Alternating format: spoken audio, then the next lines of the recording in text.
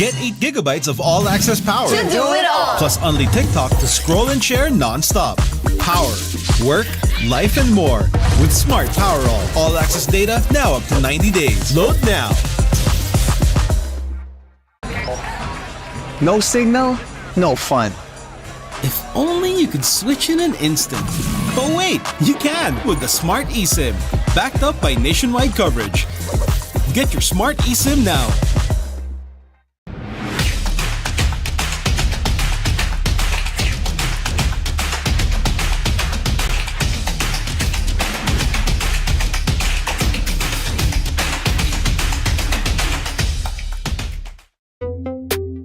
Tuloy-tuloy live selling, tuloy-tuloy content, tuloy-tuloy gaming. With new Smart All Access 99. May 9 gig ka, now for 15 days. Load now, live more today, and tomorrow, and after, and the day after.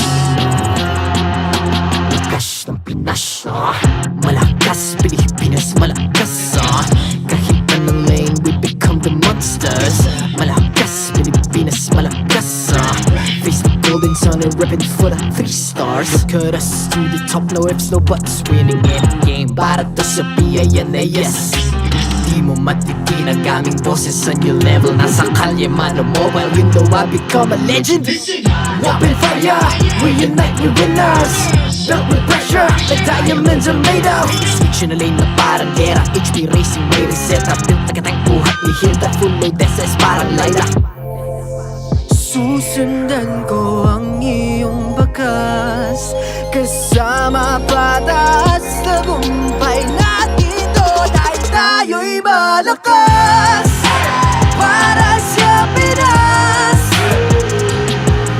Sa amin ang alas, hindi to aatras. Kinikilala sa taas kasi kami ang malakas.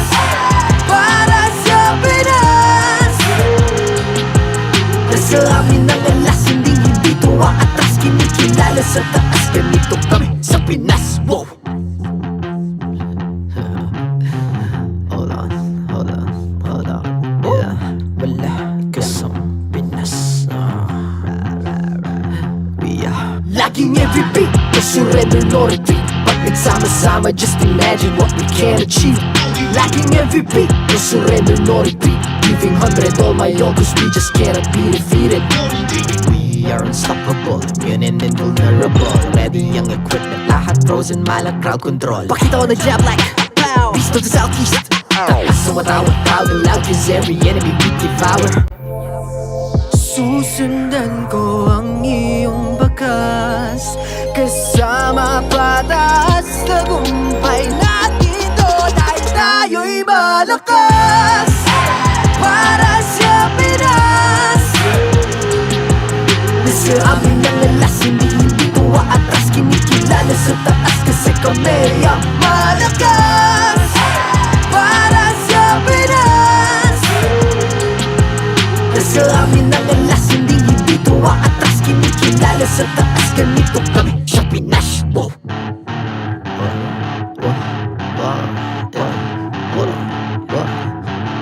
Malakas, Pilipinas, malakas. Kahit anong lane, we become the monsters. Malakas, Pilipinas, malakas. Face the golden sun and repping for the 3 stars.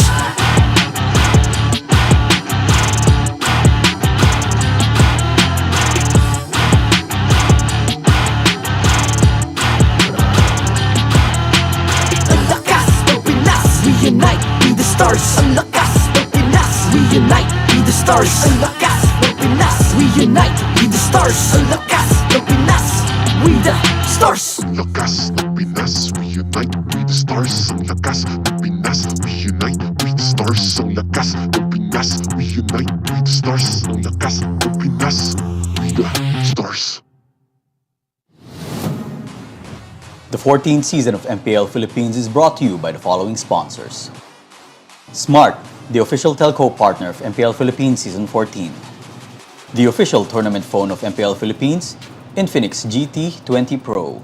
Official suppliers, EMC Asia and Index Salon. Experience the MPLPH Season 14 action live at Green Sun, Makati City. Grab your tickets now via official MPLPH website. Don't miss any MPL action by following our official Facebook and subscribing to our YouTube channel. Follow MPLPH on TikTok for more content. And to ensure the equality and fairness of our games, MPL Philippines is also monitored and supervised by the Games and Amusements Board.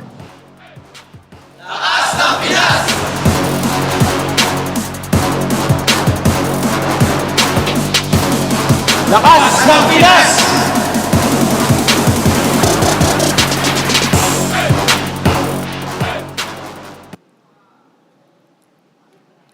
We're down to the last 2 weeks of the regular season. We already have 3 teams that have secured a spot in the playoffs. 3 pa ang hinihintay natin. Ngayong linggo ba natin makukumpleto ang ating listahan?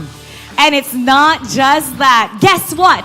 Today is a very special day because today is the 8th anniversary of Mobile Legends Bang Bang. Ako po si Mara Aquino, and this is MPL Philippines Season 14. And all together now, Happy Anniversary MLBB! Happy Anniversary MLBB! This week is gonna be full of fun and surprises. So let's get Week 7 started. Casters, pasok! Happy birthday, MLBB! Dan, Leo Kabangay at your service here with JC Nicely Resurrect, bringing you the action. We got a couple of bangers coming your way. Joseph, how was your week?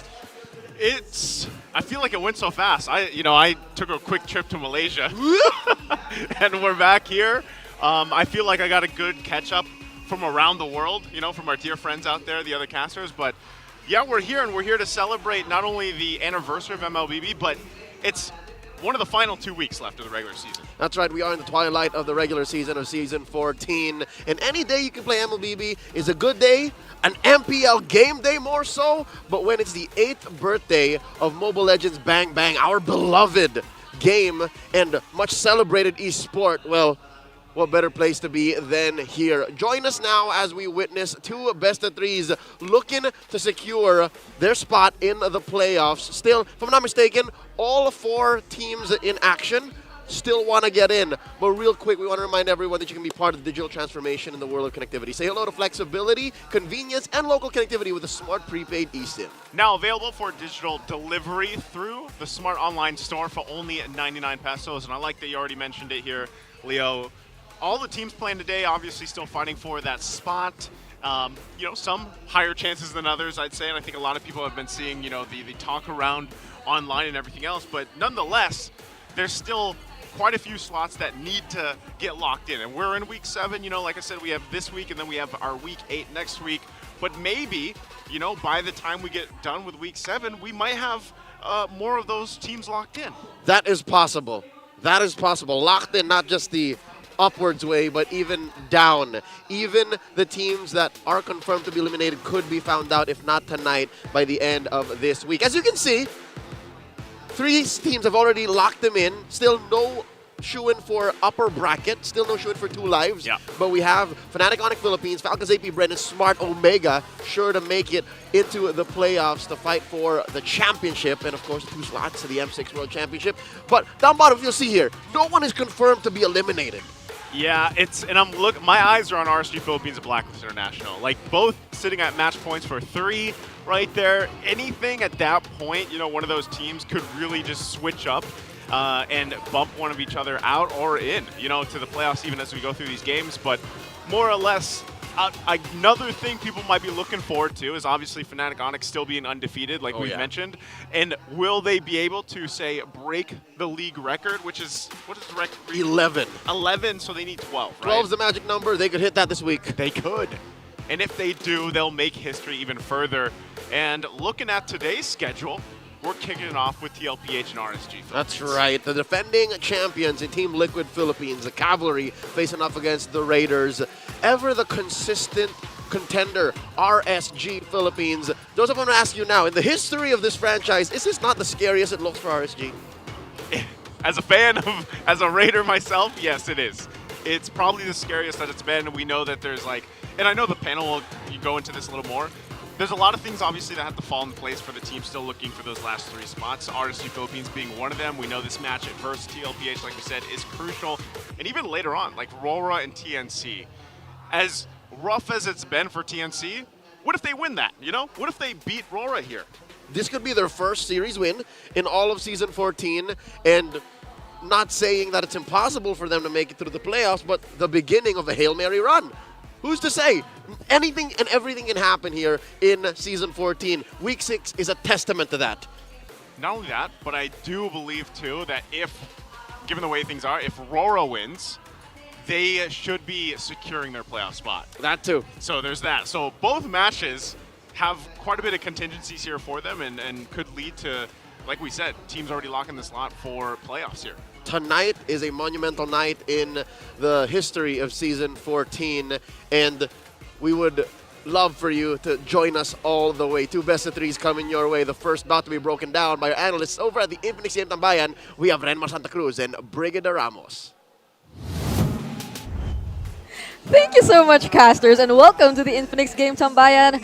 Happy birthday, MLBB. Today is such a special day. I think we could already see it based on our key visuals. But then, as mentioned by our casters earlier, this is a week where we gradually might just get to know all of our playoffs teams. And we're starting off the first match with a very important condition, or let's say there is a very important condition for the second or the next matchup that they have to watch out for when we talk about the first match. Yeah, if any of the teams, if our teams today don't want to get shampooed, they got to meet their conditioners, Win. To put it simply, just win. If you're RSG, you want to win. If you're TNC, you're hoping that TLPH wins and RSG doesn't. Yep, that's it. there are a lot of things that have to come into play for TNC, considering their current situation in our regular season standings. But for anything, of course, we would like to thank Infinix GT20 Pro, the official tournament phone of MPL Season 14. And going back this week, the second to the last week before we put a close to our regular season, is a week wherein we may potentially get to, especially for the teams today, know the lower half, like final standings for the lower half. Because for this particular first series that we're about to witness, TLPH, the magic number, all we have to know is that the magic number is 7. For those who want to make it to the playoffs, they have to make it to 7 points. And TLPH, they're 2 points away from securing that magic number. But for RSG Philippines, they're far, far away from securing that. So it's a little bit surprising to see TLPH in this current situation, especially as they were our previous champions. But there's another team in a different region that's currently undergoing the same situation. Yeah, Fnatic Onic. I was about to say Fnatic Onic Indonesia. Yeah, it's still proper to call them Fnatic Onic Indonesia. Yeah, they're struggling. They were swept by the Indonesian counterparts of Team Liquid just last week, and there's a really heavy discussion online about what's really going on. How come the defending champions of both of these two, of the Philippines, of Indonesia, are both struggling? At times, I feel like though for Team Liquid Philippines, it's just a matter of finding consistency in the drafts, consistency in their execution. For Team Liquid Philippines, I feel like for the longest time, one thing that we've liked to point out or analyze about them is that when they're really going, they're one of the world's best. They're one of the titans of MLBB. On their okay, somewhat mid days, you're just looking for that consistency in execution, consistency in the drafts. For Fnatic Onic Indonesia, though, I feel like that's a whole different beast with what's going on with them. It's not just they haven't fully grasped the meta yet. I feel like the level of competition, not just in Indonesia, but in the Philippines, just really has gone up. That once the top teams of the two leagues are now surprised, like, wait, what's going on? How come everyone's like way better? For Fnatic Onic Indonesia, if we just want to put it out there, I feel like it also has somewhat something to do with, I guess, their newfound or their chemistry that they're trying to build once again, since there have been changes once again to their roster. So unlike Team Liquid's, the main problem is, of course, the consistency, the stability, since they're just really sticking with the same roster. And now, since we're watching two teams with two junglers who are well known when it comes to using assassins, it might just be right to ask and respond to this question by the community. Is Lancelot really just an afterthought now? There are only, I think, 2 players so far in the regular season who've used Lancelot so far. It's Irad and MP the King. And Irad is undefeated with the Lancelot, if I'm not mistaken, or he could be 1-1. For the Lancelot, even before the newest patch, in the first 4 weeks, there were times where people would be saying, oh, you can slot in Lancelot here. For me, no. There's way too many mobile heroes that even for a Lancelot would be difficult to catch. Lancelot shines in the meta where there are static heroes that are easier to catch, you can make the most out of. And there's such a crazy amount of crowd control in the top meta picks that you have to worry about. And even 2 of the best mid-mages that we have abilities in their kits where they can just survive through damage or make a Lancelot combo feel nothing. So it's not just he's an afterthought. More of it's so hard to find the right draft and the right time to slot in a Lancelot. And I mean, even looking back at RSG Philippines and Team Liquid Philippines' first meetup in the regular season, there aren't any Lancelot picks here. But then I'd think here we are seeing the idea that initially both RSG and TLPH wanted to stick by for the rest of the season. RSG Philippines, particularly for this entire series, made Irad use the Julian for 3 games straight. There were some changes in Team Liquid Philippines, and these were, I think, some of the first few times we've been seeing the adjustments where in Carl TZ, he was starting to bring back the assassin meta in their team. But then overall, these two teams, they've been having a lot of history either way. But it was somewhat, in this particular matchup, a lot of us were expecting it to go to a game 3, and so it did. Yeah. Although that series, if I remember, Game 1 was close, and Games 2 and 3 were just stomps for Team Liquid Philippines. Specifically because JP and Sanford really stepped up. We even saw an XP lane Cho for Sanford in that game, paired up with a Jawhead roam for JP. So pick off. An interesting thing about these two teams is that the roam, mid, and EXP, the most picked heroes for those roles are all the same. Jawhead, Zask, and Edith for both of them. Yep, very similar, I think. Yeah. Except that we're starting to feel like, especially for Team Liquid Philippines, they're starting to explore a little bit more in terms of the unique heroes that they could possibly show us. And Khalid. now, it's your time. It's time to show your support for the MPL fans there. Who do you think will be winning this match? Team Liquid Philippines or RSG? It's time to vote now via the online poll. And looking at you. My prediction is TNC Pro Team. Okay, put up TLPH for me. All right, mine's TLPH as well. Oh, Brigada, so biased. Yes. TLPH? Oh my goodness. You know, I was just really thinking about Hey, Naisu! What? She didn't want to vote for RSG. Oh, Naisu. Okay, so if we could put Naisu up here, you know he'd be voting for RSG as a raider, so... It's our bias board, by the way. Yeah, that's our bias board, by the way, so... We do arts and crafts now this season. We went on a workshop, and this is the best we could do. We chose our respective emojis which resemble, I don't know, what. Mine's a dinosaur, I couldn't explain it. Renmar's a panda. Yeah. I think it's a favorite animal. Is it your favorite animal? I don't know. Are you trying to lose something? Are you trying to tell people I look like a No, panda? no. Because I'm large? Oh, Brigada. I think it's his favorite animal. I think it's his Yeah, no, favorite yeah, it animal. is. It is. Right? Yeah, it is. I'm safe. Okay. Anyway, you know It's what? so fun messing with you. You know what? I just cannot wait to see what could possibly happen here. It's interesting to think that we aren't seeing any highlight matches yet for today at least. But you know that they have a lot of bearing, especially for the next or the teams who will be playing in the second series, mainly TNC. There are a lot of conditions that have to be met for them to not be eliminated, because in this particular matchup, if RSG Philippines does get the win, TNC might just have to face Aurora MLBB later with an elimination in their head. So they wouldn't want that. Right now, I think TNC and RSG. Yeah, they're friends right now. They're friends right now. They'd want to work hand in hand. But of course, don't miss the first ever MLBB romantic mini series. What? So wait, Dang, okay. You're seeing it right here. I think this is a quick preview about it. Searching hashtag MLBB Celebrate on TikTok.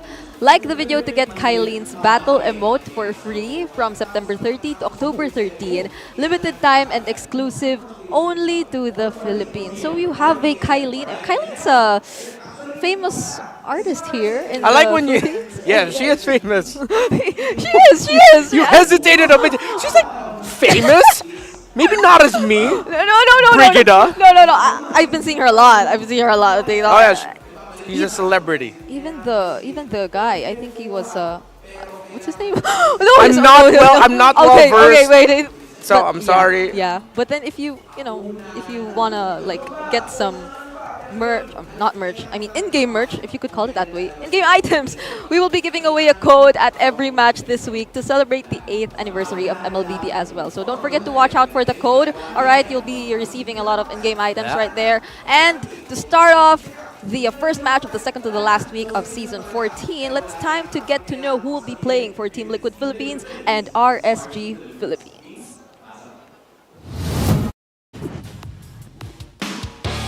Match 1 of Week 7 is about to begin. Here's our marshals, Jeff, Chico, Pat, and Wilbert.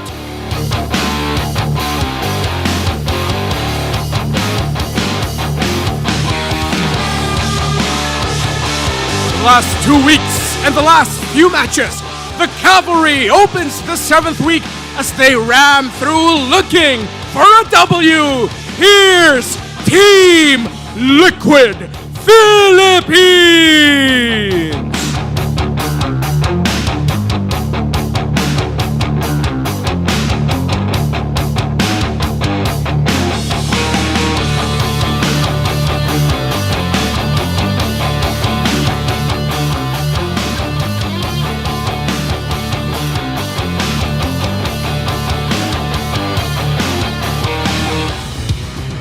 and their opponents, the Raiders, the rivals, have their eyes set on those remaining spots in the playoffs, and they won't stop till it's theirs. Welcome, RSG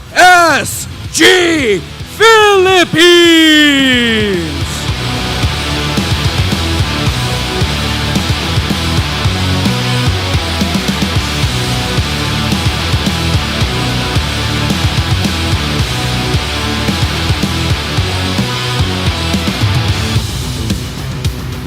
And their coaches for Team Liquid Philippines, Coach CJ.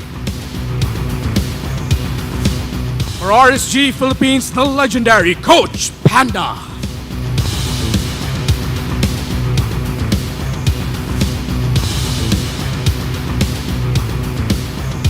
It's time for the face-off. Iran, Zaida, step forward. Irad, paano mo babawian ang cavalry? Ano ang palag mo? Win streak kami sa scrim namin, tsaka may nibor kami. Zaida, paano mo masisiguro na hindi makakabawi ang katapat mo? Ano ang palag mo? Gagalingan ko lang para kay Carla, ang get Wilson Carl. Palag kung palag, fist bump. The stage is set for the 7th week of our regular season. Let's head on over to our panel. Pasa.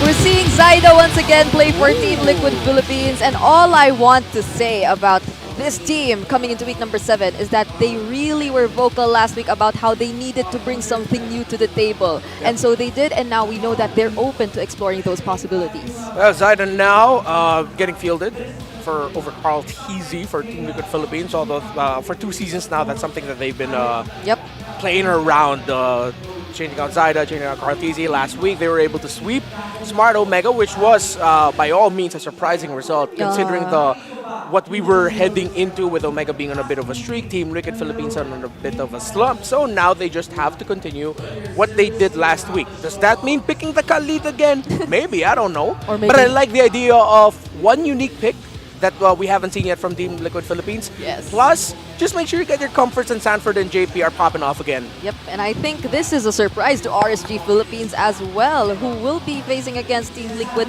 Philippines for the second time around with the same roster once more. And I feel like we've been talking about RSG Philippines gradually getting their groove in the latter portions of the season, but could it just be too late right now that we're in the second to the last week? Do they still have enough time to really look for that particular groove and experiment around? Because even though we've been seeing them stick with their signature styles, it seems like they're still struggling to this point. As a great Roman philosopher once said, it's probably never too late to get points in MPL Philippines. RSGPH, when we got to talk with Coach Panda, he did admit to us, like, it will take time. Yep. Will this be the season where they, with a relatively new, young-ish roster, make it into playoffs? Maybe. But first, step by step, let's look at the Infinix keys to victory for MPLPH. TLPH, rather.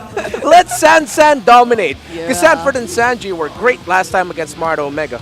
Oh yeah, it's been a while since we've been able to highlight the San duo, and maybe it's time that they bring back that level of synergy and their kind of that level of play that they're able to show us whenever they work together. And that's how we've been describing Team Liquid Philippines for the longest time, but they changed things up a bit. Even off-season, they started doing like a different approach to taking the turtles, which I think there have been some sort of adjustments for their side. But for RSG Philippines, since we've been seeing these changes from Team Liquid, they've been tweaking a little bit of their usual playstyle.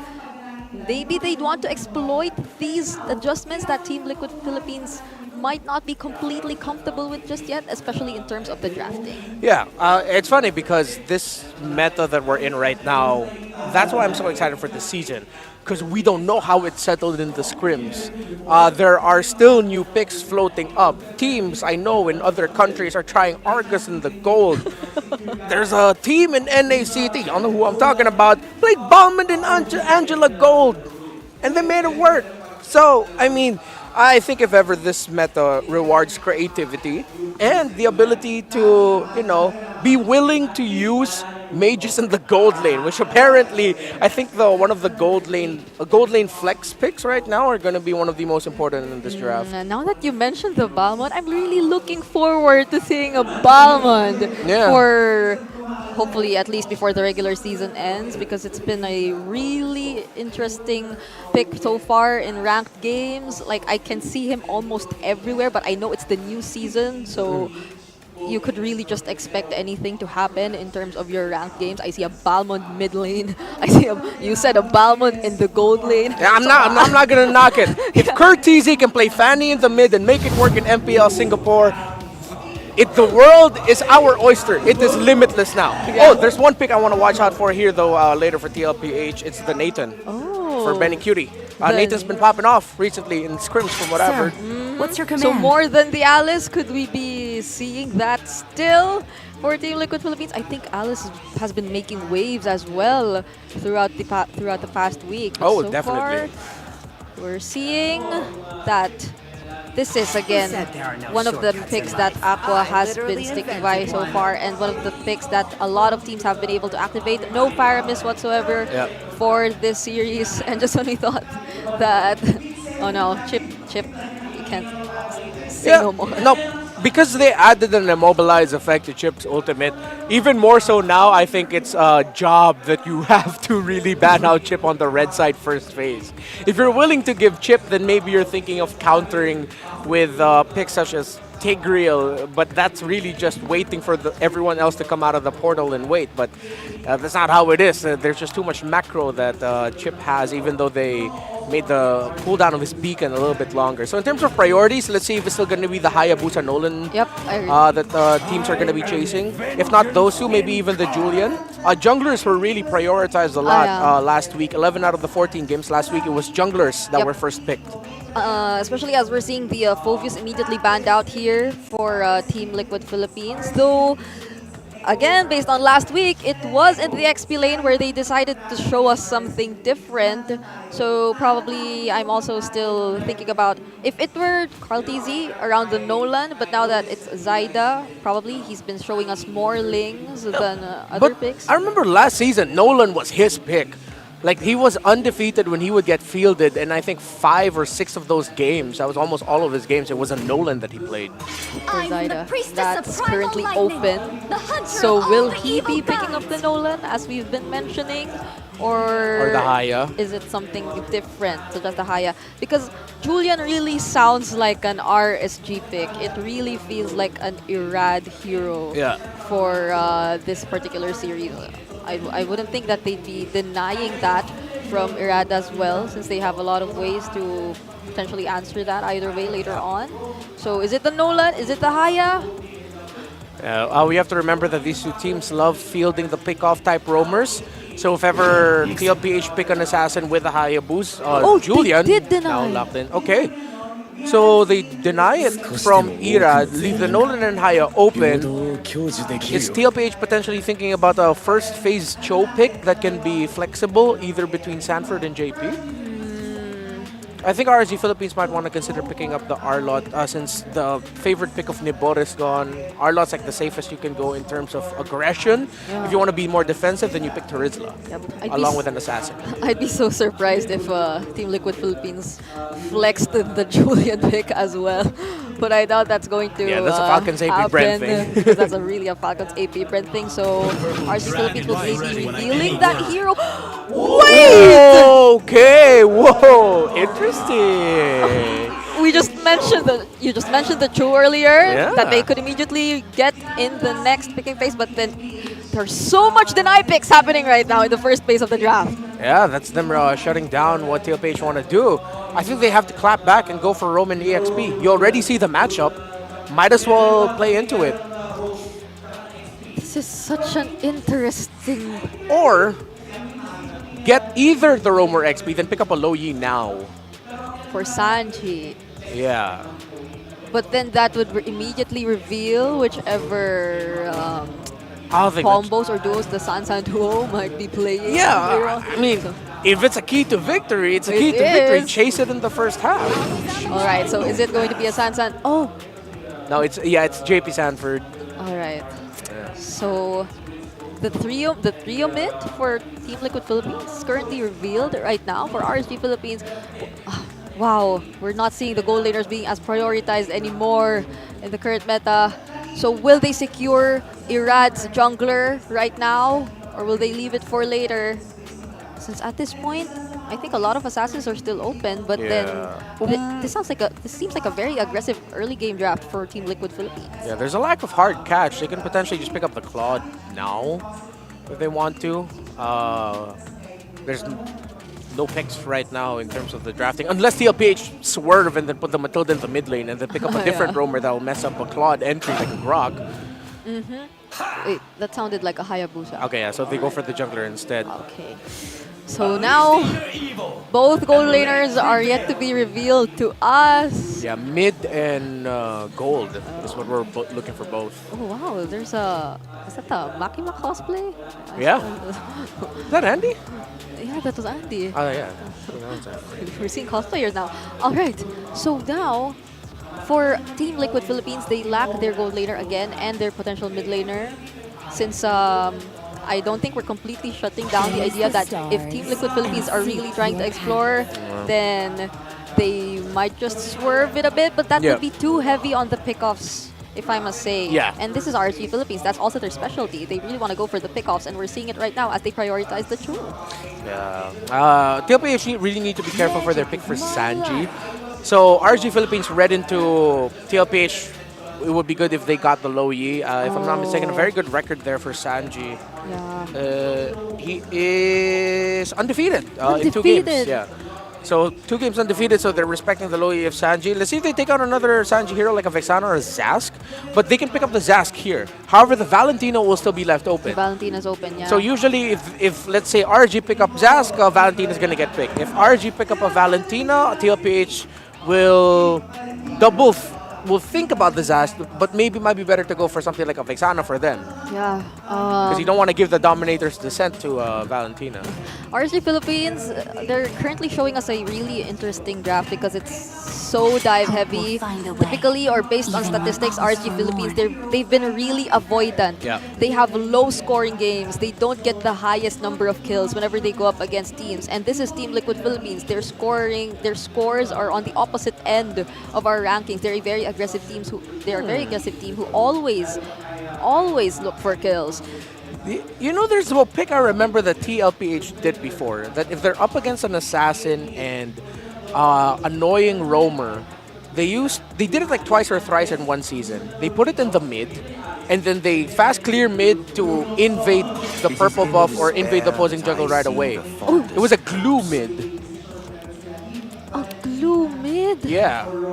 Because they already have a good amount of magic damage. Because a fighter mid slots in well for the lineup of TLPH. Yeah, and if you think about it, the Matilda glue in the mid lane, that'd be a lot of problems for the jungling patterns that RSG Philippines would want to secure or give to Irad later on. But they get the Claude for themselves, and now the only remaining gold laners, if ever, could possibly be the the Moskov's already out as well. So could this be Is this a Clint game for Benny Cutie or a carry game? Yeah, because I think the only recent gold laners that are left are Carry, Alice,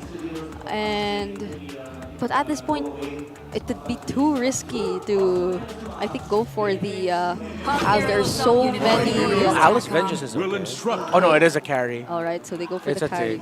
Oh, but it is a magic Matilda. Mid lane Matilda, rather, excuse me. Not entirely focusing on the pickoffs. Still, it's the JP's Tigreal. Yeah. I don't know unless it's a mid lane Tigreal. But for RSG Philippines right now, that they're lacking their mid laner, the only remaining options are, I think, the Aurora, the Lilia, the Zask, Valentina. There's still a lot. Valentina. Honestly. Because if they want I think they need another front. I think they need to go Zask. Yeah. Valentina, if Aqua's feeling confident to help set up. But I think they need another front here. Or another damage soaker with the Dominator's Descent. And typically, Aqua doesn't like to go for that route. So instead of anything else we've mentioned, it's an Eve. Against a lineup with a Matilda? Probably with the creating space mindset. Yeah, I mean, there is a pot. We saw it last week. Fnatic Onyx Philippines got to do it against TNC Pro Team, where Super Friends with the Eve, TNC Pro Team couldn't even get close. They were zoned out. Yep. So this is quite the adjustment from RSG Philippines with their Eve last pick going into the hands of Aqua. But then I'm watching out for the early game pressure that could potentially come out for RSG Philippines as well, despite this sudden last pick, since at the end of the day, it's still a Khalid again. It's a True in their hands. Yeah. So really, if you're Team Liquid, you'd want to be careful. But let's see what happens as we head into game number 1. Casters, take it away. Away into the land of Dante we go. This is game 1 in the best of 3 between the Team Liquid Philippines and the defending champions up against RSG Philippines. Leo and Naisu bringing you the action. Joseph, is this the first mid-lane Matilda we've ever seen? All season long? All season long? I think so, man. I can't recall the last time we saw mid-lane Matilda. It feels weird to me. It does, but, you know, in the hands of Sanji, we'll see how he plays this out. We're already used to seeing most roamers play Matilda pretty aggressively. But this time in the hands of Sanji, we'll see how they respond to already their early aggression coming out from RSG just for the orange buff. So a flicker already burnt. Rest of the team, Sanford's got to make his way to allow Zyda to get his buff safely right now. Because even Light obviously staying around, takes a couple of shots, gets thrown in the air, and the first blood goes to TLPH. With nothing to show for it, too. RSG with a stolen Khalid, looking to pressure. Daddy JP just forced him to back off. Didn't even use the flicker. You see this? Yeah. It's still a fresh flicker on this Tigreal. And Ira did go ahead and steal away a little bit of Zyda's camp, nullifying that first blood drawn onto Light. But here's the thing. Looking at TLPH's lineup, I can see their damage coming from Duo. Oh, wait. Okay, JP. Right, going right for Irad. Good thing he gets away, as you were saying. TLPH's damage coming from 2 solid spots right now. It's not from Sanford, it's from Zyda and from Benny. That's it. Really, you expect this Julian to burst down. Yeah. Again, what was the reaction? Whoa! You expect him to do that? What they do to his damage? When Sanji and JP, ask those questions, right? When Sanji, JP, and Sanford find a CC, or from Benny later on. Like, and that's 2 solid sources of damage with a great damage profile. DPS on Benny, that's true damage, and then burst magic on Zyda. So that's what they're working on. That's what their curve looks like. And right now it's Light just trying to be a nuisance. The Morgan joined the fight too. They go in. Zyda goes in, cleans up the turtle. Fight's still going to break out. The focus in, but again a flicker. There's the circling eagle as Irad gets taken out of the jungle under the purple, and they actually keep going as another body falls. Sanji finally goes down as well, but they're going to push 2 down of RSG. Plus, look for more. JP gets the implosion and brings Light back. They ain't done, and now they're going to steal away Irad's purple. And why it works is because in the absence of either, right? Without the DPS true damage, if let's say Zyda doesn't get the perfect full-on combo with the enhanced everything, they can just out-CC you, and that's what they did in that sequence. That's what put them now 1,000 gold ahead, a stolen buff, and a turtle to boot. They got a whole lot out of that entire exchange, and TLPH playing around the fact that, you know, you were talking about where their damage is at this point of the game, but and that, like we just saw showcased, even if that damage doesn't find its mark right away, they have enough CC and crowd control to make it happen again.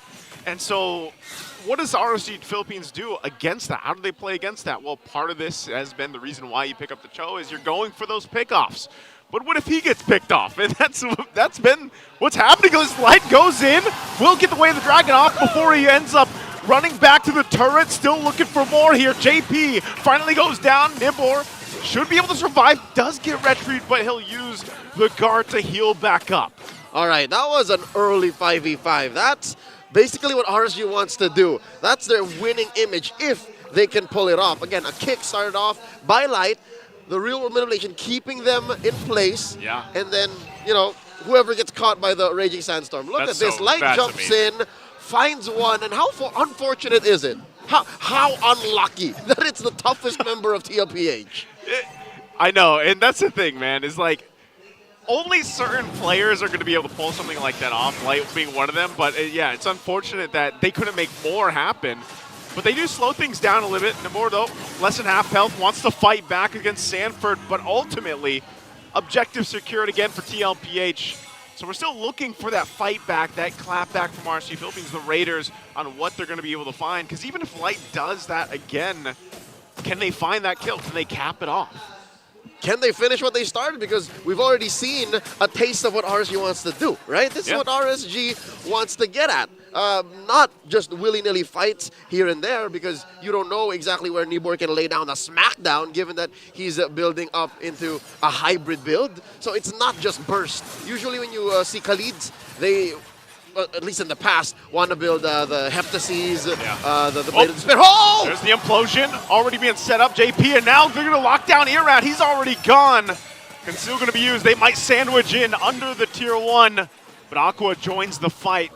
Is he going to be enough to hold them off? He does have the real-world manipulation, and it looks like they'll do just that. They don't have to push him back. Again, the fact that TLPH have forced a reaction from RSG means they're playing to their tempo, which now explains exactly what's wrong with RSG's lineup right now, or at least the predicament they find themselves in. Much like my long-winded explanations, they have to find their way towards making their game plan work. They have to find the perfect kick, get Nibor in a place where he can deal reliable damage, soak up a little bit too, and Aqua to find the perfect RWM, because if he lays it down and no one's in it, that's a no-go. And that's part of it. Like, as you were just saying, they have to figure out the whole team fight, or even these skirmishes, but then at the same way, like we just saw, TLPH can just pull back if they want to. It's so easy for them too. They got Guiding Winds, they got Flickers on Sanford, the Vengeance dash out, JP's got the Sacred Hammers, Zyda's got 6.5 dashes, right? So everybody has a way to get out of RWM, which is, by the way, slowly been working up to become a priority pick. This came out in the twilight of the draft for RSG, which means almost more importantly than even first pick, it's the final pick. It's what they needed to make their draft work. And right now, Aqua's finding it hard to lock it in 6 minutes in. Yeah, he's having a hard time. It makes you, I know Eve has kind of struggled a little bit as she has been picked up quite a bit, but it's still useful, especially the RWM, once that's used. But I think they just go ahead, Turtle's giving up, TLPH takes the third one of the game, and so that's really what my eyes are on here, is like, how do you utilize this, just the lineup as a whole? If you look at it like face value, you look at RSG's lineup, yeah, it could work. You can see this. But right now they're just defending everything. There's the kick from Light, gonna go in the way and Dragon under the turret. JP will get taken out. So good setup play there from RSG, but again, my question is, do you just keep doing that and hoping that you get back into this game and swing things in your favor? Zyda's out of position! Could be a fight here. That's the dashes, that's the guiding wind we're talking about. If there wasn't a Matilda, it would have been a punish. Now Aqua getting hit. Re-engage, final slash going to be used as well. Aqua taken out, now Sanford could be in trouble as well. Can't get away with the guiding wind on that time, and Zyda takes a ton of damage in exchange, and Sanji tries to walk away as well. Here's the fight back from the Raiders as RSG picks up a couple kills. That's not how you start a team fight. Already, I think Team Liquid were walking in half-cocked. They traded out JP for 2 ults, seemingly. And that's not worth it. Again, if you had a follow-up immediately, sure. If JP maybe found a winning implosion to trade for those 2 or 3 ults, sure. But that wasn't the case. They were still fighting underneath the turret. And that's what's going to allow RSG to trade those early kills, those 3 turtles, into 2 turrets. Joseph, they're winning the side lanes. This is so beneficial for Nibor and Kusei. And this part where RSG has, in that one team fight, based off what Light has been doing, and I'll say it again, Light's been doing work on the show, but so all that has a domino effect, and now you find yourselves where RSG is like actually ready to fight for the Lord. Yeah, they essentially gave up the turtles. They didn't really lock in any of those, you know, maybe they showed face a little bit, but at least for the first Lord, they can be in a position where, okay, we can actually dance and go toe-to-toe with TLPH. Which is another development in the current meta game. Again, we saw how about 2 or 3 months ago, especially in the advent of the assassin junglers, you don't want to trade out the last turtle. The second to the last turtle, like, those are the ones that ramp you up into a mid-game power spike. Now, I guess RSG showing us that they know the fundamentals of letting go of the first 3 turtles, or well, all of them basically, and trading them out for major objectives, side lanes, these objectives that don't respawn, that open up the map for your cores. And that's what allowed Kusei to go 1-0-3, and even Nibor to go 0-0-5. This is the first time I've actually seen Nibor not die in the first 10 minutes. We're so used to seeing him play the Edith, man. You know? We're so used to see him play Patsy, to play the scapegoat. And here, building the full-on tank Khalid that deals some good damage on the clapback, this might be his new power pick. When did we see the Khalid pop up? Was it just last week? Last week in the hands of Sanford. Yeah, the debut pick. It's a stolen pick. Oh, there's an implosion. Excuse me? JP. What? But they're still looking to capitalize on it. Irad goes into the backside, forcing him back a little bit further. The Lord also still up. Sanji finally goes down, and there's the counter comes in. What? Nibor's still going to be alive, too. He just heals back up through it. And JP going to get run down as well. They're looking for a wipeout here, but Benny doesn't have enough to fight back in RSG. Flips the game on its head and will go down the mid lane. The Raiders are in the building. 2,000 gold ahead. A turn in mid, a stolen buff. Suddenly, Joseph, the damage profile from TLPH, if you figure out how to soak it in, how to just isolate these many different pieces that make it work, they can't clap back. As soon as that's what confused you. The fact that Nibor was just there like, come on, come on. Is he gonna? And then he's like, nope, I'm gonna heal up. Bring it. How is he not gassing out? I mean, that's what you get when you build a full tank Khalid. It's that quicksand, man. It's damage reduction, it's heal. Yeah. I'm wondering now if anyone from TLPH has healing reduction. Maybe Sanji can build it. Maybe there's a de-ice on JP, or at least on the way. But even the tenacity plays its part in there. The sure. emblem, right? Like, there's only so much you can do with heal reduction. Yeah, and again, he's just like this. Khalid, we're going to see a lot more of, I feel like, especially for some teams, because he's a good enough distraction and even does pretty good damage. Like, he does pretty good damage in the lane, and then even for these team fights. Save for a massive penalty zone, I think he's just a pound-for-pound better Terizla. Yeah, he's faster, too. He's faster, too. That's one of the problems with Terizla is he's just wailing away with his massive mallet. And then, all right, wait, give me a sec, bro. I gotta make it to the team fight. Kali's like, all right, give me 2 seconds. He's just soaring through. Is that a sound of sand? You're the sound effect guy, man. That's You'll come up with something. All right, he's got a Radiant armor already, so he's dealing with Zaida, dealing with Sanji. I don't know, the ice on the way, so he can deal with Benny, kinda, JP as well. Sanji shields too. All those shields be damned. Oh, here we go! Gonna force the fight again. Light finding the target. It's JP in trouble. Implosions are gonna be used. With the right into the blazing duet, into the RWM. Irat's still going as well. He's alive. He goes back, but Sanford connects the shot. 1v1! 1v1! Sanford still going. Kosei! Not sure if he wants to fight it out. The regen from Sanford. No. You do not take this as a ranged combatant. Claude cannot take on Scarlet. No! Oh, wow. All right. You see the veteran wiles of both of these championship side laners. Kusei, the Kamai King, and as well Sanford, the Apex Predator. Dude, that could have resulted in a disastrous one-on-one for either team. Like, if either just went there like, ah! You bring a gun to a spear fight. see, like even that, if this was not such a well-bushed area, the Claude would have won, right? Claude would have won. But since, Sanford knows his strengths, he's like, I dare you to come in. You just don't know. Clarence, I dare you to come in. Well, it's funny because all these team fights, they're still so close. Yes. Every single team fight we have seen up to this point. I could have sworn that was RSG's. And then it wasn't. Especially with the well-placed and well-timed blazing duet, but not. If you're if you're that tight, if you're that close, and you don't have like a wall or some level of peel, or I guess Nibor did do what he did the first time around. Yeah. So if that doesn't happen, then it's closer to 50-50. Closer to 50-50, but you can also see how like the real-world manipulation from Aqua can still be deadly in those choke points.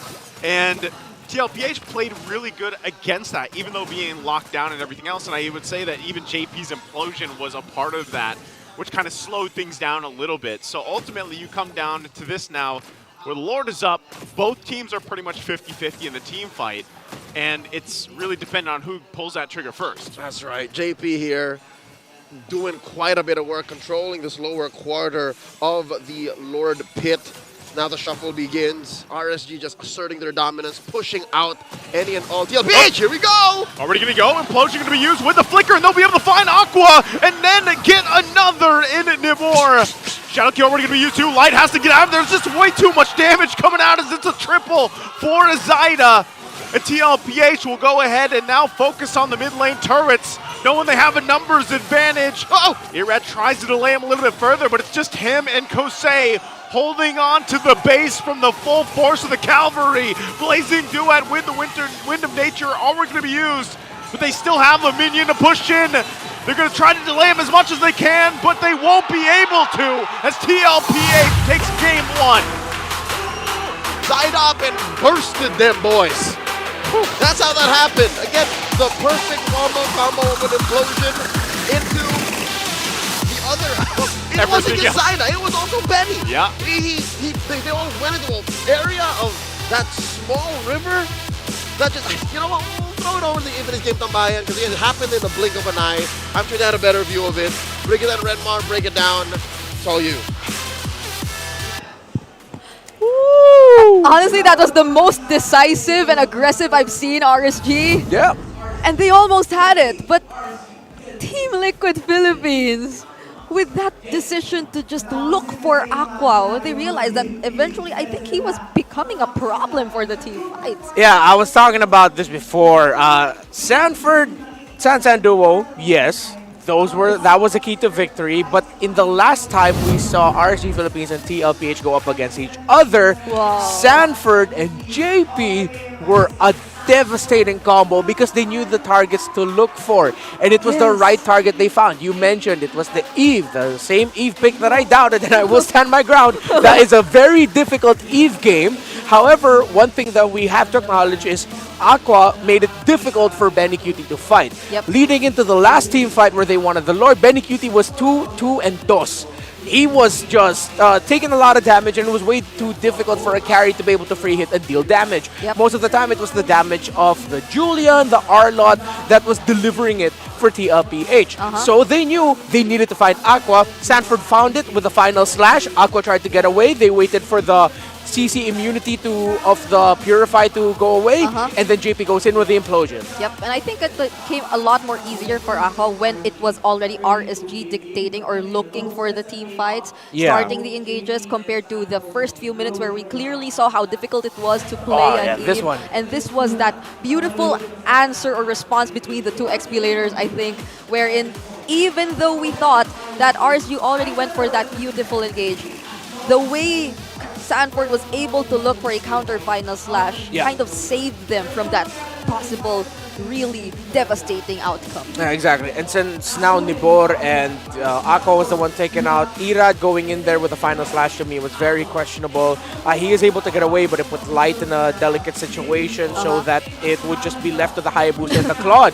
You see Sanford heated, man. He is excited. And in the last highlight we showed before that final team fight, it was Sanford with a final slash that helped recover that team fight for TLPH because it was JP who got kicked first by Light underneath the star field of the Eve, but then the final slash brought everyone closer to JP under the implosion to equalize things out, and then we saw that little game of chicken from Kusei and Sanford, which ended in a draw because both of them acknowledged, both of us should not fight this, let's both back off. It's just another classic TLPH RSG game showcasing how good they can be in terms of team fighting. And you know what? During that last sequence before Team Liquid Philippines decided to go for a one straight push towards ending the game, I really felt like just how much there was this level of presence of mind for both the starters here for Team Liquid, JP and Sanford. Even though it wasn't a perfectly positioned implosion play, I think it was this is the only time I ever saw that implosion first, then flicker play from JP just to make sure that he captures the right target. So there were a lot of well-timed and well-communicated plays, if I may say, for Team Liquid Philippines throughout the entirety of that game, even though they were they were almost at the mercy of RSG Philippines when they were starting to get the groove of things. And honestly, going back to what I mentioned earlier, I really liked this gameplay from RSG, the way they handled things, even despite the previous situations that they were in, because I think they were starting to recognize, oh no, we have to be just as aggressive. But at the same time, still with that flavor that they've been showing us for the past few weeks, where they were sort of avoidant, they really knew how to go for the trades, which, as mentioned by our casters, gradually opened up the map for them. As they didn't, they just decided to really let go of all the turtles. They still looked for trades, but at the same time, it wasn't completely them avoiding the team fight. They were ready to take them on. Yeah, Kuse was helping split open the map. The team fighting of RSG was a problem for TLPH, especially the tankiness of the Khalid. It was good that they were able to take down Khalid as one of the double kill targets for Zaida there at the end, because it was really the Khalid that was posing majority of the problems for the team fighting for Team Liquid Philippines. So for TLPH, they got out of this with the skin of their teeth. They needed to execute really well. Because if they didn't, then yes, at the end of the day, I'm still gonna doubt the Eve. You know, it was tough. But Aqua got to do the job of the Eve in this one, which was to make Benny Cutie struggle. Benny Cutie struggled, yes, so it's a good thing that the other members of TLPH stepped up. Zaida with the damage, great circling eagles and guiding winds from Sanji's Matilda, and of course JP and Sanford with the right execution of their crowd control abilities. I really like how they shifted their targeting when they realized that, we're at this point where we need to really let Benny play his game, and so they just immediately went after Aqua to allow Benny to do get that Eve down. And I feel like even Aqua, even on the Purify, was really caught off guard, because if he was forced to use it from that final slash, then he wasn't completely safe just yet, because there was a follow-up implosion right after that. Yeah, and Aqua's actually a very patient mid laner with using the Purify. So I noticed it analyzing their games last week, wherein Aqua would really maximize the crowd control immunity you get after popping the Purify. So the Purify has that cleanse where you remove the initial crowd control, but then there's like a second and a half or 1 second where you're immune to crowd control. So that's what Aqua wanted to maximize. Unfortunately, TLPH were also counting the seconds that was used, and great timing from JP. I cannot believe, like, we're seeing these two teams with that close of a fight for just game number 1. This brings us back to the first time they met each other in the regular season. Hopefully this means that game 2 and 3 this time aren't stomps. Last time, what happened was RSG TLPH. It was close game 1. Then TLPH stomped game 2 and 3. If we get 3 full games of like that, I'll be happy. Oh yeah, what a way to open up the second to the last week, I mean, of the regular season. We know that there are already 3 teams in the playoffs, but then we're seeing 4 teams who really want to still make it to the playoffs with these much improvements in a span of just like 1 week. Because I think, based on RSG's previous games, based on Team Liquid's previous games, yes, they got a win, but previously they weren't really that consistent. And so I think right now we have to check out our MPL arena first. There are things happening out there, so let's first go to our host, Miss Mara Aquino.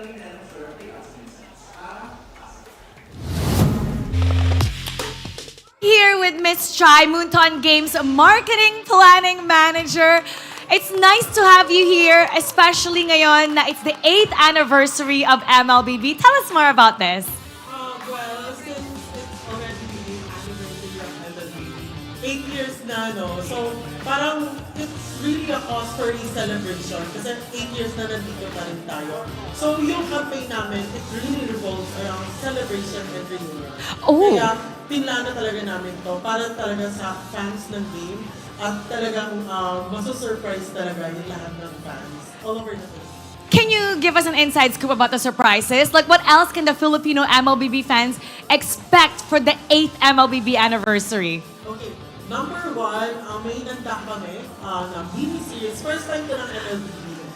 It's titled Miss Legends. Starring Kailin Alcantara, oh wow! and Griselda Alvarez. Talagang matutuwa talaga yung mga fans. Maiiyak, magagalit. Talagang yun, abangan nila this coming September 28 until October 1. Nakakatuwa, alam mo they're trending right now. Pati nga yung buko inspired kay Kailin Alcantara eh.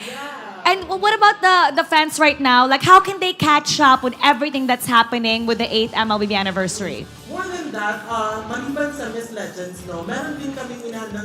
Siyempre, this campaign revolves around celebration and reunion nga. Inanda rin talaga namin na mag-mount ng mga events dito sa all over Calabarzon area. So meron kaming mga celebration and surprises doon sa maliit nating barangay din. More than that, Nice. meron din tayo mga anniversary merches, phones to be given away. Wow! Oo, doon sa mga barangay and in-game, offline, talaga may celebration natin. Doon talaga natin ibubutos. Grabe talagang bongga para sa ating 8th anniversary. So for the people who want to know more about this, how can they go about trying to catch up? Of course, you can catch it at our MLBB official pages, sa FB, sa TikTok, and YouTube as well. Abangan nyo guys, sobrang maraming celebration and surprises talaga na mangyayari in this campaign. So, hashtag mag-celebrate tayo. We're definitely gonna be having fun celebrating the MLBB 8th anniversary, Miss Chai. Thank you so much. And for sure, yung ating mga MLBB fans, sobrang excited sa mga ganap ngayon. Ngayon, we're just gonna go back to the game 2 of our series. So babalik na tayo sa ating panel. Pasok!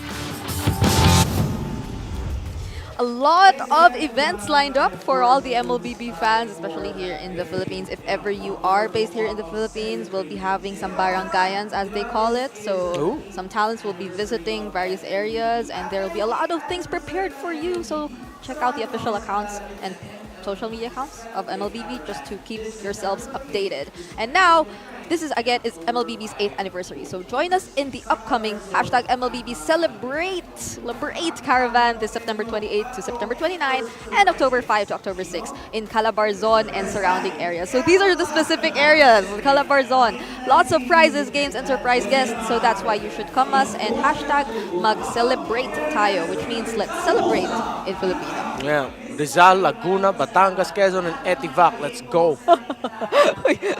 Calabarzon. It's a region here. It's a region here. I think it's merged. Like it's a way to merge the. Yeah, it's a region. But I know that's geography for you, and I'd like to give up on geography. But then if you ever are near Calabarzon, then don't forget to check that out. Again, September 28 to 29 and October 5 to 6. So those are both Saturdays and Sundays. So I'm assuming a lot of us could possibly be free during those days. And those are the last 2 weeks also of MPL Philippines. The last 2 weekends of MPL Philippines. So don't forget to check that out. And right now, going back to the MPL Arena, it's time we also look for our Index Salon beauties. MPL Arena, give us your freshest look because we're looking for our Index Salon beauties. So whenever someone gets or do they get the winner mark? Or yeah, but if you just get chosen, you win Index Salon merchandise. Could you be it? Could you be it?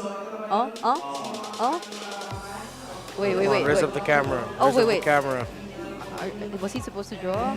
Hey! Show some confidence, guys. Oh. That's the Echo Varsity jacket. Yeah, Brigida has like 7 of those. Ask for one from Brigida. Hey, congratulations. Good for her. Congratulations to our Index Salon beauty. I mean, she really showed confidence. Throughout the entire time, the camera was panning. Yeah.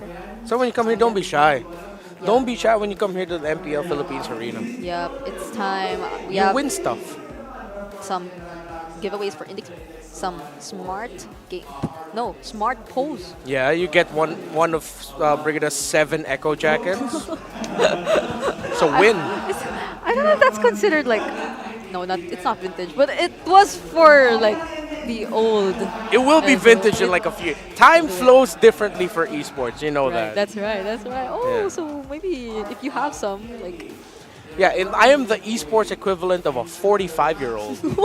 What? Yeah, So you're like what? your age, which is young, which is very young. I'm old. I'm the oldie here. We're in the same age bracket. Are we? Oh, anyway, RSG. They decide to make blue side this time, so they'll be the ones who could possibly secure the Julian. If what? No, I thought you were pointing at me. No. Oh, because RSG. Okay, that's what you meant. Gotcha. Based on our POV.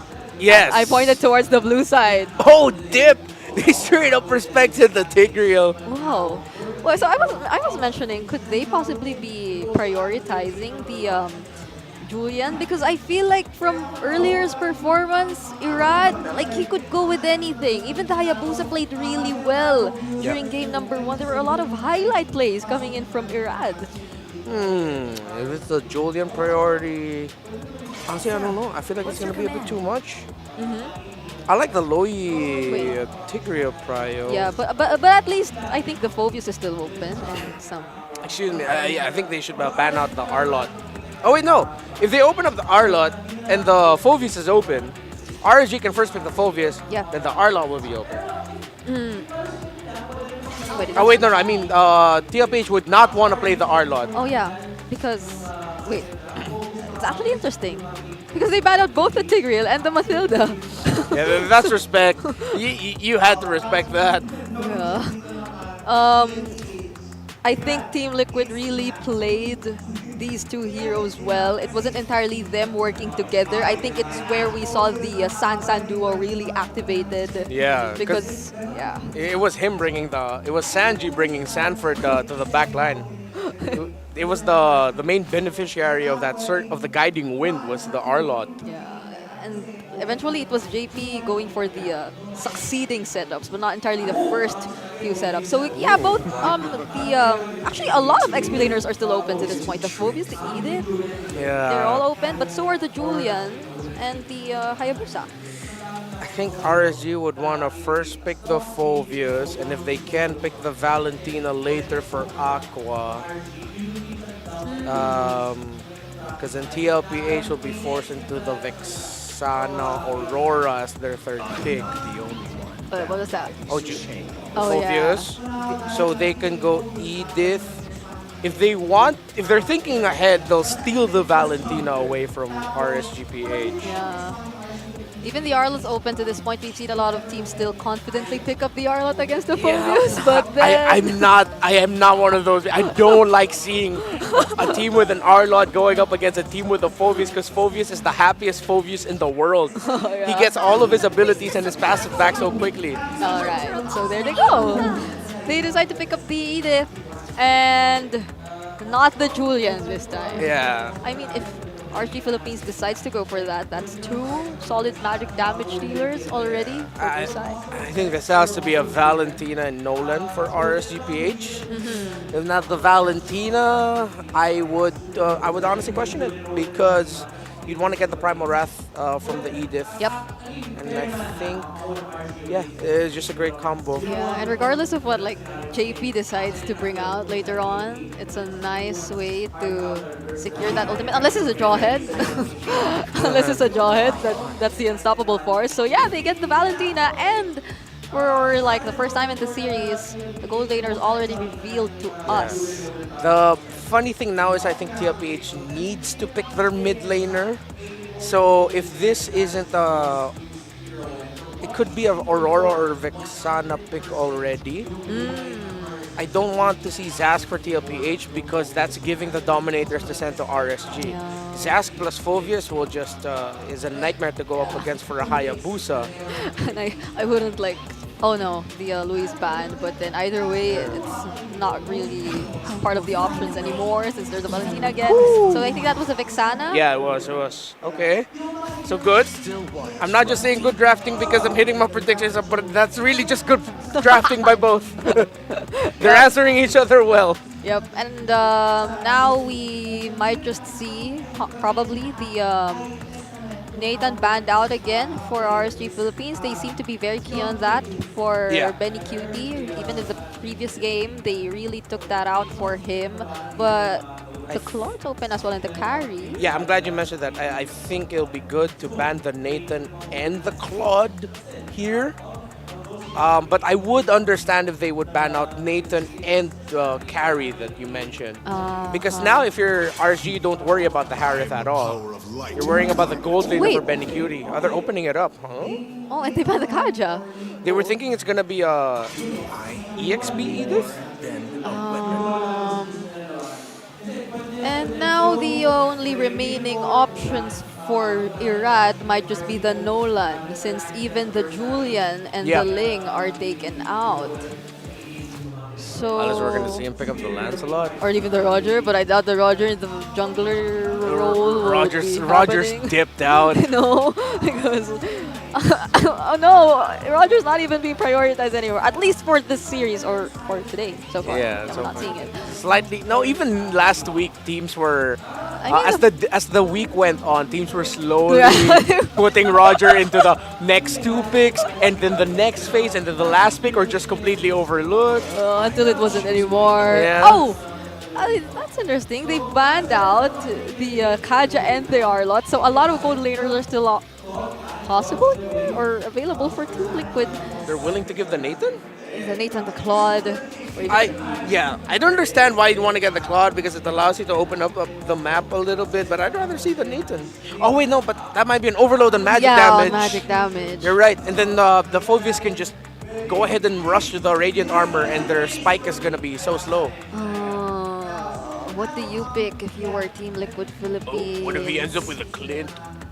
Oh wait, no, but Carrie's still there. Let's No, not get ahead of no, ourselves. actually, I also think they might be planning to show us something new for their gold lane.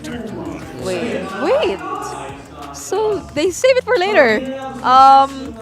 This might be a Hylos roam, the way we're seeing it right now. So Hylos Vexana for Team Liquid Philippines in the mid lane. RSG Philippines, they're lacking their roamer as well as their jungler. The Nolan, we've already mentioned it.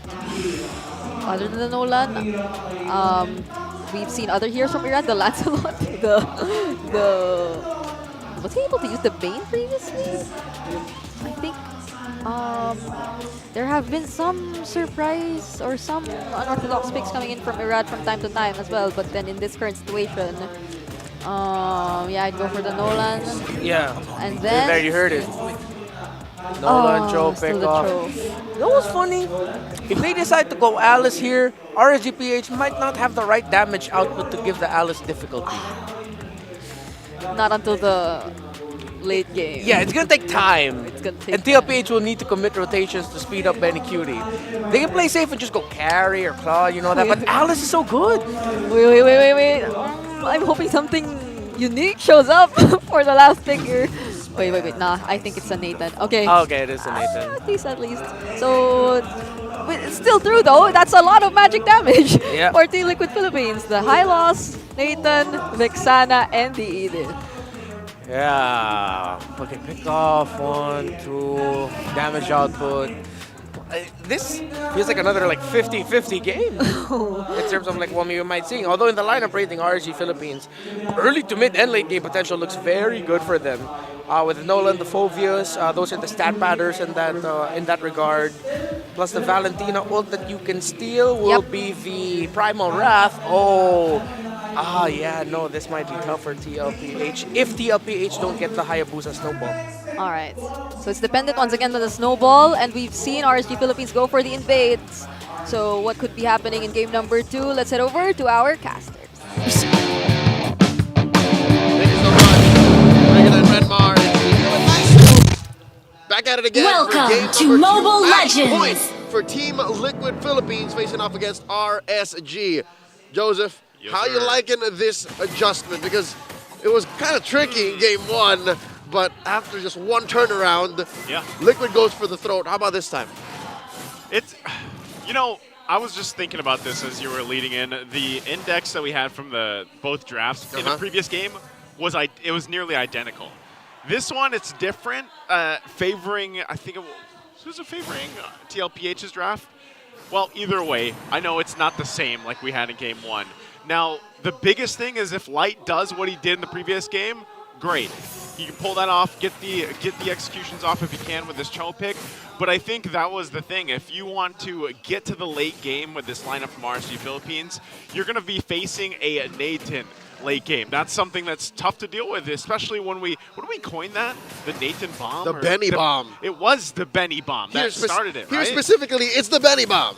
And, okay, Light jumping in, doing some damage, of course. Has a concussive blast, but still Kosei there to help him up. And that's what I'm saying, man. Late game, if it gets to that point, I'm worried for RSG. I'm worried for them. And look at this already. I'm worried for Kosei. I'm not sure why he stayed so long. They already saw Zyna make his way down there. All right, here's one of the main reasons why I think you're scared for RSG. Not just because of the potential for the Betty Bomb. Yep. Not just because of how far out maybe they might place Kusei early on while they're waiting for this power spike. Is compared to game 1 even, they don't have as much on-demand engagement as they did. Because look, sure, Nibor can put up a solid peel, like a front line and a half, because that's how chunky Povias are, Povii. But him aside, and lights kicks, who else do you rely on when TLPH go full force? When they full sail lean hard into a fight? There's nothing. Look, you get laid down a glorious pathway, you kind of scramble.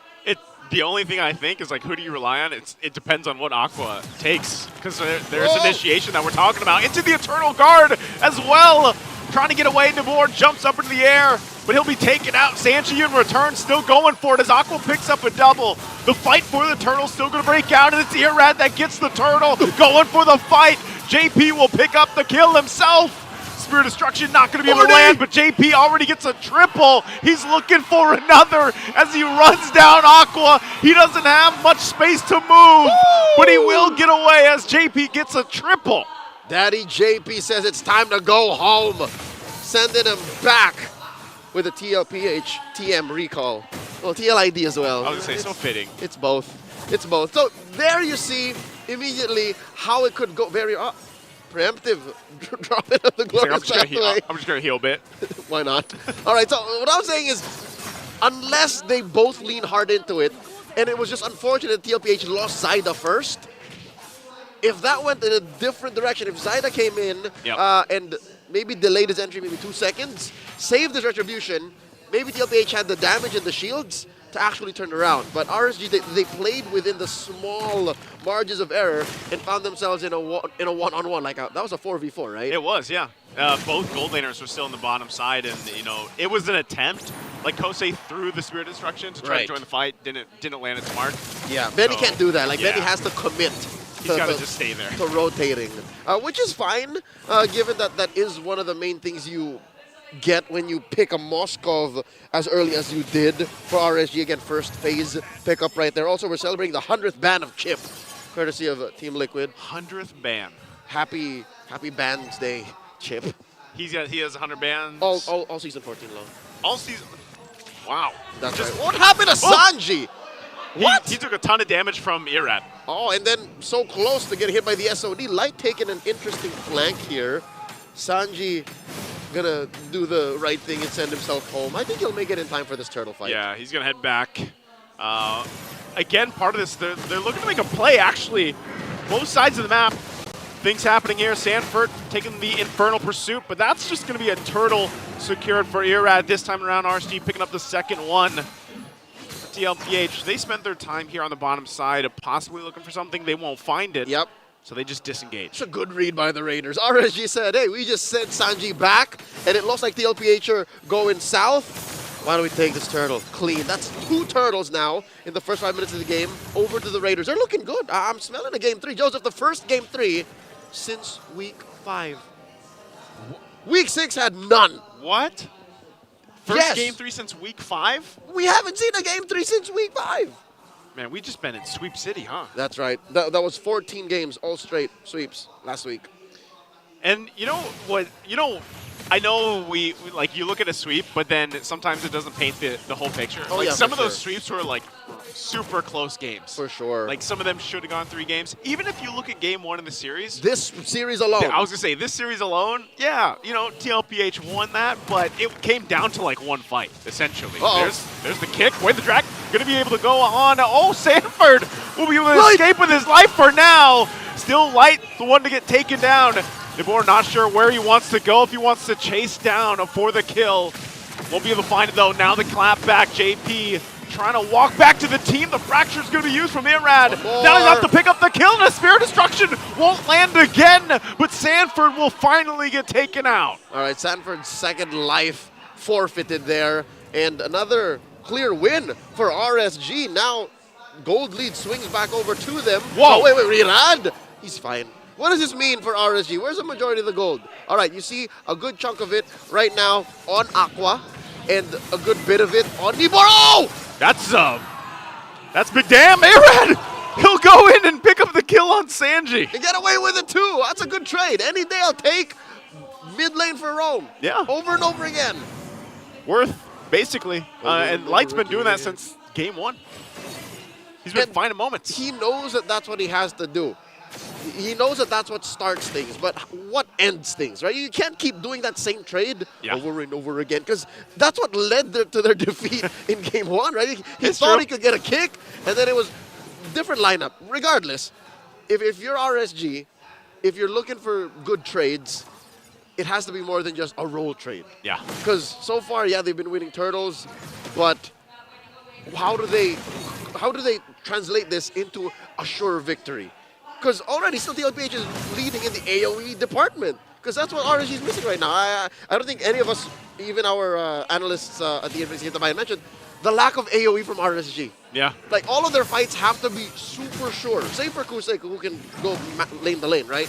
But save for that, RSG have to say, this is it. And this might actually be it. This might be the fight they're looking for. Light on the off angle. Kosei still pushing. Eternal Jaguar going to be dropped down too. They go in. Zyda looking for the entry point. Irad will get the turtle. Still going. Spirit Destruction going to land that time. Kosei joins the fight. Sanford's going to be the one to fall, and the shadow kill goes on. Kosei going to be in trouble, but the Spirit of Misery will stun him into the wall, and RSG will fight on back as they find 3 from TLPH. Irad possibly going to push JP back further so they can take the tier 1 in the mid. Kusei coming in like Rambo. His first SOD that actually hit the target in 8 minutes. That was a turning point. That was. And it's not even like a clean SOD, you know what I mean? Like, it was in front of 3 or 4 chunky members of Team Liquid. Say. And luckily, his team came in clutch, and his spear came in clutch. Yeah. Pushed back Zyda, who had, I'm pretty sure he had a kunai with Kusei's name on it. And luckily, the damage was there, which barrels RSG forward now 3,000 gold as they try to convert. Okay, so earlier we were looking for conversions, right? Bottom lane, clean, all the way till the second. Yeah. Mid lane, first tier, down. Up top, this is inevitable. RSG's going to get the push as well. This is a good position for the Raiders. This is a great position. They have a pretty good-sized lead now at this point. Kosei, you can see this. I mean, both teams are locking in some key items for them all around. Irad, too, we already saw a preview of the damage earlier on. Now that he gets a Malefic Roar, it's even more devastating. And so now you're wondering for TLPH, when do they hit that spike of theirs? And we mentioned this earlier on, as they have to watch these turrets get taken out, where Benny Cutie is a integral part of that. And he's close to the Holy Crystal. Wait. Oh, hold on. Wow, we didn't get a glimpse of it. Not at all. That's how fast the mechanic works. That's that Malefic Roar. That's Irad. Again, never doubt Irad's mechanics. Oh. Even when you don't see it, he will use it. And Sanford did pop the Primal Wrath Arrow. Now, Light looking for a kick. Oh no, Sanji. Can Sanji get away from this? Joseph! I don't know if he can. He's going to bob and weave as best as he can. Waits for the team, but he'll go down. Shadow Kill going to be used as well, and JP has to get back to the base. Don't forget to grab your code while you can. 8th anniversary. Oh, wow. RSG now about 5,000 gold ahead. Takes the first lord of the game and turns it into a fight. All right, he got his purple at least. Zyda got that. But man, are we just... The damage overload, this is Raider form right now. Yep. Like, this is what they're known for. You know, we used to say back then deathball strategy, and it's all, I mean, a lot of this is on this guy right here, Light. 37 so far of his many games of professional MLBB he played as a Cho, and won close to 60% of the time. Yeah. So consider that, Joseph. It's his second most played hero, with Kufra being number 1. By a small margin. Just a handful of games over. Oh! With the light. Oh! Irad! That's the damage we were talking about, Irad. And he took Sanji too! He took Sanji out of the picture. Sanji not having a good time. So TLPH will go ahead and try to defend the base. Keep up the base turrets the longest they can here. But look at that, I mean... They didn't have to buff Nolan, but they did, and that's what happens. What do you do? Where is it from? All right, you got a Sky Piercer. Doesn't even have a Blade of Despair just yet. That was all Hunter Strike, Sky Piercer, Malefic Roar. Man, that's... Casual Legion Sword, and... and a Fury Hammer. And a Fury Hammer, that's it. And like part of that too is like, they were stacked up, like three guys in the back. And one died. Boom. Right? Like, just lay it on the them. softest one. So far, 12 minutes about and counting. We're still waiting for that Benny bomb to drop. Man, we're going to have to come up with a name for the Nolan, I guess. At this point, they're going to force the fight. That's what we're talking about with the damage from Benny Cutie. But he still has to go back. So they all do this for that purple buff. And right now, RSG, total control of the game. Joseph, I seem to be eating my words, and it's just almost as if I can hear Light saying, Coach Leo, look, I have AoE. You see that 3-man knockup? Did you see that concussive blast from my emblem? I mean, sure, he can just kick one, but if all you need is to knock up 3, set it up for Nibor to get another mini stun, and then Ira to just blast him into oblivion, should be enough. And that's what RSG's been doing so far. 12 and a half minutes in, 11-8, the map is totally blue. It's Raider country right now. Yeah, we are in Raider Nation at this point. And for TLPH, they want to try to turn this game on their head. It's going to be tough, to say the least, because Irad is enough in himself to put enough pressure on the lineup. How can they do that? Number one, maybe let Sanford bait him out. Because again, it seems like Irad has something for Sanford. Like, he's been looking for Sanford all game long. Yeah. Right? That a majority of the 4 kills look at the stacks on Sanford are on Irad. And I believe that's max. Yep. I believe that is max stacks. Maybe if it wasn't 60, it was prior 80. Before, like, the first iteration? Yeah. I don't play as much Assassin Jungle anymore, so I don't build the Sky Piercer, but yeah. It's all Bane. Yeah. So, that said, the way that TLPH can actually turn this around is, number one, bait out Sanford, have him have the closest to death you can, Primal Wrath, and then send JP to bonk Irad. Just stop it. Just stop. Behave. That's all he has to do. Right? And then from there, you work on the rest of them. But it's easier said than done, and you're committing so many resources to stopping just one from RSG. Just Irad at that point. And you know, he deserves it. He deserves it, though. He deserves it, but then, you know, even Kosei, he's been farming up here on the spawns cup, and that's where we usually see this.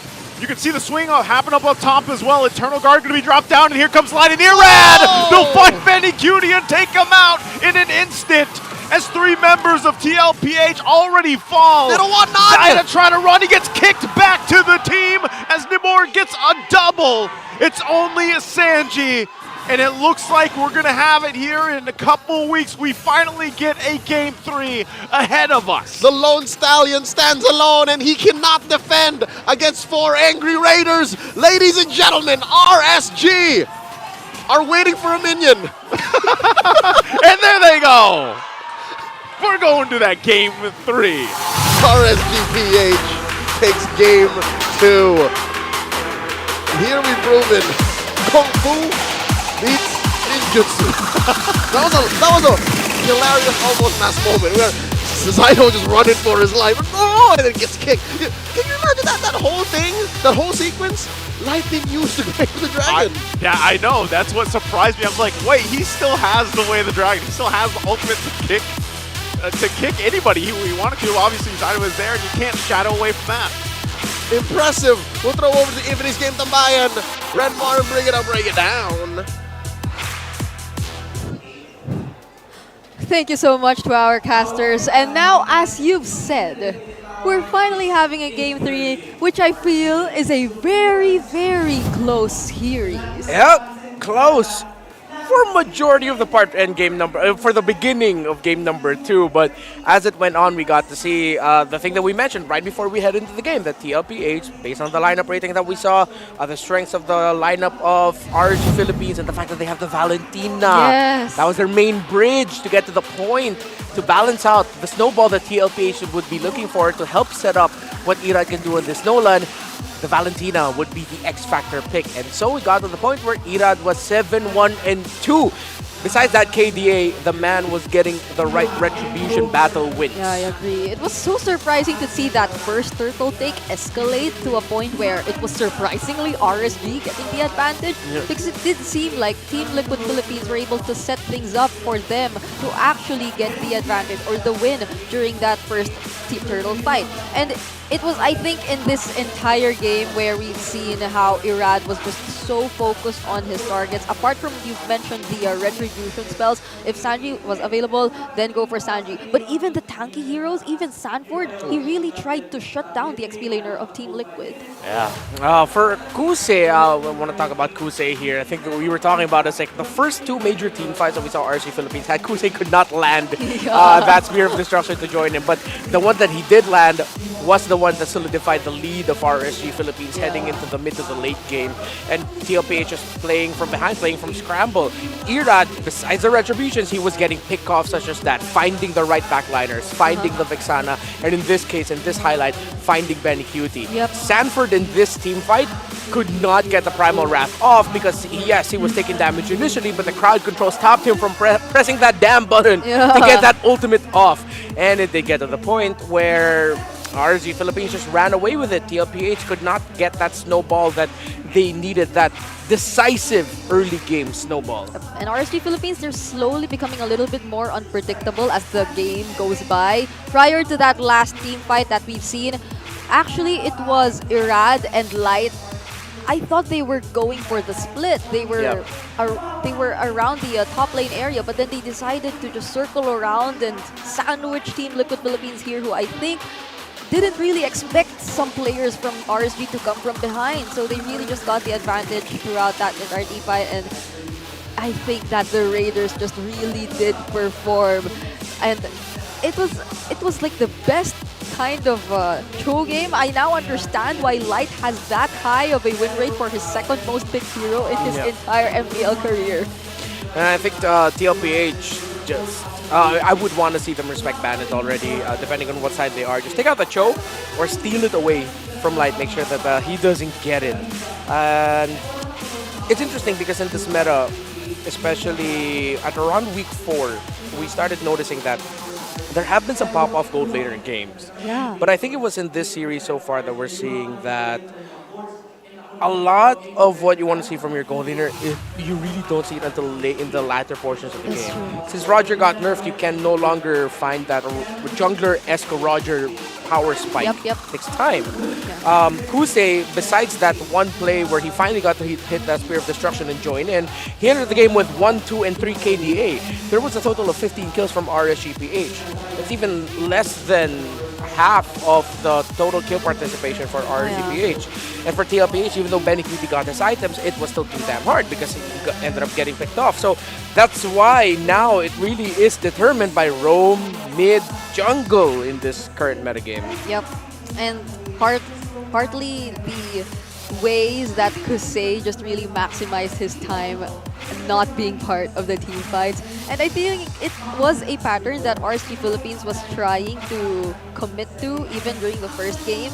Like, they were able to start things off that way. Similar to what happened here in game number 2. Taking out the first tier turrets for both sides, slowly creating space or controlling the map, and then eventually joining the team fights and being just as aggressive. So it was just in game number 2 where we've seen it become more successful for RSG Philippines. So this is the game plan that Team Liquid Philippines might want to consider, because RSG Philippines apparently can approach this in different ways. They can willingly let go of the objectives in exchange of just focusing on the traits that they want to take and then eventually joining in the team fights, or really take them on.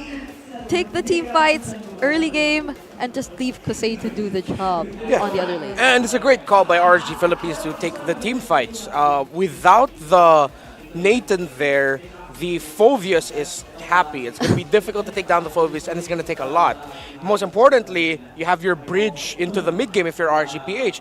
Yes, you have the Nolan who could pick someone off with a great fracture, but again, the X factor being the Valentina. That's your bridge, stealing the ultimate of the Edith. And when the Valentina steals the ultimate of the Edith, you get that at full potential. The Eradicator, we've seen him in action here, and props to Aqua for especially that first turtle. Really one of the biggest highlights I've seen. Yeah, where the Hylos almost got a maniac. And it was Aqua who was actually able to survive and deny him of that maniac. But even prior to that, there were a lot of things made possible here by Aqua. But I feel like we are slowly seeing like that close series happening. I'm hoping this game number 3 will be the closest yet. Yeah, no stumps. No stumps whatsoever. And I wonder what Coach Panda has to say, or what were his thoughts prior to everything that's happening or prior to this match. So before we proceed to game number 3, let's listen on this quick VDR for Coach Panda.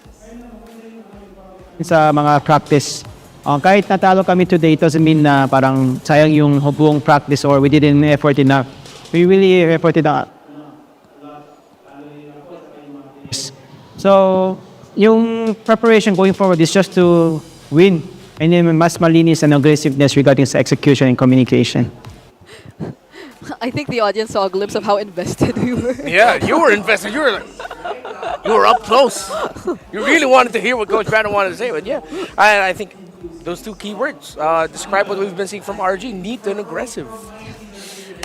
I know I mentioned how could it be too late for RSG to find that groove now that we're in the second to the last week, but it seems like they're showing us that no, you need to watch out for the lower half a lot more now because it's not just Blacklist International really stepping up. This is still Team Liquid we're talking about, and RSG now more than ever. I know they've always been like this whenever they meet each other in the regular season, but now the stakes are a lot higher. Yeah, and speaking of stakes, again, gotta update you with what this means for the playoffs race. If RSG Philippines defeats Team Liquid Philippines, that's it. TNC Pro Team is out of playoffs contention. If Team Liquid Philippines defeats RSG in this Game 3, winning the series 2-1, that means later on TNC Pro Team needs to sweep Aurora. So it's either they enter the next series not eliminated yet or already eliminated, but then either way, it's becoming a lot more difficult now for TNC because if ever TLPH does get the win for game number 3, it still has to be a sweep for TNC going up against Aurora, who are still struggling to get their first win, series win in this entire season. And I think we're seeing Leo right behind us, walking backwards towards the caster's desk. Wow, that's such an interesting way to walk back to the desk. But before we go back to the desk and head into the draft, we want to give some huge shout-outs to the Cavaliers watching the Team Liquid PH watch party being held at San Miguel, Manila. I hope you guys are enjoying out there because it's a game number 3 that's happening here. But then, compared to the first time they saw each other, it was a reverse sweep from RSG, so things are a little bit more unpredictable this time. I love the Cavaliers. I'm a big J.R. Smith fan. Is that some basketball? No. No? I don't know what you're talking about. Oh, it's talking about MLBB here, Brigitte. Oh, really? Oh, really? Oh, let me search who that is. But then, yeah, shoutouts. No. What? No, don't do it. No. No, what? What? Don't do what? Draft should start soon, right? Yeah, Where's the draft? Where's the draft? Yeah, Draft? I'll just search it later, but if ever that is, it is what it is. But shoutouts to all the Cavaliers watching the Team Liquid PH party. There are a lot of Cavaliers here on site as well. Yeah. And they're wait, let me check. Even the Raiders, they've been so happy with that recent win. We've seen them shouting and jumping. I think you were seeing some shots of our audience here at the MPL arena. And I hope you guys as well are giving your all-out support since Team Liquid would definitely want this to get one win closer to securing their playoff spot. And they're 2 wins away from getting into the playoffs. 12 is 12 the magic number? 12 the magic number for upper bound, right? I haven't counted in a while, so let's just say yes. Yeah, so I think, yeah, it is. It's 7 and 12 that they have to watch out for when it comes to the standings. So now, Game 3, side selection update. We're back to the blue side being a little bit higher in terms of win rate for the teams who pick it today. TLPH in game number 1 were blue side. RSG in game number 2 were blue side. Now it's TLPH back to the blue side. But then, the difference is, there were a lot of respect bans coming from RSG earlier, even if they were first pick. So all the more, definitely, now that they're in the red side. Okay, so we're at 100 games right now this season. That's a 100-game anniversary for Chip. 100 games banned, same spot, And because of you having to do that, it is now 55%, 45% in terms of the blue side versus red side win rate. And if we look at this draft, the Team Liquid Philippines going into the blue side now. Earlier, it was Phovius, Chip, and Edith that was banned for RSG Philippines. If ever, I think RSG Philippines might be more willing to give up the Edith ban, replace it with something else, because now they know they can just prioritize a Valentina. Yeah. If ever the Edith gets picked up. Oh. And now it seems like the Tigreal and the Mathilda are both open this time, unlike earlier. But I thought it will be the prio pick for Team Liquid Philippines. So either way, at least now we're seeing a very similar draft to the first game for both of these teams. Just definitely some adjustments here and there, and that's why we're seeing the Moskov taken out. No, I think this was similar to the first game. Yeah, it's exactly the same, I think. The Fire Mist, Fanny, and the Moskov for Team Liquid during game number 1. So we're only lacking the Edith if RSG wants to deny the Edith. I would really want RSG to consider a different ban. Even like a Tigreal ban would be okay. Or a Matilda ban. A Tigreal or a Matilda ban, because that really worked well for them. All right, there it is. Yeah, because again, if TLPH decides to prioritize the Edith, RSG can just go ahead and rush the Matilda.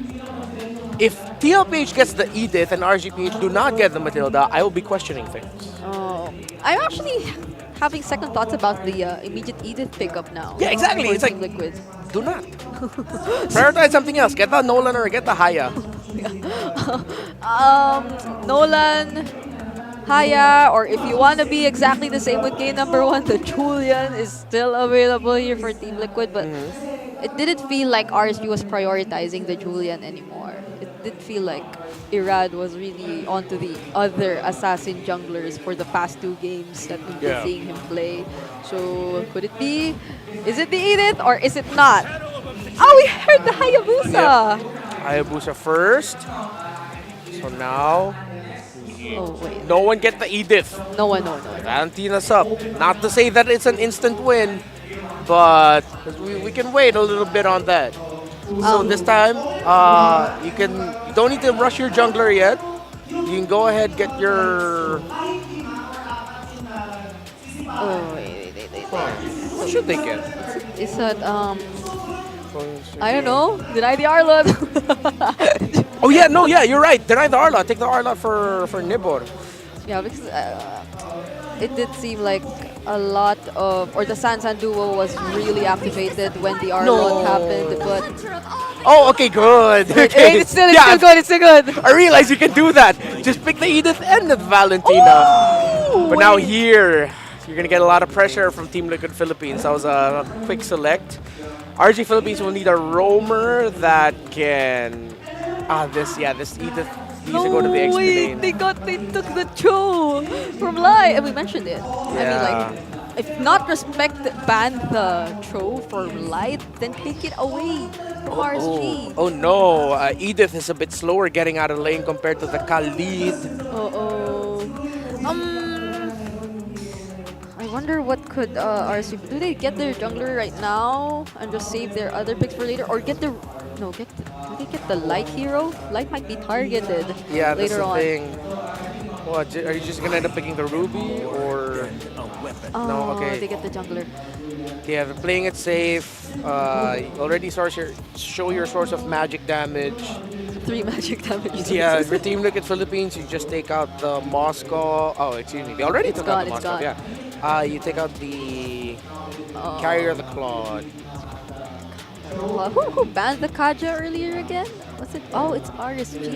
Yeah. They banned it themselves. Alright, so still the same. Taking out the Louis here for Sanji.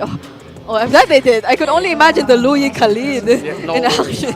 Louis, Khalid, Cho all together. No. So good bans. TLPH, checking out the carry.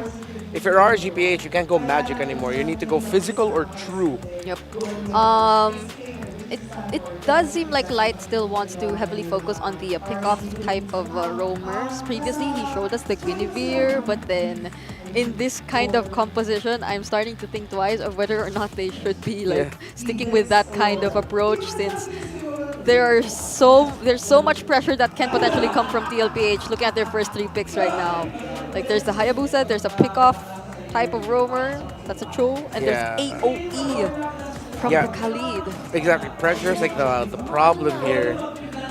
I wouldn't be surprised if RSG just end up picking an off-kilter gold laner. If it's not the Claude, you're stuck with either a Melissa or an Ixia. I'd rather go Melissa at this point. Yep. But the thing is, there's not enough protect on the side of RSG that you can pair that up with. Yeah. Way too much dive. There's still the Aurora open later for Sanji. I was thinking about the Faramis earlier, but then there's a Valentina here for RSG. No, it's already banned also. So bad. I wonder what Light and Kusei will be picking up here for RSG Philippines. There's the carry. It needs to be tanky. Or if they want to go pick off for pick off, I'm not sure. Yeah. Still, those are available, the carry and the Melissa, as you've mentioned. Wait. Oh, okay. So they bring it back?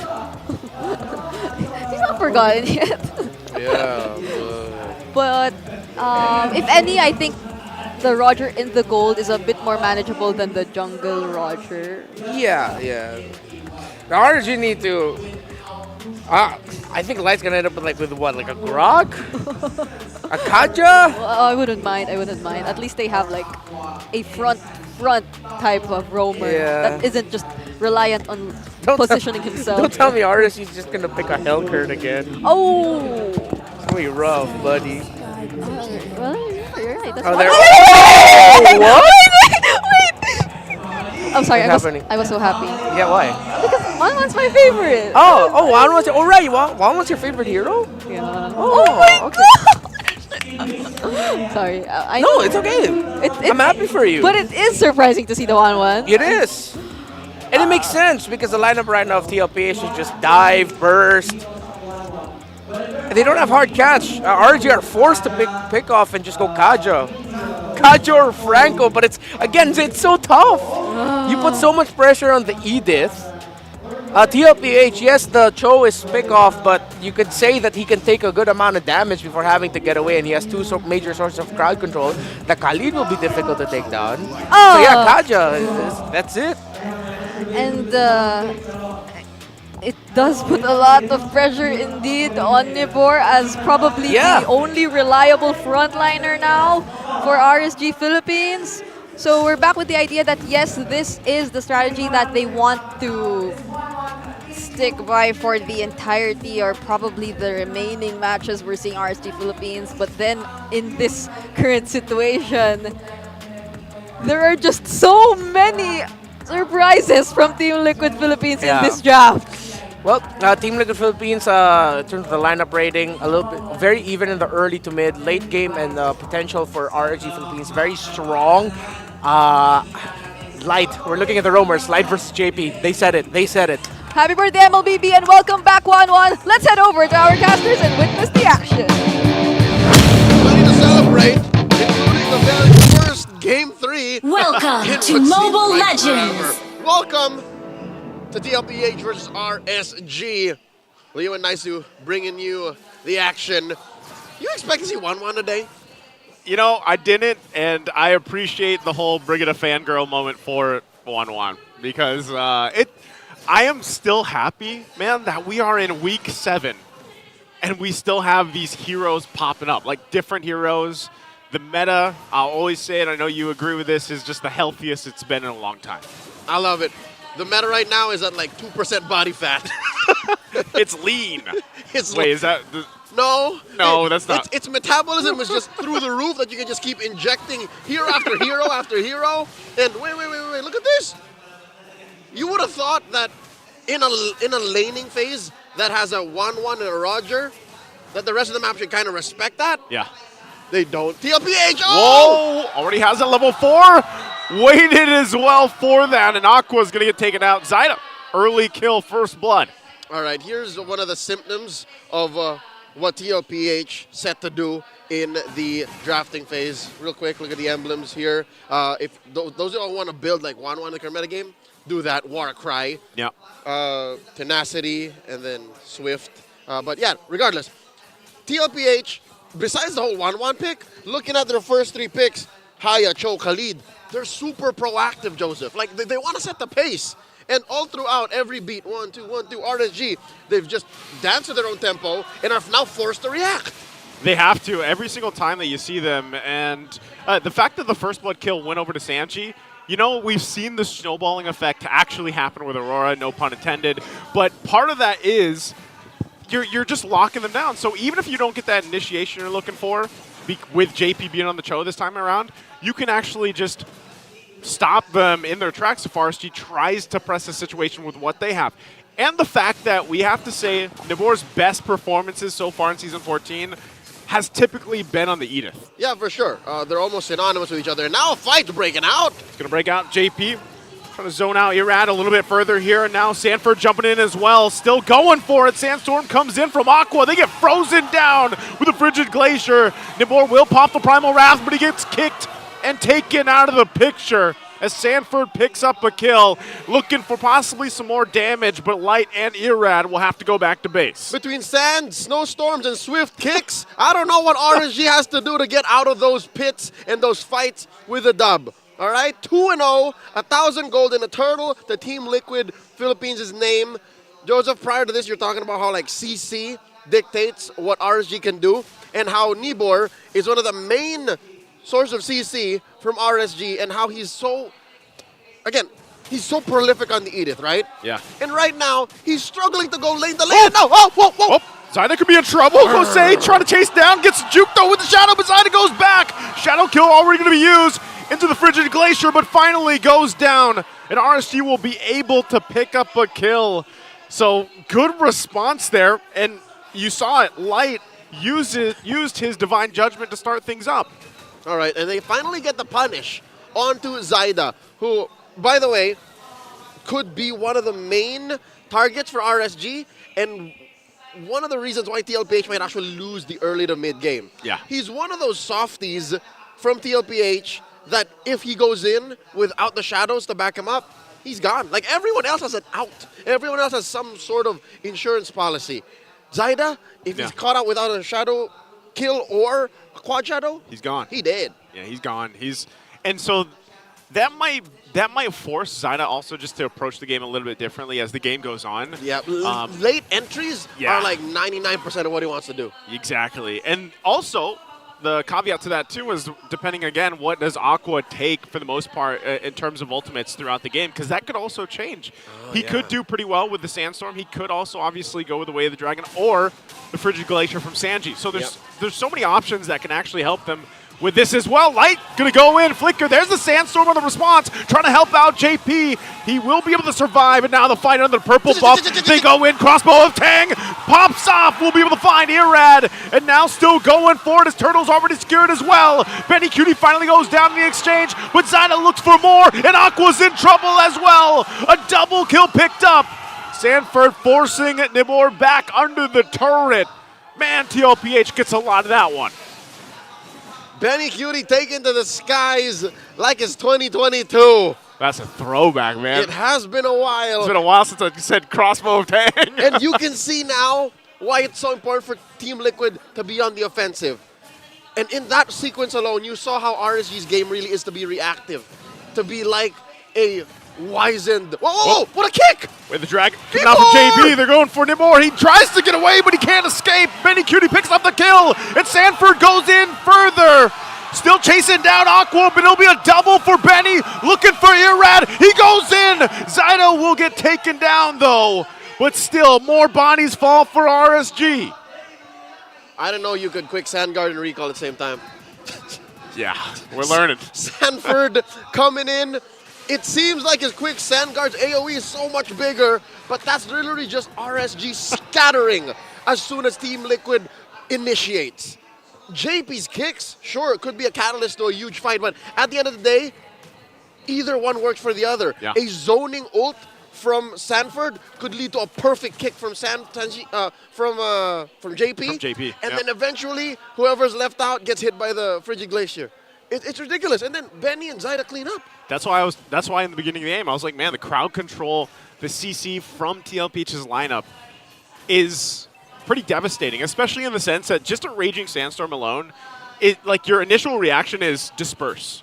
Right. So RSG, when they want to clump up or fight up and follow through with whatever Nibor's doing or Light, a Sandstorm is sometimes enough where you're just like, yeah, we're gonna split from this and not get hit, you know, and that seems to be an issue. Forget about it. Forget about it. We see it. Oh, Sanford walking to three. He's gonna get Divine Judgment pulled in, trying to stay alive, and he does because he's able to Sandstorm on out of there. And now Nibor cut off from the team as he falls. As we were just talking about it. That's literally a got him moment. Nibor got. And what's crazier is Sanford walked away like nothing happened. He literally rode on the Sandstorm away. And nothing did happen. He's fine. And now the last turtle of the game going to be secured as well for TLPH. All right. That's all three. Score. Oh, Light. Oh, Light's still going to be alive. Frigid Glacier already dropped down. Fine. Might just have to disengage, but they are going to focus on the Tier 1 turret mid lane. All right. I'm curious. What is on this young man? What is Sanford playing? He just picked up his tough boots here, who now he's building a roam onto. So he's transitioning into being a secondary support. What does he have? I'm pretty sure it's all tank items. It's got to be. We got to see. Because we also saw, like when we saw the Khalid in Game 1. It was all tank. It was all tank. Yeah. Sanford's also. It was an MVP winning performance, if I'm not mistaken. Oh. Also was all tank. You see what happens? Like, this is all for the purple buff, right? And that's going to be the effect the entire game. Sandstorm, disperse. Sandstorm, disperse. So RSG, they got to come up with an answer for that because, like you said, you know, he's at this point where if he does go all tank, like he's tanky enough, he can heal enough from that too. And, you know, meanwhile, while you're sitting there trying to fight them, you're getting all the weak points hit, and Benny Cutie will just get the airtime that he's looking for. And, you know, even with Winter Crown's changes and possibly a Wind of Nature being built up by Kusei, it doesn't matter. Like, they can time that out. That's just one of many. And check it out. The last time we saw 1-1 played in MPL Philippines was in the playoffs of Season 12 by Benny as well. He's played it 17 times all throughout his career with a 53% win rate. All right. Is that the name of his kid, by the way? His daughter? His nickname. Nickname. Yeah. Sorry. I was going to say nickname. So I know he calls Season it 12 means early 2023. So this is off of the height of it in early 2022. All throughout 2022. All throughout 2022, yeah. So that was the last time. So that's what I said. Throwback Fridays. Huge. Flashback Friday. Flashback Friday. That's what they call it. Hashtag Flashback Friday. Oh, hold on. Here There's we a go. Divine Judgment going to pull JP again. And JP's even alive. Irad already went down in the exchange, and now they're going a little bit further as Nobor gets taken out. But Benny Cutie, just look how fast he's moving. The recalls come out. Grab yours while you can, because right now TLPH will go and grab the Lord for this fight. Look at the effort. Look at the timing involved of doing it together at the same time. They got to be talking about this. There has to be some comms to this. But talking about that sequence, again, Sanford got him. He puts himself in harm's way, gets out of dodge, and then the rest of Liquid, the rest of the cavalry trample through. He's almost saying, like, just pull me. Take it. Just get me, Light. I'll be fine. It's him or JP. It doesn't. It's him or JP. It doesn't matter. They're not going to get away with it. So far, they've not gotten anything. All right. All it was a Thunderbelt and Radiant Armor. Joseph, just a Thunderbelt and a Radiant Armor. That just seems very... Looking at RSG's kit since they were down like, what, 6K when that sequence happened, 6K, 7K? I understand. That's it. I'm playing Khalid tonight. The items just don't add up. Like, there's not enough kit on RSG to burst down 40. And as we speak, 40's building up stacks on that Thunderbelt. Like, he can just, you know, casually bonk somebody that he sees get hybrid defense. And that's like, that's the weird part of it is like that is also enough like of an item and damage to be a threat already. And part of it is just being a distraction. So with this, he's going to try to distract them, trying to defend the base. RSG has the Holy Shields being popped on the base turrets.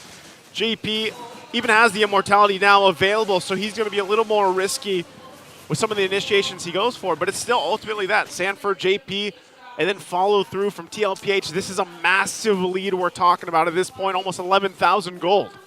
They're just going to be playing a little bolder this time around. Both JP and Sanford. Is it going to cost a very little? There's a kick! There's JP already going to the backside. He does get Divine Judgment back to the Crystal. Immortality already going to be popped. They're looking for Zyda. Will jump in with a Shadow Kill. He pops off enough damage. He gets zoned back out. Primal Wrath from Nibor and Sanford once again. Raging Sandstorms on out of there. They have to disengage without JP. The Raiders punish TLPH's preemptive Alpha Strike. Impressive work by the Raiders, spreading the damage around from Zyda's blade.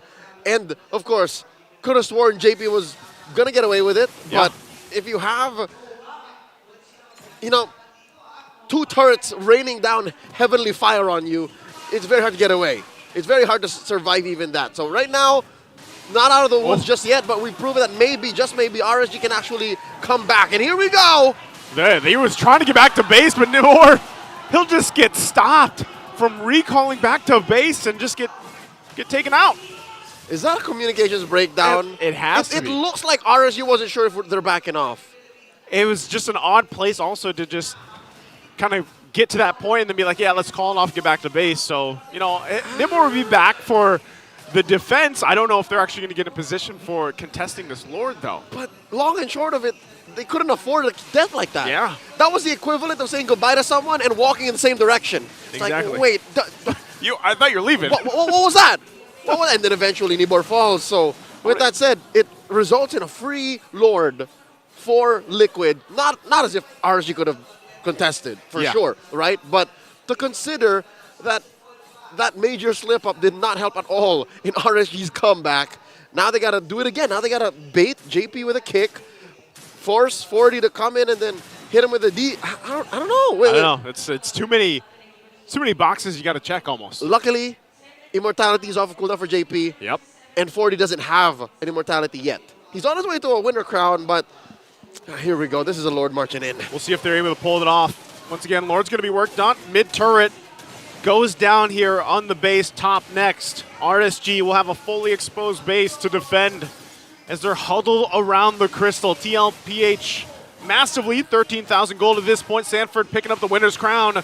They're just waiting for the waves to push in here, staring down at RSG Philippines while the waves from top and bottom crash in. And there's the Sandstorm coming in into the Frigid Glacier. Winter Crown already popped as well, still holding on, trying to clear the lanes out. JP will jump in, gets the kick on Light, and the follow through comes through. Shadow Kill to the backside, even with the Fountain, won't be able to save them as the Crystal is worked on from TLPH, and the Flexes come out and they go for it.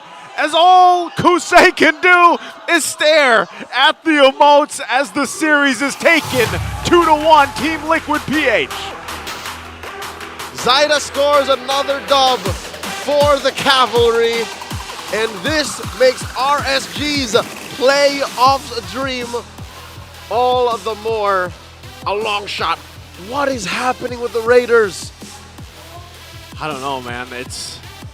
It was a series where you have like this game 1, game 2 story, but then game 3 was just completely out. I'll tell you now, the draft played a huge role. That was a difficult draft to work with. Yeah. First phase alone, you went for the obvious comfort picks, and then everything else just followed. We're in, all right, this is what's left. This is what we got to do. This is what we're going to pick. And that's what allowed Liquid to walk away with a 14, 15K gold lead. It was massive, man. That's what I'm saying. Like, as close as game 1 and game 2 were, and then you get to game 3, and it's just so one-sided for TLPH. And there was apparent, mistakes, too, that came out from RSG. Like, it's tough to see in a series like that. It's great to get to a game 3, but, I was hoping that something better for game 3 from RSG Philippines there. So still puts them in a tough position when we talk about the standings. We've got another match this weekend, so we're hoping that all the Raiders stand together even in defeat as their team tries to make it through to the playoffs. For now, though, we see that the Cavalry are on stage with Mara Aquino. I wonder what they have to say, because Zyda here definitely redeemed himself. That's it for now. Nice and Leo out. Let's hear from Mara and Liquid on stage. All right, everybody, give it up for TLPH. cutie! It's been a while since nakita ka namin mag 1-1. Bakit ngayon mo lang to nilabas ulit? Wala lang po. Sabi po ng coaches eh. Sabi ni coaches. Okay. Pero di ba 1-1 is also your daughter's name? Yes po. Oh, shoutout naman natin si 1-1 dyan. At ngayon nakabalik na finally ang iyong hero. Ito naman para kay Zaida. Zaida, isa na lang and playoffs secured na kayo. It's nice to see you back on stage. Paano niyo masisigurado na masisecure nyo ang susunod na panalo? Siguro po pagbubutihin pa namin yung practice namin, tapos iinom na ng gamot si Carl. Naiinom ng gamot si Carl. Bakit ano ba nangyari kay Carl ngayon? May lagnat po siya. May lagnat siya ngayon. So let's wish Carl quick recovery. Okay, ngayon naman it's time to announce our MVP. Who do you think it is? Sino? May narinig akong tama. Sino ulit? Let's take a look at the screen. Our MVP, Sanford. Sanford, alam mo, your team, TLPH, no doubt, one of the best in the world. Pag sinabi yung koponan nyo, talagang isa sa mga kakatakutan, lalo na sa mga ibang bansa. Now that nandito kayo sa place na hindi familiar, nasa gitna kayo ng standings, paano mo na-ensure na you don't lose trust with each other at laging positive pa rin kayo? Lagi ko po sinasabi sa kanila na normal lang pong ganito kasi may mga team talaga na lumalakas and siguro itong season na po talaga na to is hindi para sa amin para mag-upper bracket.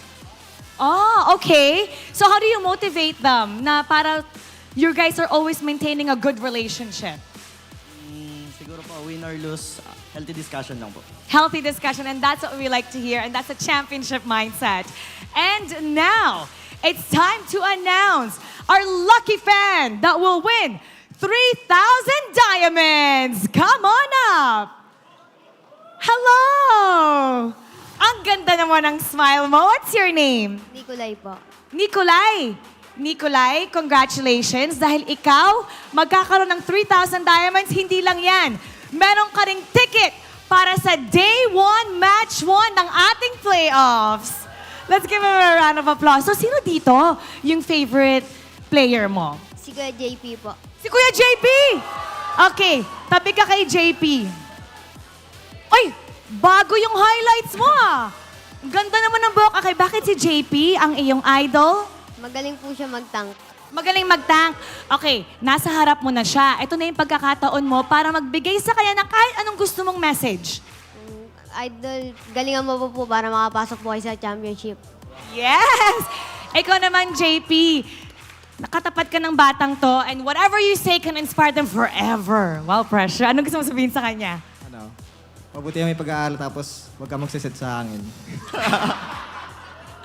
Congratulations! You won 3,000 diamonds and a ticket to Day 1, Match 1 ng ating playoffs. Ito yung gagawin natin. You get to take a bow with the team and you get to take a walk, okay? All right. Tabi ka kay JP. You can hold his hand if you want.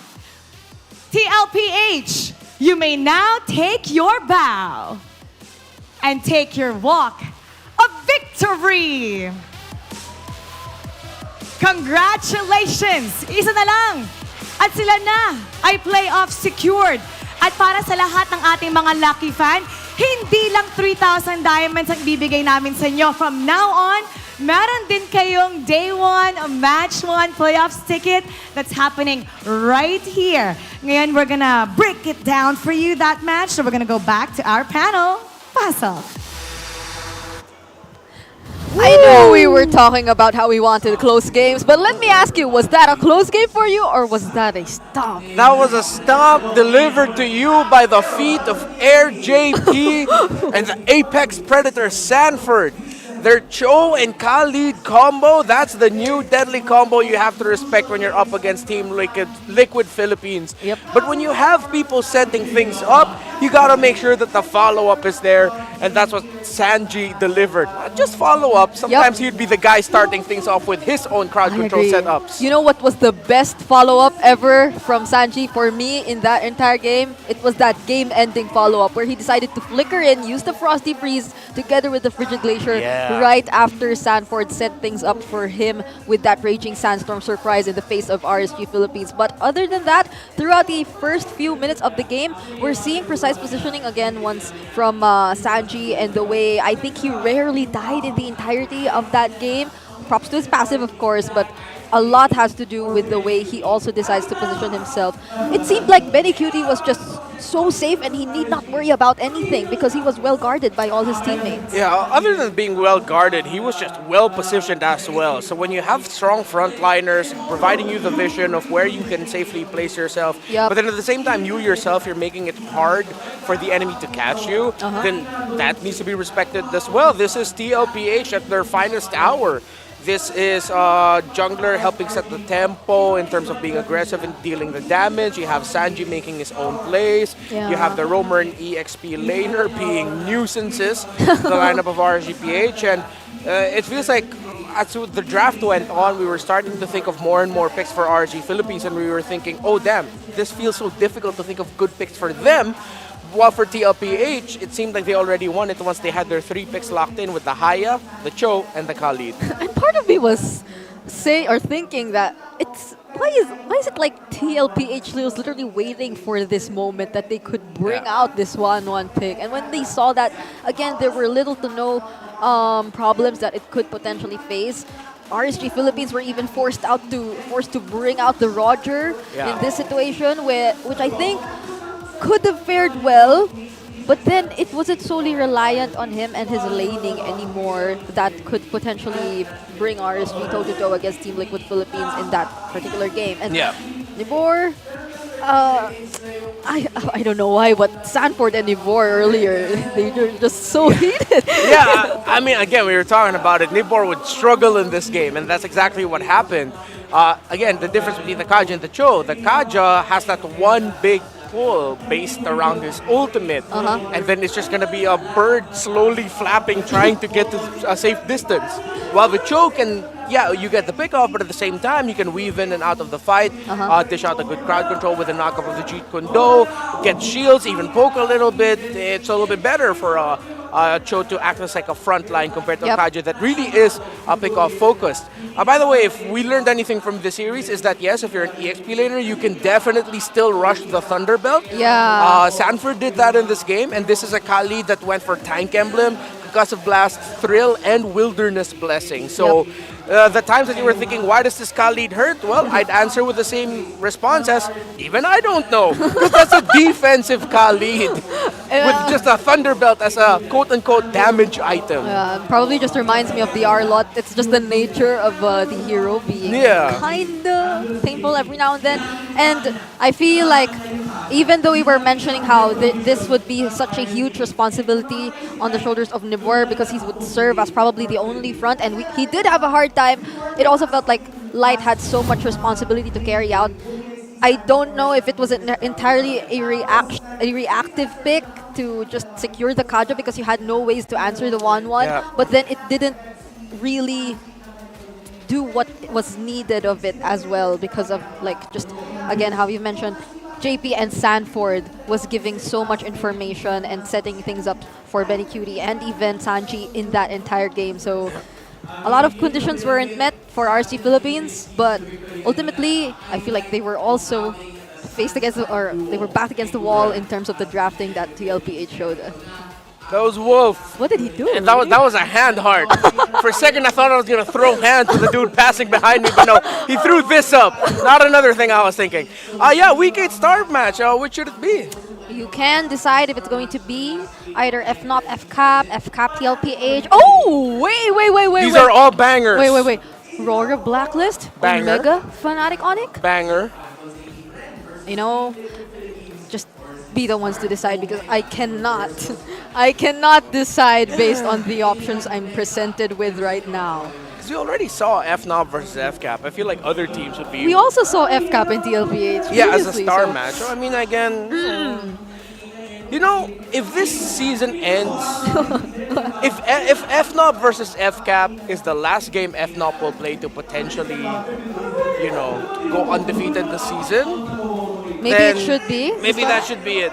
I don't know. Check out the schedules, y'all. Search MPLPH on your favorite browsing site. There's only one. It rhymes with poodle. Search it there. But Look at our schedule and vote for your star match. If any, the only thing I'm sure of is that the last match of the entire regular season is Falcons AP Brand and Team Liquid Philippines. Oh, so that's another option you might want to consider. It's all up to you. You'd be the ones to decide what will be the star match for week number 8. But week number 8's still next week. It's happening after day number 2 and day number 3 of this week. And now we have one remaining match for this day. But before we head into that, that's Aurora MLBB and TNC. We'll be heading into a short break.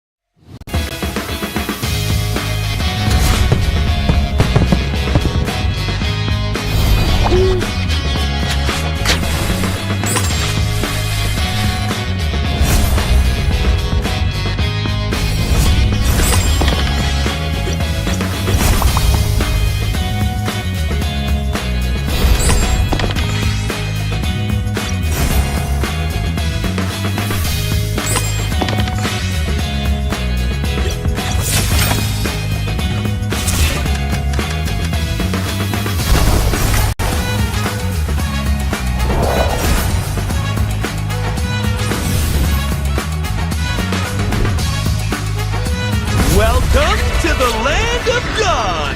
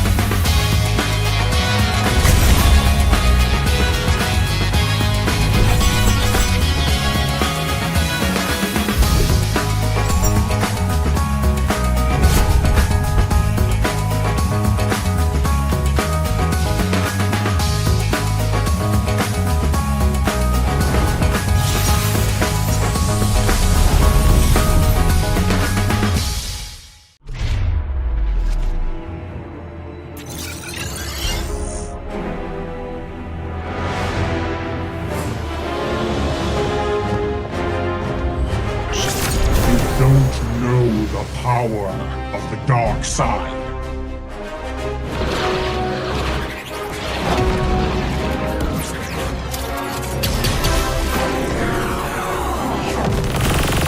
Target on the move. Prepare to engage.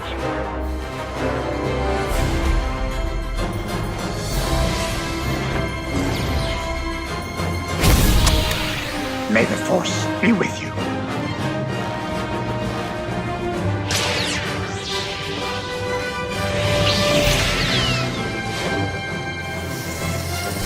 I will do what I must.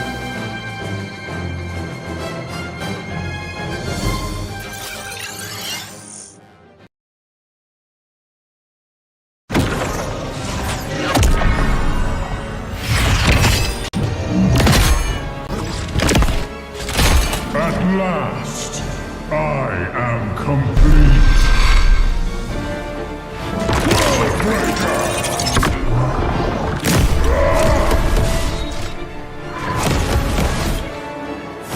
Come in fairness.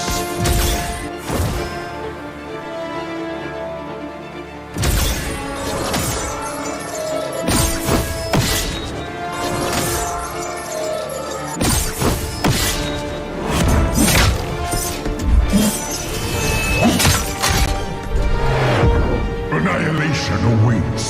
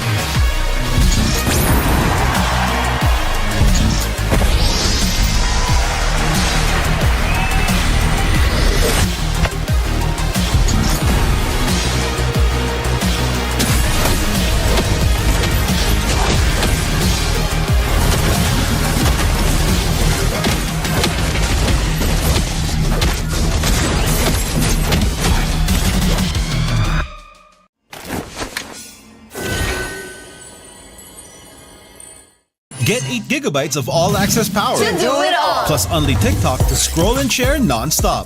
Power, work, life, and more. With Smart Power all-access data now up to 90 days. Load now. No signal, no fun. If only you could switch in an instant. But wait, you can with the Smart eSIM. Backed up by nationwide coverage.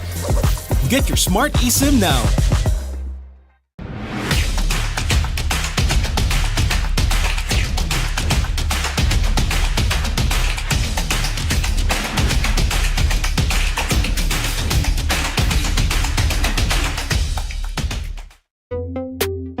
Tuloy-tuloy live selling, tuloy-tuloy content, tuloy-tuloy gaming. With new Smart All Access 99. May 9 gig ka. Now for 15 days. Load now. Live more today and tomorrow and after and the day after.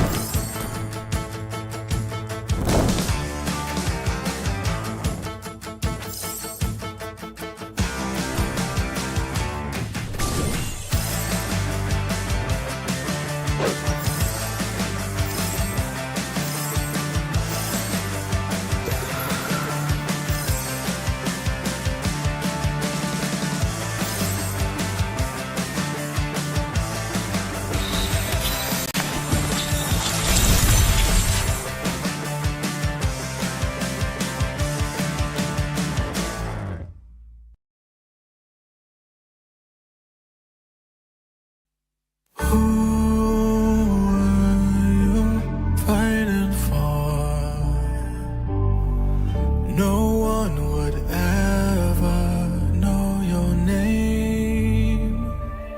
Who were you waiting for? No one would be there to save you. You would be alone when hope was gathering together with the sun. Even though your back's to the wall. One strike, go cut the monkey mind. Your blade swing one time. When clouds have cleared, sunlight can shine. One time, the fight is yours. Stop it with your sword. There's endless power once you start. Never lose your heart.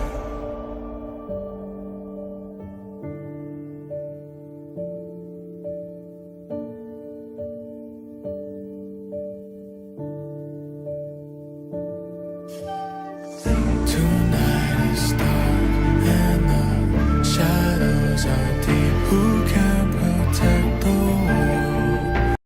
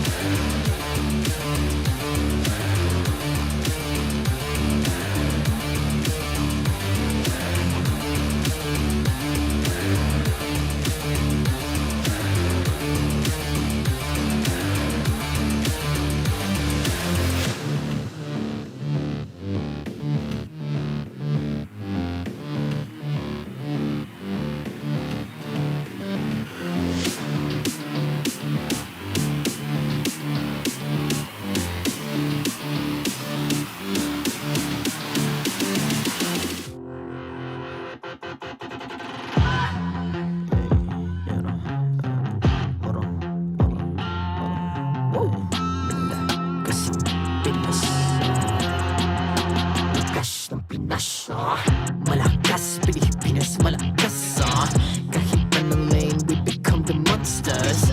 Malakas Pilipinas, malakas face the golden sun and ripping for the 3 stars. Look at us to the top, no ifs, no buts, winning any game para to sa PINAS.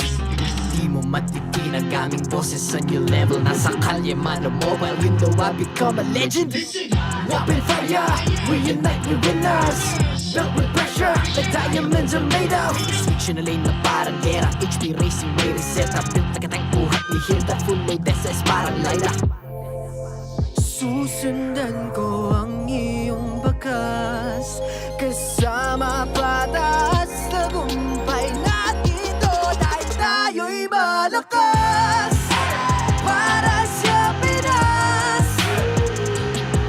nasa amin ang alas, hindi tuwa atras, kinikilala sa taas kasi kami ang malakas.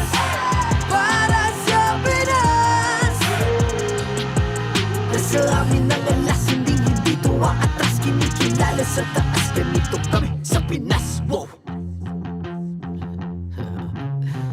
Hold on, yeah. Malakas ang Pinas, we are Laging every beat, no surrender, no retreat. Pag nagsama-sama, just imagine what we can achieve. Laging every beat, no surrender, no retreat. Giving 100 all my all, cause we just cannot be defeated. We are unstoppable, immune and invulnerable. Ready ang equipment, lahat frozen, malang crowd control. Pakita ko na jab like pow, East to the southeast, taas sa matawag, proud and loud, cause every enemy we devour. Susundan ko ang iyong bakas, kasama patas, tagumpay natin ito dahil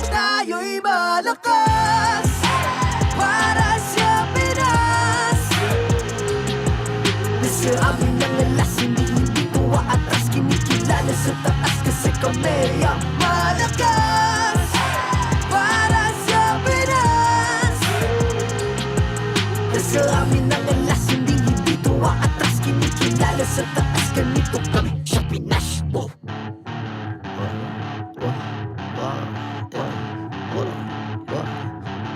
Malakas, Pilipinas, malakas. Kahit anong lane, we become the monsters. Malakas, Pilipinas, malakas. Face the golden sun and repping for the 3 stars.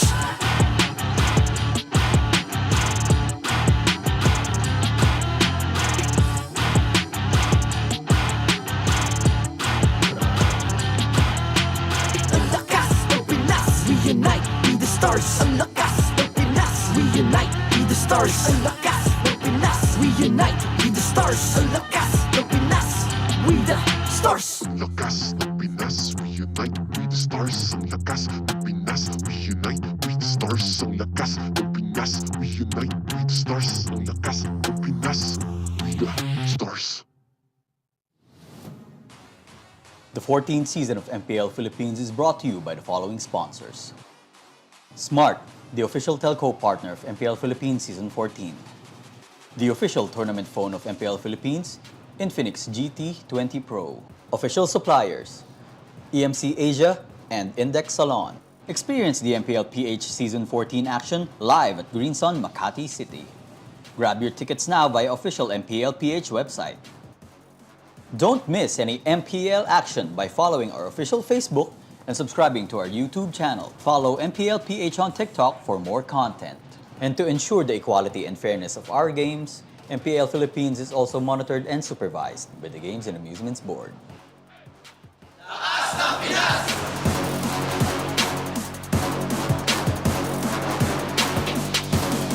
Lakas ng Pinas!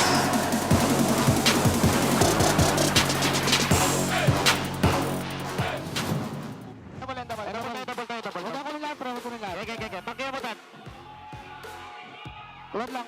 Ay, mga kasing ko. Wala. Hindi na-clear lahat. Tangke.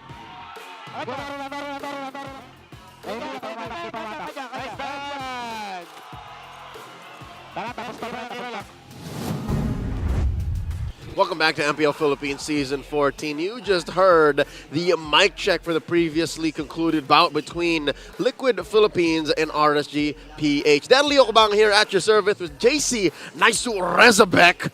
Bring you the action for this next upcoming matchup. It's Aurora versus TNC Pro Team. Yeah, and you know, it's a match that, I don't know, I think a lot of people are just going to say they're going to expect RORA to come out winning. I think TNC, they've proven what they can to the season, but, you know, obviously now that we're at this point, you want to just still see them get that first win. Like, I would personally love to see them get that first win, but you can see, to referencing what you just heard on the mic check there, Sanford leads TLPH past RSG. They step closer to the playoffs. Yep, not quite the secured slot just yet, but because of his antics as a Khalid, slowly but surely they are moving on through. They're now tied up with Aurora MLBB, smack dab right in the middle of our standings. Both teams racing for that playoff spot, which I think is safe to say, after this best of 3, if Aurora wins, yeah, they get their slot. They do, yep. They just need that 7 there to get there with a Smart Omega, of course. And so a lot of people, I guess, if you're an Aurora MLBB fan, and I know there's a lot here right now in attendance and around the world. Yeah, and around the world, their chances are probably looking pretty good. Like, if you guys are just put it, you know, head-to-head here. I mean, again, a team that has gone toe-to-toe and even some wins over the best of the best in the league right now, going up against TNC, who, as mentioned, has yet to win a single series in this season. What else do they have left in the tank? Again, as poetic as it is, a phoenix rises from the ashes, and I think it's safe to say they have been down in the ashes. Maybe today they blind the light and make it through for a dub. Be a spoiler to Aurora's playoffs spot. Real quick, let me remind everyone that Akai's 8th anniversary exclusive skin, Marvelous Maestro, Spawn Effect, Killing Notification, Avatar Border, Battle Mode, and more epic skins are waiting for you. Kagura's brand new epic skin will also be available for free starting on October 18th. don't miss out. I know we still got some time for the Gagura skin, but hey, make sure you guys go ahead and get the anniversary stuff right now because there's a whole lot for you guys. And also, just a side note, because some of you guys might have missed it, I believe for this weekend or maybe for the rest of the regular season, depending on how long, obviously we're doing the anniversary thing, there's always codes. Yep. So even in-game, there's codes for you guys. So you're not going to want to miss it. And you're going to want to be playing a lot of MLBB games over the next couple of weekends. Real quick, let's throw it over to the Infinix Game Tambayan to break down this bout. 1, 2, 3. No. 1, 2. No, you messed it. It's fine. It's fine. Okay. By the way, thank you, casters, and welcome once again to the Infinix Game Tambayan together with Brigida and Renmar, where in a short bit we'll be witnessing TNC versus Aurora MLBB. But before we head into that, based on earlier results, we have to head into this match taking into consideration what TNC Pro Team has to do for them to remain in playoffs contention. Sweep.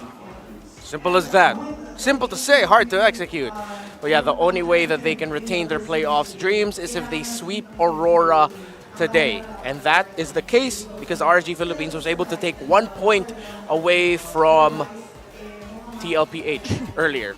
Yeah, very close series, especially for the first 2 games. Yeah. And for the third game, we've seen just how dominant Team Liquid played with another new surprise. And They brought out your 1-1. my 1-1, welcome back once again. A lot of surprises coming in, especially in the second half of this regular season. But I think we have a special guest for today. So let's welcome Deadeye from MPL Singapore. What's up? How are you there, Deadeye? Hello. Hello. It's so nice to Hello, have guys. you Hello, here. Deadeye, again, ikinagagalak namin na makasama ka. Also, we are together with the English panel. That's Brigida and Hey, guys. Cruz over there. Hello, guys. Wonderful time that you guys have going on there. Pero again, Deadeye, we just want to say congratulations on making it as one of the talents for MPL Singapore. I am sure that you are making all of the Philippines proud, and I'm sure na ang dami ring mga ganap dyan, right? How are things going for you right now? Pwede tayo mag-Taglish, no? Oh, pwede. Yeah, go for it. Yeah, very overwhelming. Until now, actually, Hans, I'm still really cannot believe that I'm in the talent of MPL SG here.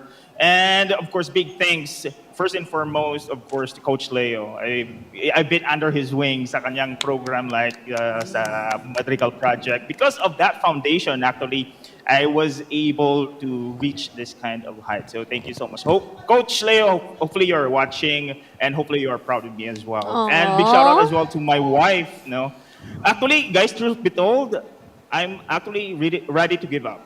Pero sabi ng misis ko, no, you can still do it because I'm working here as an OFW here in Singapore and hirap i-balance yung casting at saka work, right? Oh. But sabi ni misis, sige, you can do it. Okay. And then, yeah, fast forward, here we are, still very lucky to be in this spot right now.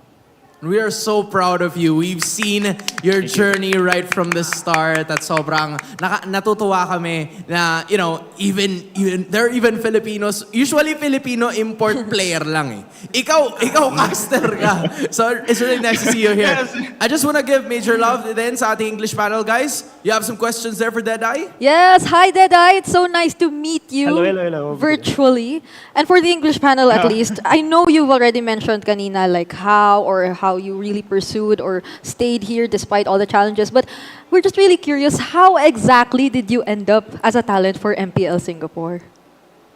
Okay, so actually I was active during pandemic as a caster and everyone knows that I've been in the professional scene as well. However, post-pandemic, as a family man, ang hirap, it's really difficult to sustain unless you have the salary of Coach Wolf, no? So,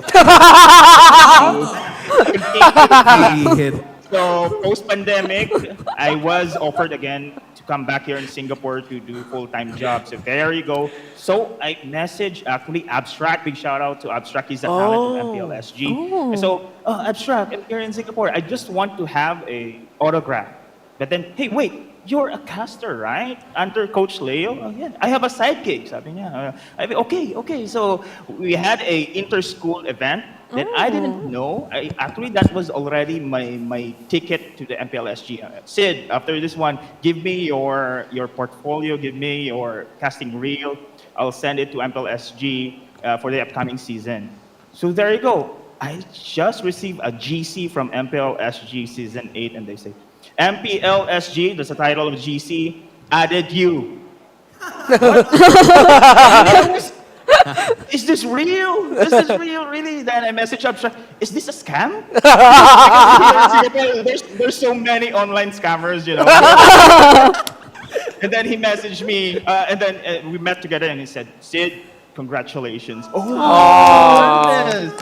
Yeah, the journey, guys. The journey is just, as you can see here in the video, this is my first day and my casting here in MPL Singapore season 8, of course, courtesy of Zanway Productions. You know, I'm having fun. As you can see in the video, guys, I'm really having fun. And I thought I'll be pressured as the new guy, of course. But, you know, the talents, the production team, they're very welcoming. They help me improve.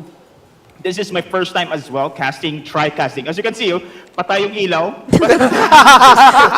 We just make fun. It was really fun to having this kind of family, you know. So with this, I'm really grateful as well for MPLSG team family for taking care of me very well. I'm so glad that, you know, MPL Singapore is really taking care of you. But, you know, we're gonna shift a little bit towards MPLSG and focus at the matter at hand. Because just in case Deadeye, this is TNC versus Aurora. Yes. And in case, you know, you missed it, Aurora is one series away from making it to the playoffs. TNC is trying to fight for their fight for their life, technically. What do you think should both of the teams do para maipagpatuloy pa rin nila yung kanilang kampanya for the playoffs? Okay, I'm not gonna sugarcoat it. I think TNC themselves are having a difficult time right now. Of course, despite Idol kasi Coach Wolf, they have a great support system there. But with their current run in the tournament, I do believe they'll be having a difficulty here. And they have to win 2-0, if I'm not mistaken, against Aurora, right? So it's a really difficult fit because Aurora right now is looking good. Nandiyan yung idol ko, yung Sir Red J as well. So, man, TNC, it's going to be a miracle run. If they are going to win this series against Aurora, then great.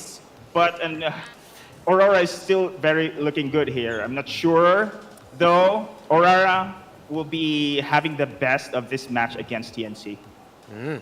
All right, so you mentioned a lot for TNC struggling and that this might be a very difficult ask for them to sweep this so that they can continue their hope for the playoffs run. So one very little thing, if you're analyzing this game right now, if you're on the desk right now, what would be the one thing that you'd want to point out that TNC needs to do so that they can potentially sweep the series against Aurora? What's your main area of focus here? It can be a position, it can be a player. Who do you want to stick out here and focus on for TNC Pro Team? Okay, I'm not really pretty sure because of the previous match, we have seen merong 1-1, no? Yeah. Many shake-ups, many surprises picks. But this time around, TNC must stick to their guns here. It's not really experimentation anymore. If they are comfortable to use such heroes, they will use it. And I think Coach Wolf on the support staff will do it this way. It's really going to be a comfortable picks here against Aurora this time around. No more experimentations. I get you. All right, I like that. No more experimentations. Wala nang, kumbaga, wala nang intro-intro. Kami rin, wala nang intro-intro para sa'yo, Deadeye. Prediction for this match. Who do you think is gonna be getting the victory? Sorry, man. I had to get, sorry. Kailangan may score. Kailangan may score. Putting me in the spot. Yeah, it's gonna be 2-0 for Aurora for me. Coach Wolf, big shout out to you, idol. I'm a fan. It's just making sure, but again, Deadeye has already given, you know, his thoughts para rin sa ating audience, alright? Pwedeng-pwede nyo ring ilabas ang inyong mga bias. So just in case, malalaman natin yan in just a bit. But I feel like, for now, it is time to say goodbye to Deadeye. I am sure na a lot of people have learned so much from you. Deadeye, maraming salamat once again. And, Thank we'll you so probably much. see you next time. And for the English panel, Brigida and Mar, I guess we're gonna go back to duty again. See you guys. again. See you, Deadeye. See you, Bye. See you, Mar. We'll be right here doing our jobs. Bye. Dito lang. And right we're back. here. And we're back. And we're doing our jobs again. Yeah. Thank you so much. That was so cute for Deadeye sharing his background, the way he made it to MPL Singapore after just taking a chance. So you learn a lot. You might just really not want to miss taking some opportunities that are presented directly. Sometimes all you need, it seems like, is the love of a great partner to push you to the next level. Yeah. And in Deadeye's case, to push you to go to the MPL. Oh, congrats and good luck to our fellow Filipino at MPL Singapore right now. But as mentioned earlier by the Filipino broadcast panel host Hans Galleria, it's also time that you guys show your support. So similar to how we've been doing it for all the previous series, who do you think will win this match? Is it Aurora MLBB or TNC? It's time to vote now via the online poll. And of course, the panelists will have to answer this as well. Just say it. Okay, mine's Aurora. Aurora, I'll be that guy. For the sake of a good story, for the sake of a potential miracle run, even though I agreed with Deadeye, this most likely will be a 2-0 for Aurora. Just put TNC up there. All right, so put TNC up there for me. We'll have different votes this time. Oh wait, have we updated our bias board? Oh yeah, we need to update it. So now I have 5 Okay, correct. so now I'll have 3 dinosaurs here. Did you? I acted out the. Did you just act? Can you wait? Sorry, I didn't see that. Can you do that again, please? I just did that. Yeah. Ah, yeah, there we go. Yeah. It's a dinosaur. I'll have 3 dinosaurs now, and you'll have 4 pandas. 5. Wait, really? Yeah. But we also have to update for Leo and Naisu because they also have their predictions because we have like a spreadsheet that we put in our predictions. So yeah, for Ingan also need to update for Rockhart. So yeah, it's our good old little bias board. And did you say what consequence you're gonna do if you lost this? I think we haven't decided on it yet. Yeah, I think we gotta make it official for like the playoffs or something. Yes, and align with the Filipino broadcast at least on whatever the consequence might just be. But if you also watch the previous series, I think you witnessed the numerous recalls spammed by TLPH. Hell So yeah. it's not just them; it's a lot, or the other MPLPH teams also having their own specialized recalls. So those are all available now, and you will be able to represent your favorite teams in the most unique way possible. So don't forget to log in the game and get yours now. It's ongoing for a very long time, but at least it will take 1,000 diamonds to secure each. So Around, choose yeah. wisely on whichever recall you want to get first. This is the Team Liquid recall that the entire team was spamming earlier. I'm not gonna tell you exactly what to get. All I'm gonna say is hop into the game, go to preparation, and then go to the area with the spawn recalls. Yeah. So that you can see which one is best to spam. You can just spam it in the preview, even if you don't own it, so you can see which one is the best one to spam. Yeah, you just. But I will tell you, TLPH, Fnatic, Onyx Philippines, they're pretty good, guys. Yeah. They're pretty good to spam. Even those from Dewa and other teams, I think they're pretty decent. Like they look good. The animations, even I think RSG it looks well. Decide for yourselves. We each have our own taste, but those are a lot of MPL, PH, and even ID recalls that you can potentially get for yourselves and spam in game. So don't forget to check that out as we slowly go back to the last series we'll be watching for today, Aurora versus TNC.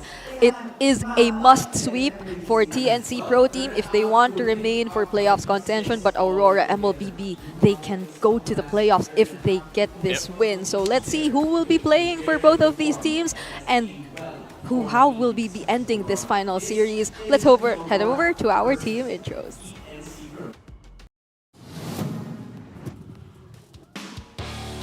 This is our final match of the day, and our marshals, Jeff, Chico, Hat, and JJ.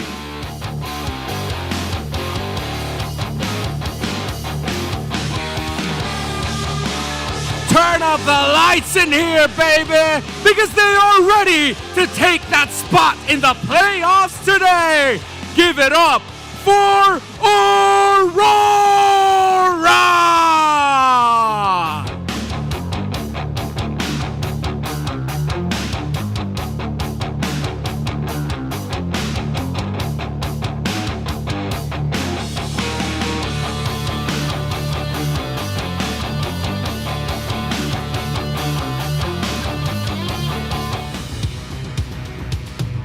fulfill the promise of the Phoenix rising again from the ashes.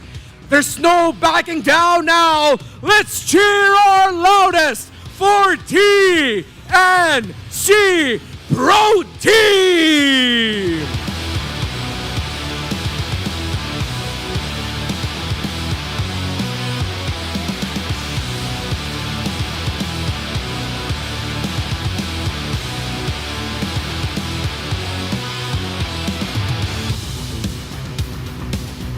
And their coaches. For the side of Aurora, Coach Master the Basics.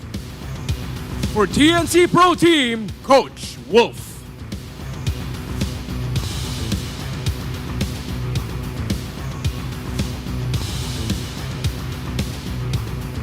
It's time for the face-off. Hatred, Yue, step forward. Hatred, paano mo babawian ang Auroras? Ano ang palag mo? Gagalingan namin kasi gagalingan rin nila eh. Yue, paano mo masisiguro na hindi makakabawi ang katapat mo? Ano ang palag mo? Spread love, not hate. Palag kang palag, fist bump. The light of the Auroras or the fire from the Phoenix. Let's enter the Lanadon panel. Pasok. I don't think there's any translation needed for that. Spread love, not hate. According to Yue, the mid lane magician, and this is Aurora MLBB. Again, one match away from securing their playoff spot. Yeah, Yue needs to... I was about to say another thing, I just realized it would sound off. But yeah, Yue will definitely need to continue his aggression here. If he ends up with either the Valentina, the Zask, if it's possible for him. But then you also see teams respecting the Vexana, the Aurora. Yue is so all around, and so he needs to be careful because I think TNC Pro Team will want to hunt him down. And the version of TNC Pro Team we're seeing right now is one that reminds us of their previous versions way back in the beginning of the regular season. It's Hatred and SDZYZ back in action here for TNC Pro Team. Yeah, Hatred needs to go against what Yue said. He needs to spread hate all over Aurora. Yeah, let's go with that. If Yue is going to be aggressive, Hatred needs to be aggressive. That's always been Hatred's most glowing quality. His aggression. Last year for TNC Pro Team, this year rather, it's just the aggression that he shows is absolutely top-notch. Yeah, and the fun thing, it's also, I guess, the versatility that Hatred can offer as a mid laner here, especially now that we're seeing so many new heroes being introduced to us. Previously, when Hatred was able or showed himself up, he was one of the first to bring out the Gusion mid lane. So yeah, I'm thinking about Gusion too. Right, I can't tell what other plans does TNC Pro Team have in mind at this point, but for the Infinix keys to victory for Aurora MLBB, let Renegade soar higher than the Phoenix. Renegade with the new haircut, by the way. TNC, play like you have nothing to lose. We all know TNC, when it comes to this point, they do tend to perform really well, and for both, contest the Mathilda. Yeah, TNC Pro Team, again, ultimate strength is early to mid-game. Escalera, well, when on that Mathilda, they play really well, they rotate really well. So, Aurora would want to contest that, and if possible, make sure the Mathilda ends up in the hands of Renegade, which has proven to be tried and tested up against a team like TNC Pro Team that, of course, like everyone else, likes to pick those assassins. Renegade has shown to be the assassin of assassins when he plays at Mathilda with how he shut down Carl TZ on the Ling as a Mathilda in the last time Aurora faced Team Liquid Philippines. Yeah, and I wonder how different this version of TNC is going to be from the previous versions, which were the ones to introduce the entire Mathilda Faramis duo, those who were slightly leaning towards how they really execute the team fights. Because in their previous lineup, one thing that remains a question to me is their ability to sustain the aggression and the dominance that they really deploy in the early stages. Like, it isn't new to us how they fail to often convert these early game advantages into direct, let's say, objectives, even turrets. But then Aurora MLBB is one that is known to be capable of that. Their difference in terms of average game time is just 10 seconds. So they have really close conditions or playstyles that we might really want to consider heading into this match. And now, Aurora side selection priority win rate. Oh wow, it's 50%. It's 50-50 for Yep. them. Yeah, for Aurora, I think they really just have to go into this and show TNC Pro Team that they did great. They improved their early game. It was Renegade himself who mentioned that I forgot who they faced off against, but it was they themselves who said, our early game is one of our weaknesses right now. We need to improve it. In their latest matches, they have improved that. So TNC Pro Team need to be careful, make sure that Renegade especially does not end up with the heroes that can really set the tempo. And as we are now here in the draft, you see as Aurora would prioritize the lane, surprising to me in this current metagame. But TNC Pro Team respond with getting the Cho and the Khalid. It was Aurora themselves who banned out the Matilda, so that's not going to be an option for them. It's a great first two picks for TNC Pro Team. Well, this is interesting. I feel like the Khalid doesn't differ much in the way like a Terizla is being carried out, and Heads is known to be I get you, yeah. one of the like the Terizla for Heads at least is one of the best or the most comfortable heroes he's ever played, and now he's going to show us the Khalid. So the Terizla instead that we've been mentioning goes into the hands of Edward this time. So both cores for Aurora MLBB have been revealed. What? This is such a quick draft. Yeah. The first phase passed by so fast. Yeah, they're just drafting fast. I mean, knowing the tendency here of Coach Itamax, Coach Itamax has gone up against, was rivals with these group of players for a very long time. And back in Season 9, it was Demon Kite and RSG that he faced. For a good amount of his career, he had to try to draft and outplay against Edward and now even Renegade, Yue, Doming, those variations. So if you add to that the factor of like, if you go back at the previous casts of Wolf, he could, similar to a lot of the analysts here in MPL Philippines, you could easily call out or predict the picks of teams like Aurora, the coach master of the basics, the coach Bonchan staff. Then it's no surprise that they're drafting into this so quickly. It seems like everything that in their game plan is happening right now. I wonder if now we could potentially see the Julian being flexed since it's Hatred going into the mid lane here That's for a great TNC option, Pro Team. Yeah. It might be good for them to secure a different jungler depending on the approach that they want to do, because based on the picks that TNC Pro Team are showing so far, they might just want to amplify their early game presence. Yeah. This is a Khalid and a True, so it might be Demon Kite being the target for the early game here for TNC Pro Team. A good ban here on the Angelo by TNC Pro Team. I think one of their problems again really is going to be the pick of Yue. The Valentina will still be open alongside his favorites, the Vexana, Aurora. But don't forget, one of the best heroes that Yue has played and has shown great gameplay with a great comeback is Lilia. Yeah. Because if you look at the lineup of TNC Pro Team, I wouldn't be surprised if once again they win the early game. Yes. But if they can't end it, it might be because Yue ended up with a Lilia. And that's going to be a problem here. And all of those are still available for Yue if they do want to ensure that they at least have ways to defend and I guess prolong this game for TNC or against TNC Pro Team. So now, what a win rate coming in here for Doming whenever he gets his hands on the Har. Undefeated. This reminds me of like how you mentioned the Sanji Luyi being on 100%, but now it was open for Aurora MLBB. Yeah, that's why you can afford to pick up a mid laner that might be actually a bit more control-minded if you want to catch him. I think, yeah, they're flexing the idea of a Julian flex. What if we might just end up seeing Hatred end up with a Gushan, you know? Or maybe a crazy fighter mid. What if we don't even see the Escalera pick? What if this is an EXP? Oh, wait, no, excuse me. What if it's a Rome Khalid? Yeah. You know what? No, I'm going to have to check myself on that. What if this is a mid-Chu? They pick up like, I don't know, Raphael or something? Okay. Or Ernestus?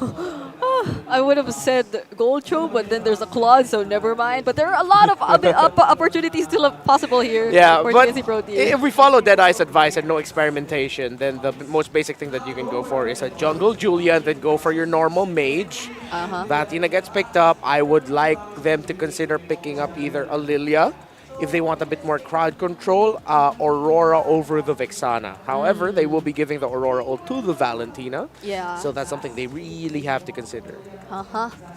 And so we will also find the answer as to whether this is indeed going to be a Julian jungle for Kaizen. Yeah. Because I remember Kaizen prioritizing the Nolan whenever possible. But again, yeah, the Nolan's banned out, yeah. so there aren't any possibilities. Hayabusa's still open, actually. So if ever they decide to flex the Julian into the mid lane, they still have the Hayabusa available. Wait, Who's that? Oh, it is the It is Aurora. Aurora, yeah. Alright, so following Deadeye's advice, they stick with the standard drafting, the comfort picks here for TNC Pro Team. And I remember Hatred also being able to show us the Aurora already previously when they played earlier into this regular season. But so far, looking at it, the early game potential remains here for TNC. And I think we're already seeing it here in the draft index. They're double the amount, the values of the early to mid game potential against Aurora MLBB. Yeah, I mean, look at that. This is as TNC as you could get. Crowd control, the push, early to mid game. That's very TNC. But then if you look at the late game, RORA might bring it there. Let's see what happens in game number 1 of TNC and Aurora. Casters, take it away. And away we shall. Welcome to the land of Dawn. Game 1 in a best of 3. Aurora MLBB versus TNC Pro Team. Leo here at your service alongside Naisu. Here we go. I hate how the draft just fits their character, man. I hate it. For both of them? It's too perfect. Well, you know what? I think, the panel, I liked with some of the ideas they were going through here and what it's ended up doing now for TNC. And part of that is just, I think going back to the keys to victory, play like you have nothing left to lose. And historically, we've seen TNC in that position where when they do kind of have that off their shoulders, they play their best. And it's unfortunate that, at this point, it's like, remember what they have to do here. They have to sweep this, right? That's right. Every game 1 means we'll end the night quick. And if TNC have their way, that's what's going to happen. Luckily, again, as previously mentioned, they have the draft on their side. Now check this out. Whoa! Whoa! Already early damage. Good flicker, though. Changing. Good flicker from Edward, as you were saying. Looking at that draft, lane per lane, let's start with the XP lane. Again, Escalera, what's up, Escalera? I don't know if you're going to get a chance. First blood going to the hands of Renegade. So, Escalera, I mean, he was just trying to do what we usually see Cho do. I don't think he got the memo. They got a little too aggressive down bottom. They're like, Jomi, we're going out. What? Whoa. Jomi, I said, we're going out! Now they're looking for more under the turret. Heads does take a couple shots. He's fine. From themselves, and now joining the fight. Demon Kite's there, looking for Heads. Does get the flicker out, so Heads is going to keep alive for now. But at least they get on the board. All right, you know what? I'll double down. XP lane and mid lane. Because you can kind of count Heads as a part of that mid game. All right, that mid lane, rather. And now, gold-wise, I'd give a slight advantage to Doming. Doming is... you know what? I have to do it now, live on broadcast. I have to apologize to Doming. I don't appreciate him as much as I should. He's a diamond in the rough, and I don't sing his praises hard enough. And now look at this. Demon Kite and Doming force out a blazing duet. Yeah, force that out. And I think it's just one of those things where Doming is just a little more low-key than a lot of the gold laners. Hold on. In the jungle, there's the freeze. Renegade is going to get taken out. My boy. Hatred helps cap that out. So TNC finding another kill on the board. I mean, they sent 4 dudes. Yeah, they did. They used a lot. They used a lot, and here's the thing. They didn't commit to stealing away the buff. I wonder how bad that's going to bite them in the behind. Yeah. Because look, they got the objective. They got the turtle, and eventually pick up the kill. And so far, I think the TNC are now back in the driver's seat. Can't confirm. So save for the gold lane, TNC win every lane from there. I'm going to go back to what you were saying there. What do you think it is about Doming? Is it just, hold on, Escalera, hold that thought. He's looking for the kick. Won't be able to fight it. There's the response coming through.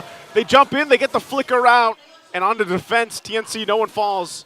So this gold lane itself has been very action-based already. By themselves. By themselves. They are an island at this point, and I think it's in those moments I can truly appreciate Doming. Weirdly enough, more than I can appreciate him in team fights. Because he doesn't get to the point where in team fights are automatically won when he comes in without weathering the first 5 or 6 minutes. And I think that's where the magic of Doming lies. That's where I think again, much to my own misgiving, do not give him enough credit. Because he holds it down so well. Like he just scraps in the goal He just scraps it. That's why he gets to the point of being called paldoming, which is in English just a rich guy. A rich guy. Rich doming. I remember even doming nation before There when he was you playing go. the Claude. So how do you establish a doming nation? You gather your resources. You invest in the right funds. That's true. And now that benefits the rest of Aurora. And they're going to need that. They're going to need that insurance policy because TNC is not going to let up. They're not, because Escalera's jumping in Nice with kick. the kick. Going to find the mark. Renegade already taken out. Good response, TNC. Momentum in their favor. Edward is around the corner. Doesn't have the flicker, though, but is going to get forced out of the area. Does still wait for the team to get back. Gives the information. We'll get the flicker out from Heads. Penalty zone already expended as well, and Escalera quite low. Demon Kai waiting patiently to try to take the turtle, but he won't as SD secures that one. All right.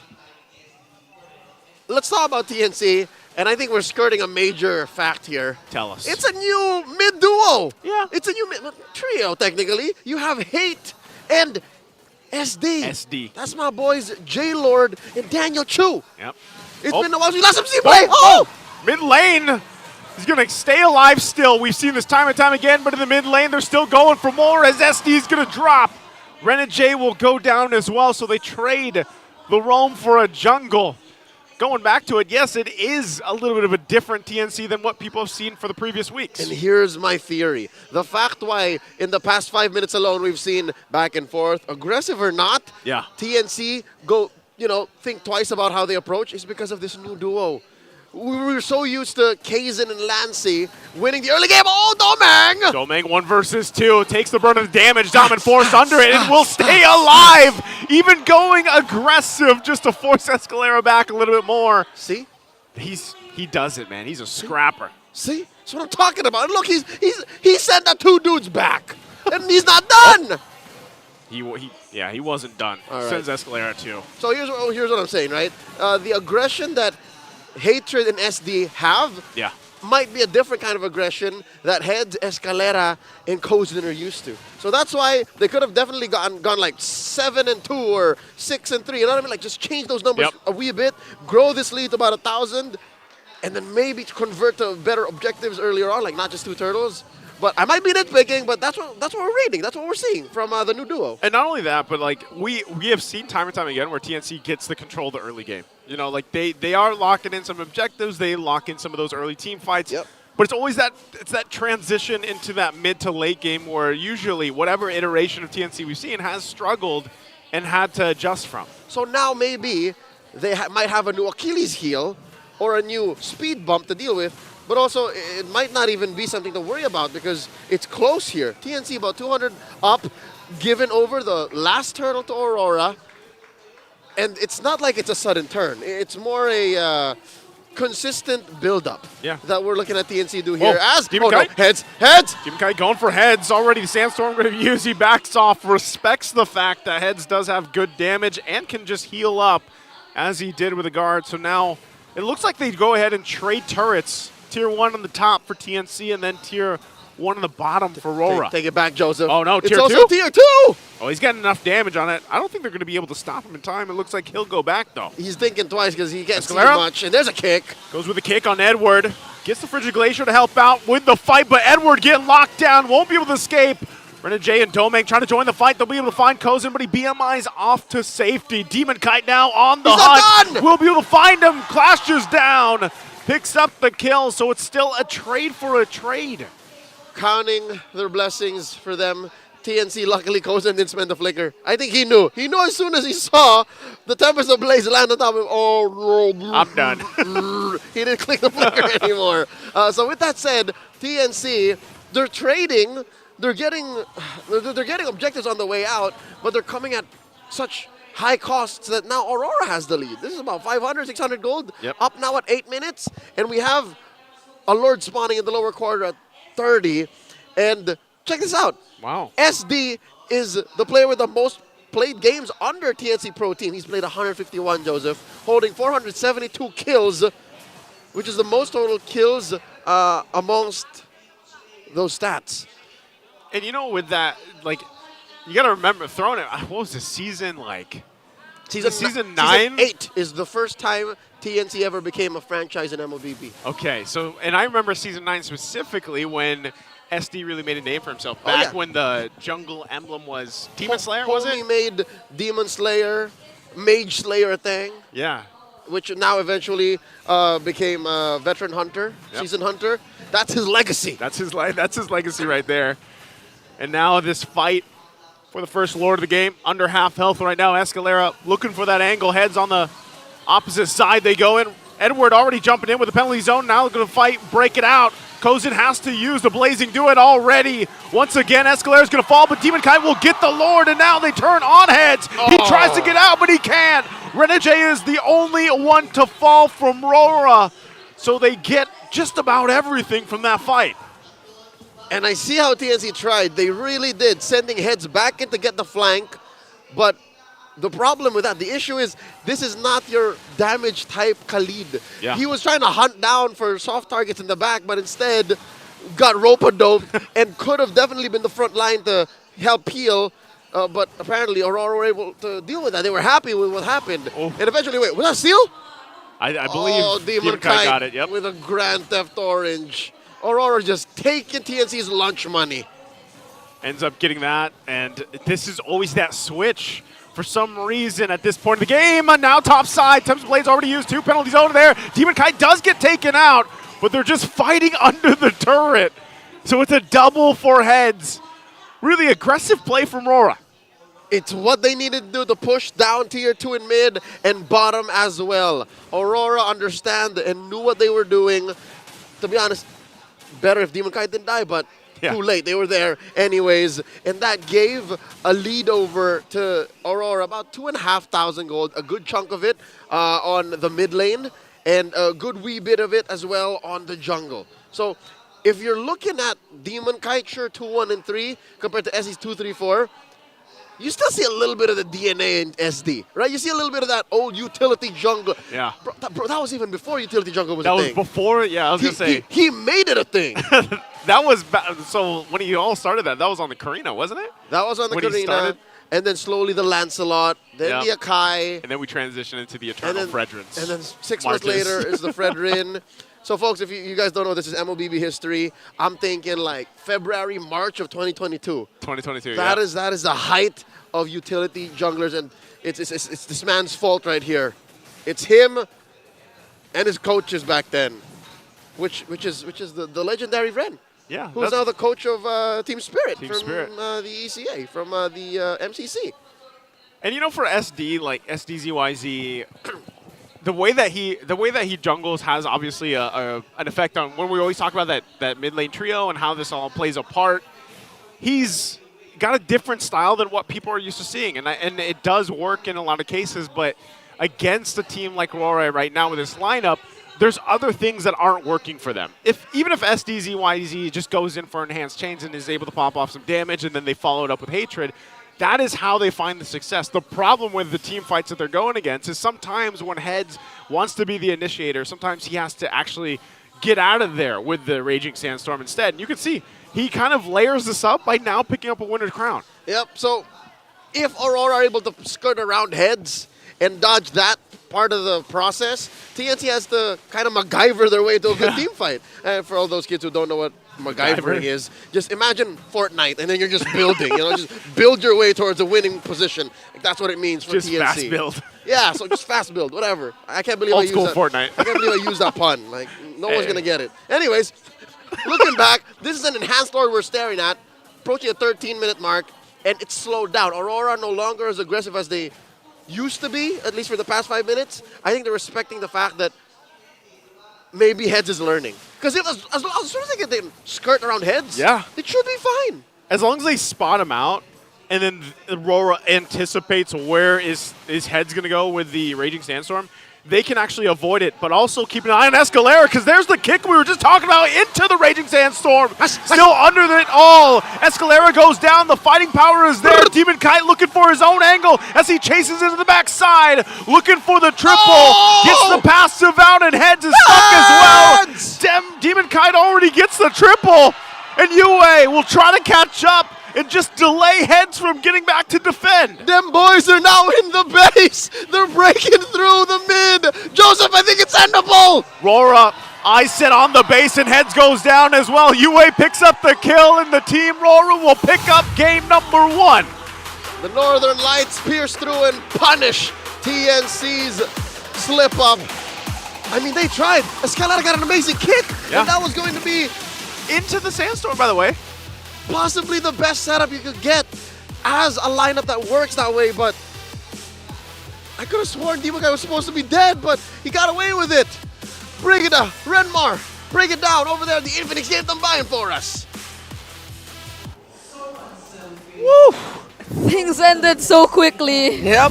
For that game number 1 between Aurora MLBB and TNC Pro Team. And I'd agree with the casters. They really try. I think even for the entirety of that game, TNC felt like they were being a little bit more careful with their decisions. Yes, there was an intention to be very aggressive, but not to the point that they'd risk a potential, I'd say, snowball instead in the hands of Aurora MLBB. Yeah, I think one of the best ways that we can put it is that if you look at the wins of Aurora as we look at the game MVP Demon Kite, they really waited in the sense that their ability layering was always on point.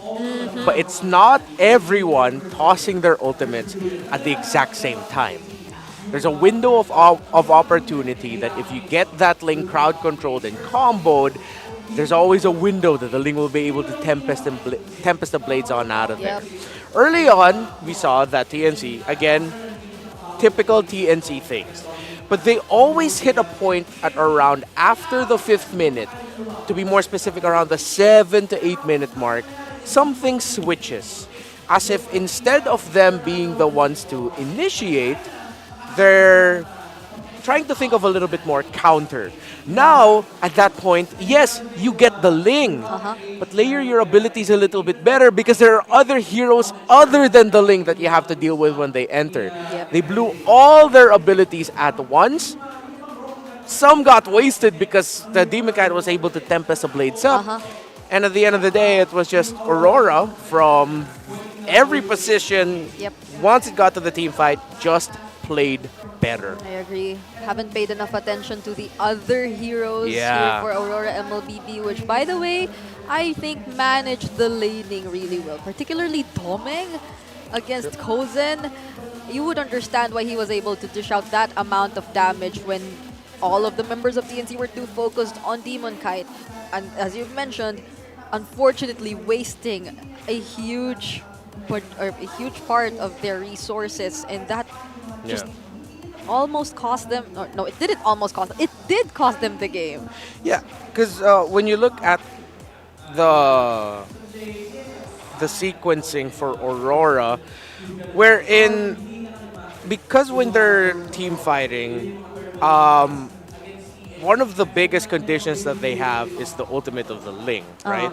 So TNC Pro Team, if they just did enough to pop that Tempest of Blades early, but then necessarily not try to kill the Ling, that's okay. Yeah, that's okay. Because once you pop the templates of the blades out of the Ling, you're good. Yeah, that's now you can turn your focus to the other members of Aurora. That's a different way to look at it.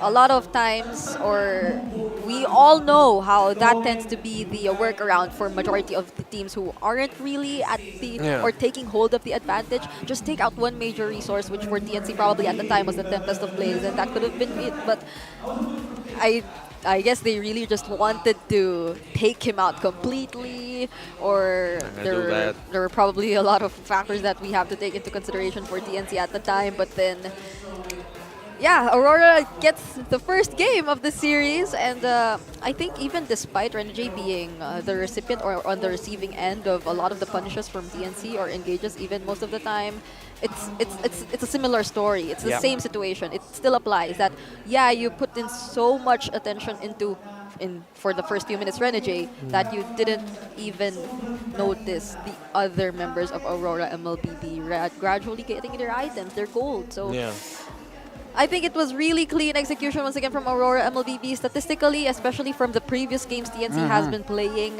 you would compare that they're relatively close. Yeah. But then it did seem like despite the surprise new lineup deployed here by TNC, Aurora just knew how to do things by the book for this game number 1. Yeah, and Aurora are a team that have the DNA of really just waiting for your right time. If you lose the early game, these players have had a long history of making comebacks. First Lord, second Lord, and then turning the game around from there. So if you look at Aurora, this is like a good showcase of some of their best defensive strengths in the macro and their offensive strengths in the micro. Their understanding of the timing as individual players, when to pop their specific abilities at the right time, how well they can do laning to, if they're not going to win the lane, they're going to minimize the wins of their opponents. Then when it gets to the macro, if they lost the early, they know how to layer their abilities and team fight well and conserve the right abilities, mark the right heroes and opponents to maximize their team fighting. Yep, so you might just also really want to take Aurora MLBB by surprise in a way that they won't be able to calculate and micromanage all of those things which we see them do, because they're a team who's very systematic in their approach and how they play the game. And that's for TNC Pro Team that we hopefully would be seeing in the next games, that they really do the keys to victory, that don't think of anything else, just play your game. And for those watching us right now, I know we're all looking forward to the next game, but if you want to win up to 90,000 diamonds, you can visit us here at the MPL Arena and post your live experience on Facebook and TikTok with the hashtags MPL S14 Live Experience. Don't forget to make your posts public and to tag the official pages of MPL Philippines so we can check who will be the recipient of these 90,000 diamonds. I think I've seen like a couple of people already post on the MLBB PHNet Facebook group that they won and did get the 90,000 diamonds. That's a lot. I wonder. Yeah, imagine just posting a selfie. You could post a selfie in the bathroom of Green Sun during MPL. As long as it's like, a family-friendly selfie, of course. Of course. And get 90K. Yeah, or maybe even at the booths. Who knows? Depends. And I know we're at the second to the last week of the regular season and playoffs is coming near. But a lot of you have questions about the playoffs, and let's watch this short video to hopefully answer most of those questions.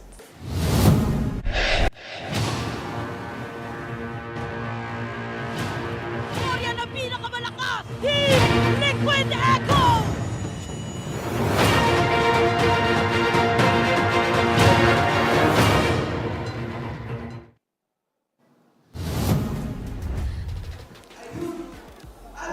It's all for that. You saw it. This is the trophy. You're seeing it right in front of you. It's going to be here. It's going to be here. It's so close. You know what? I always remember how we invite those who might not be residing in the Philippines to visit us here if ever they do want to. Playoffs is again coming near. It's heavy. And you know what's the great part? Is that the playoffs will be situated once again at a hotel. Yeah. So if ever you're coming from somewhere far away, you want to watch the playoffs, then it should be no problem because it's still happening here at Green Sun Hotel Makati. Yeah, and there it is. Our details. October 16 to 20 are the official dates of the MPL Philippines playoffs. Tickets are now going to be on sale starting September 28th. It is... Wait, why did I look at my wrist? I don't have a... Is it September 28th today? Tomorrow. Tickets go on sale tomorrow. Early bird prices there, regular prices there, and if you're able to catch the interviews earlier, there are lucky fans who can win Match 1 Day 1 tickets. So... now's your time. Come to MPL Philippines. You might get free playoff tickets. Do that. And you made a great point.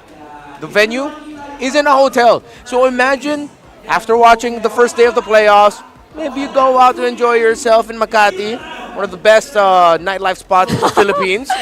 And then you wake up pretty late because, I don't know, you partied way too hard, but then you go straight downstairs, hopefully after taking a shower, to watch MPL Philippines playoffs. Yeah, and it's not just that. It's near the airport. So regardless of where you come from, you can literally head straight to the venue for the playoffs, even before the playoffs. It's like 30 minutes from the airport, even quicker, right? Not even. Not even? Maybe 20? Yeah. around that. So around 15 to 20 minutes. It's a huge advantage for those who really want to watch the playoffs on site. There are a lot of things you have to watch out for. If you do come visit here, there are meet and greets with the teams, the players themselves. There are meet and greets with the talents. There are fun Siklaban games, and there are booths that you definitely have to check out because you know the teams, aside from the recalls, they have their own interesting and special merch that I wish I could personally collect. And there's going to be a lot more activities as well during the playoffs. We're going to be expanding the offers we have available for you fans in terms of how you can enjoy experience here live on site in Green San Makati. And speaking of the ways you can enjoy, this is one of them. It's the smart gameplay pose. So they just have to copy the pose that they're seeing on screen and potentially win a redeemable in-game code. So come on, do the Demon Kite pose. And the accurate opening of the mouth. We're so particular once again. They're both pretty good. They're both pretty good. I can't decide. I can't decide between them. Oh! Wow. Can both of them win?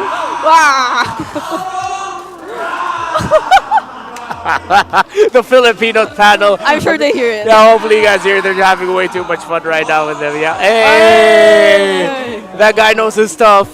Yeah. That guy knows his stuff. And as I said last week, go keep rizzing. Just keep rizzing. Yeah. Follow Brigida's advice. Just keep rizzing. Congratulations. Your turn. Do it. Keep rizzing. No, do it. Do it. Do the Demon Guy pose. Oh, the demon. I thought the rizzing. Okay. Rah! There we go. Can you do it too? All right, so I feel like for this next one, TNC Pro Team need to recalibrate just a little bit. I mean, they're already, if I'm not mistaken, they're out of playoffs contention. Yep. So now let's just hope for the best. Yeah, and for Aurora MLBB, they're one step away from securing their playoff spot. So shout out to all the Auroras watching at KMC SM North EDSA for this match versus TNC Pro Team. This is so fun. Aurora MLBB has a lot of watch parties going on every single week. I think last time they were in one of the biggest universities here in the Philippines. They had a watch party at Ateneo, the Manila University. That's your uni, right? It is my university. I'm so proud. Just because you guys have a bigger lot than actual trees, unlike us in DLSU. Oh, so we're talking about that. Oh no, We've already discussed. We're from rival universities. we are. Except during my time, we still had horse carriages, I guess. Oh, really? No, of course. Oh, I mean, I was already burning myself a little bit, and you burned me even more.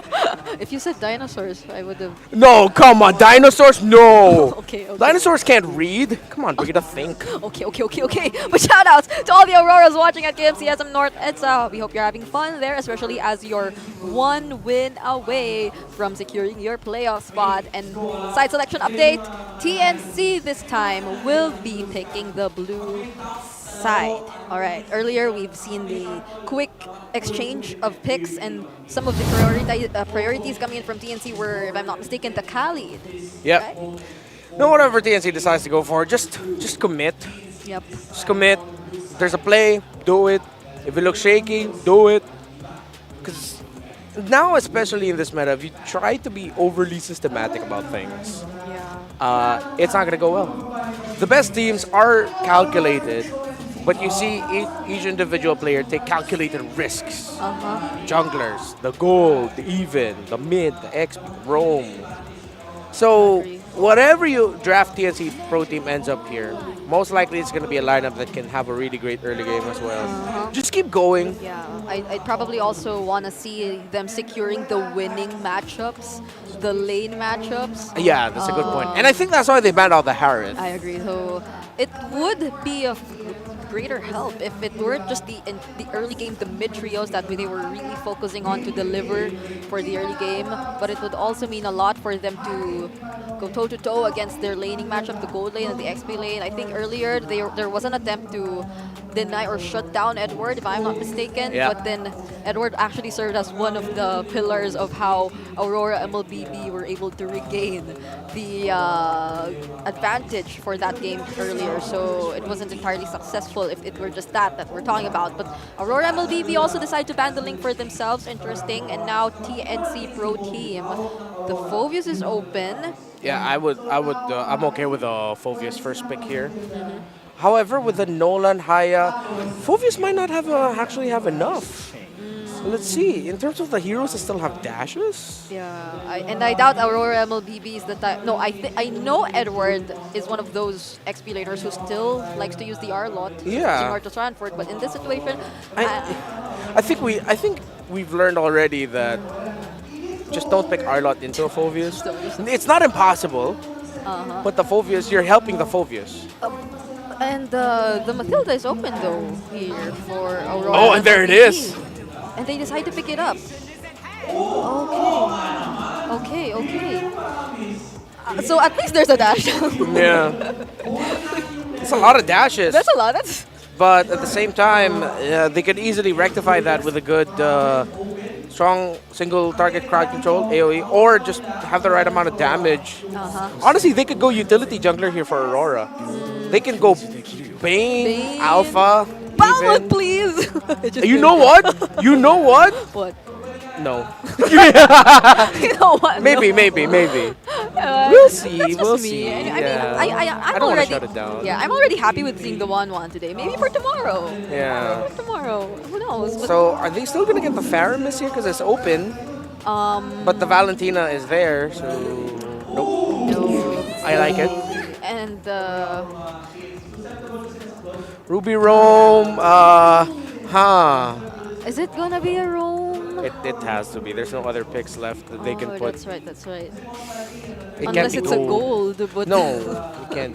The only way that can be a Ruby Gold is if they put the Julian in the mid and pick a strong basic attack scaling hero in the jungle. Yeah, that's true. And look at the win rate for Renegade on this Matilda. Almost 65%. It's 60 above is a great number. That's crazy. 80% kill participation and 8 assists per game on average. That's a great stat line. So he's very reliable if it were just based on that.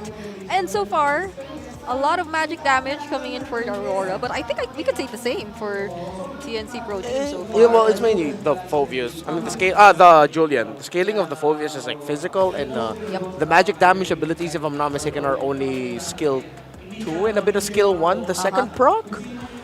Maybe I'm mistaken.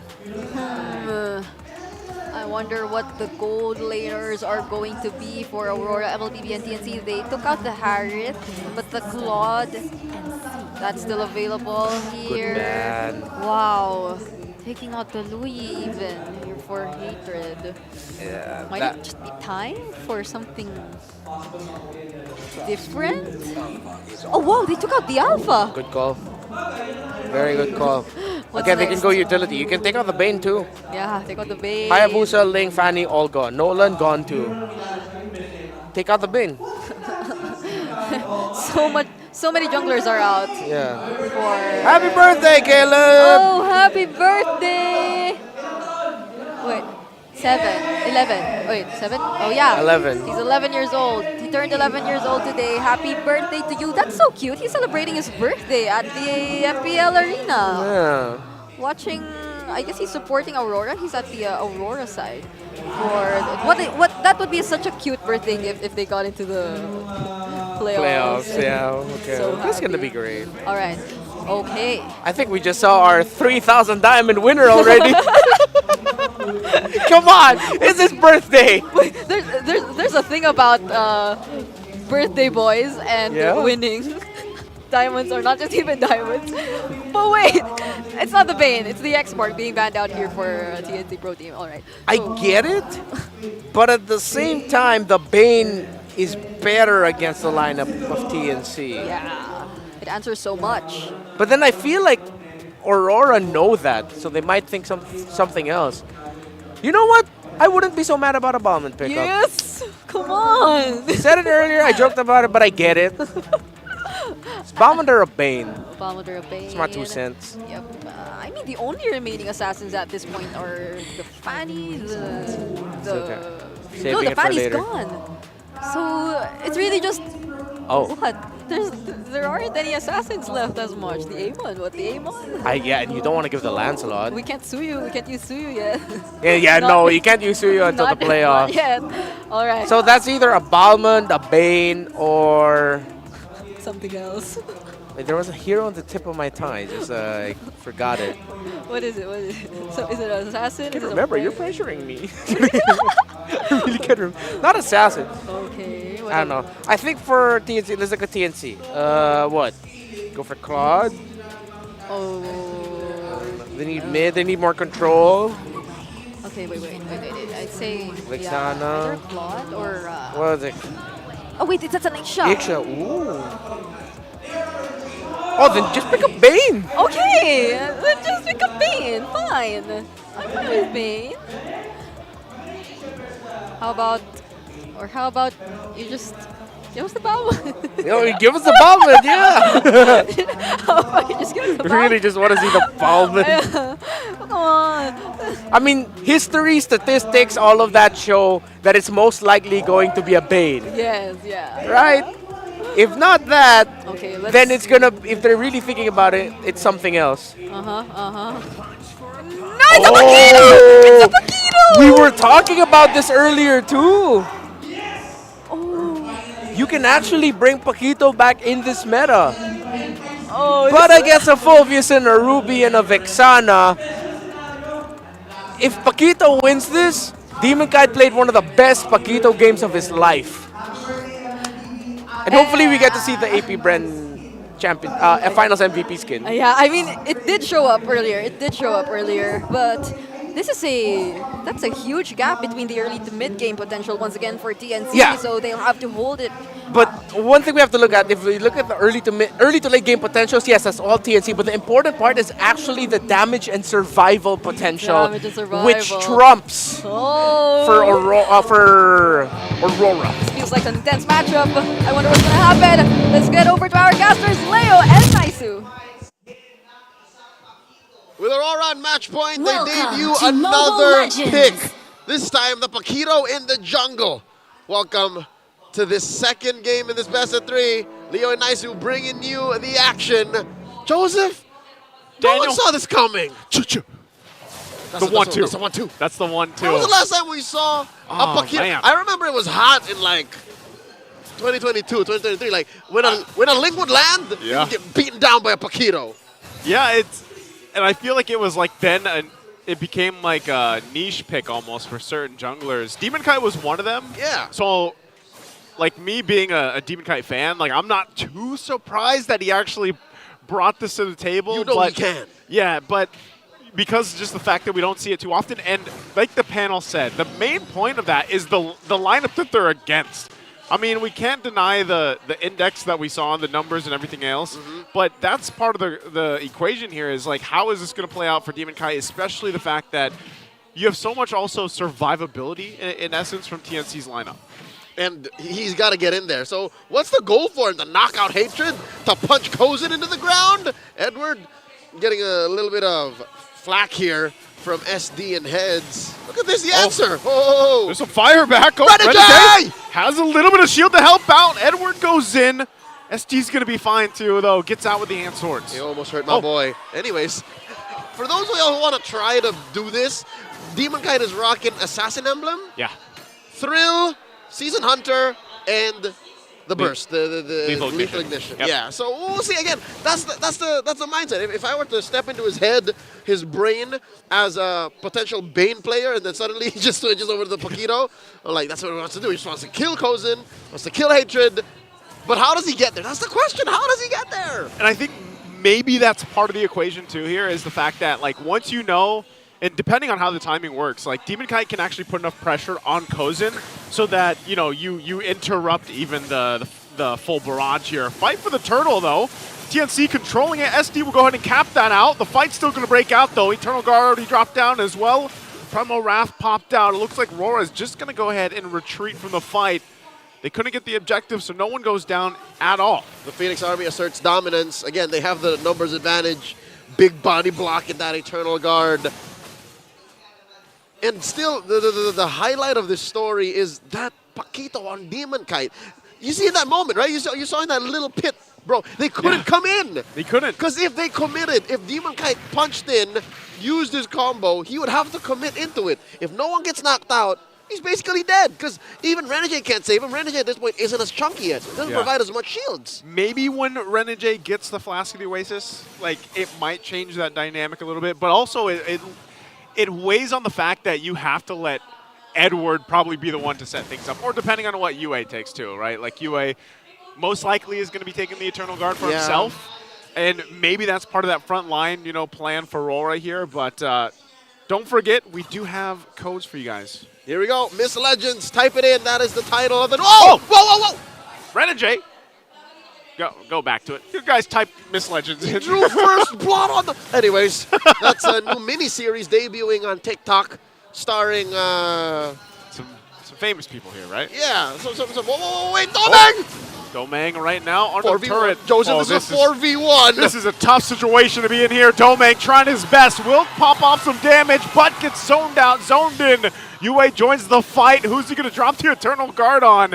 Drops it down right on the mark, but the rest of the team a little bit too late. You can see Demon Kite deep into enemy territory. Steal? Go for a steal here. What's he going to go just for a here? Flank. Level 7 holding on, full stacks here. Goes in, gets the flicker out from Escalera.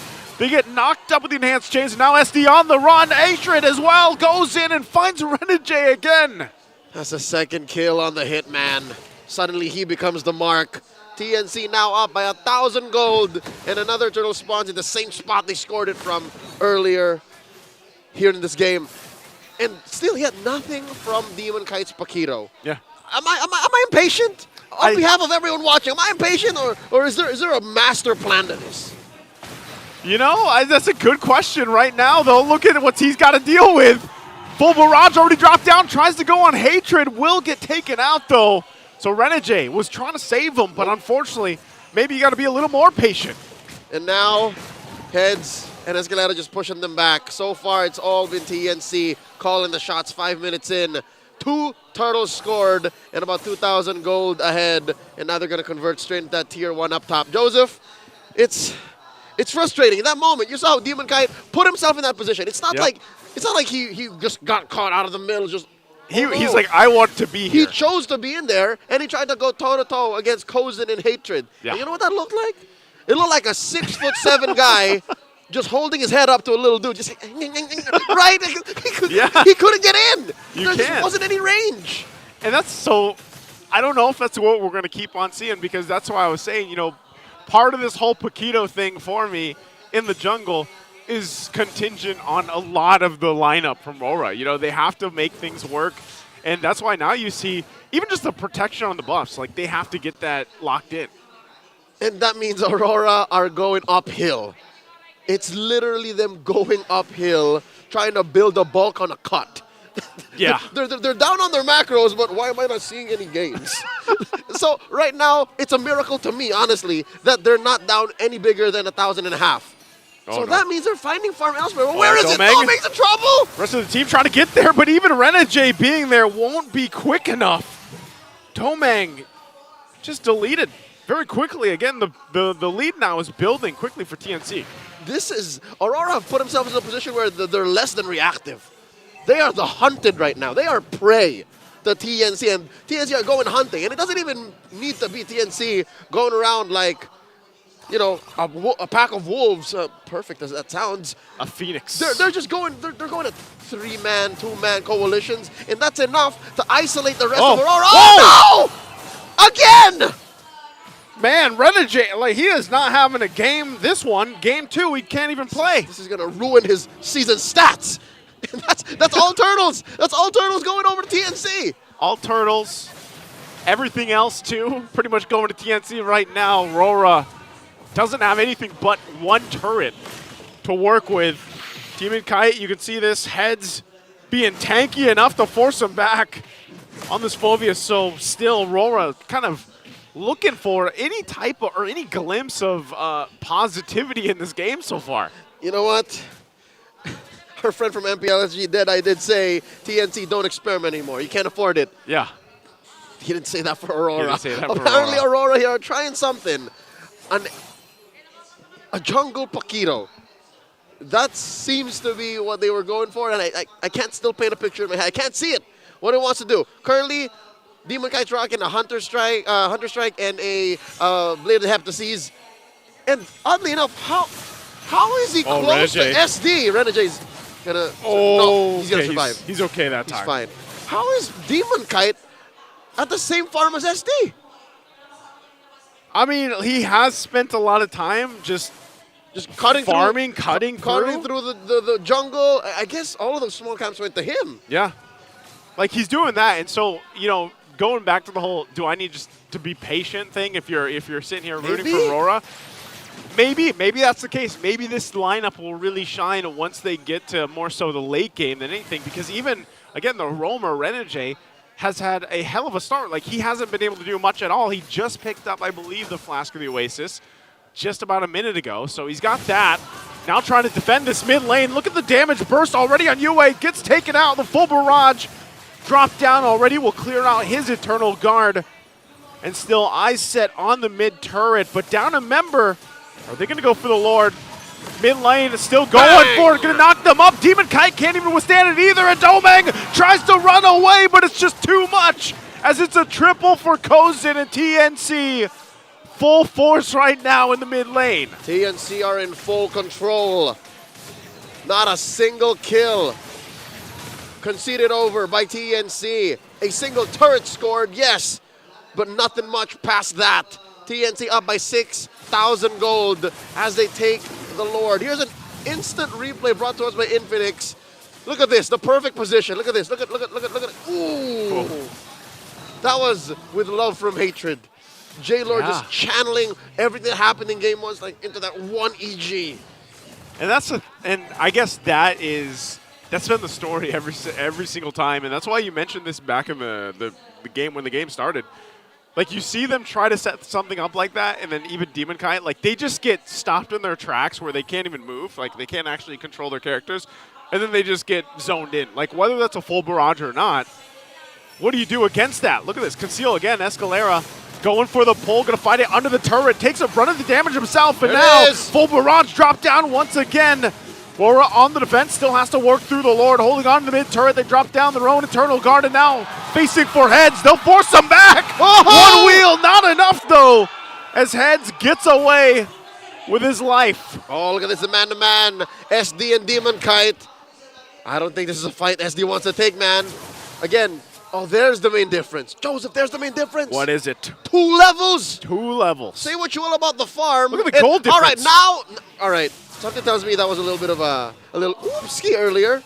Or just suddenly, because of the Lord take and because of that push, the true net worth reveals itself. 7,500 and about 2,000 between SD and DK. That's believable. Now that makes sense. All across the board, TNC are just far ahead. And I'm trying to think here, TNC with this kind of lead, with this massive lead, there's no way. Oh, hold on. They go to Escalera. Renegay just picked off really quickly again, time and time. And TNC now looking to maybe do a little bit more damage, maybe even initiate again. Escalera don't have enough time for your explanations. He doesn't have enough.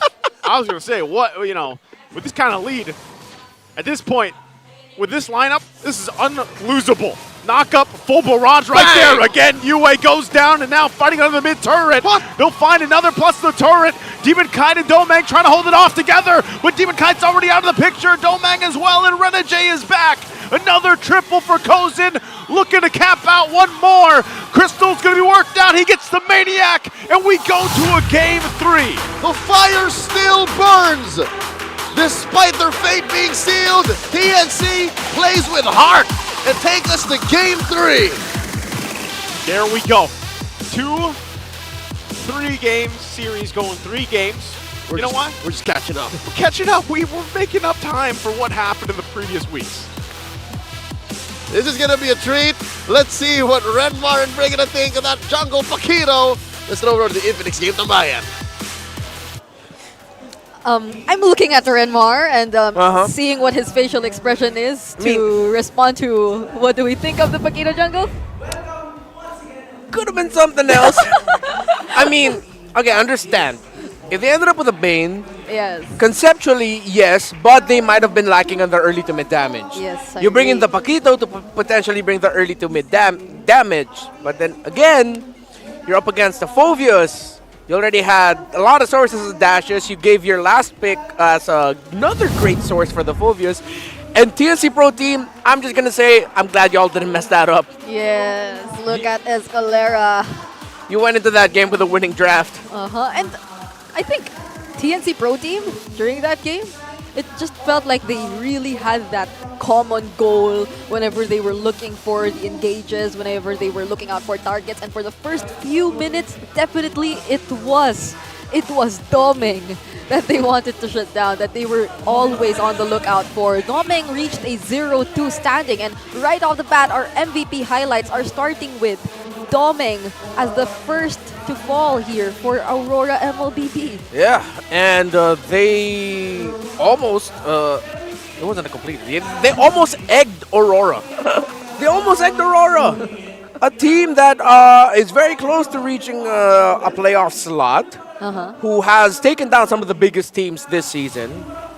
So for TNC Pro Team, it's like, again, this is like the most frustrating thing about someone who casts their game, or if you're a fan of TNC Pro Team, where it's like, you know they can do it. Majority of the time they go into games with really great drafts. Yeah. But see, common goal, as you mentioned, that's a great point. And if you don't hesitate, you just commit the play, just, you know what, just go for it. Why is it this is always like this with TNC Pro Team? I'm sure in the back of the heads they know they're out of playoffs contention. Suddenly they play like gods. And it's been the recurring storyline for TNC. It's been like that since season 11. I mean, why did it have to?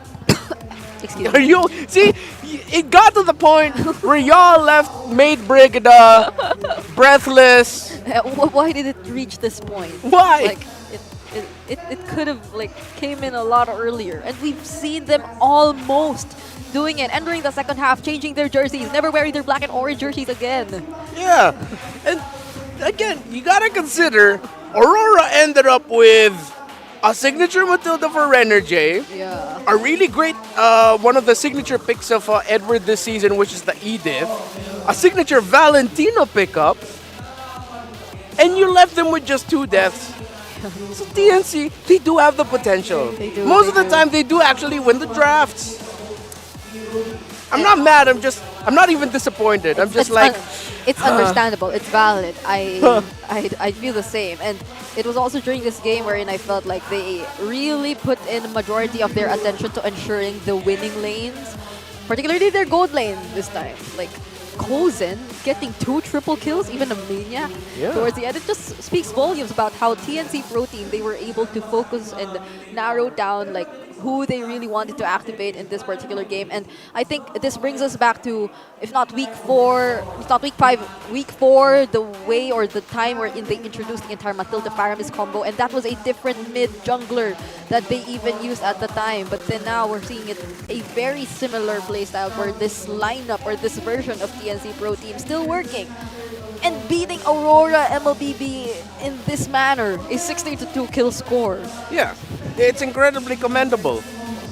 Which makes everything get a little bit more frustrating. You know what, if TNC Pro Team can end up with an extra pick again, just go ahead. Some of the best performances that Kozen has shown off has been with that Matilda.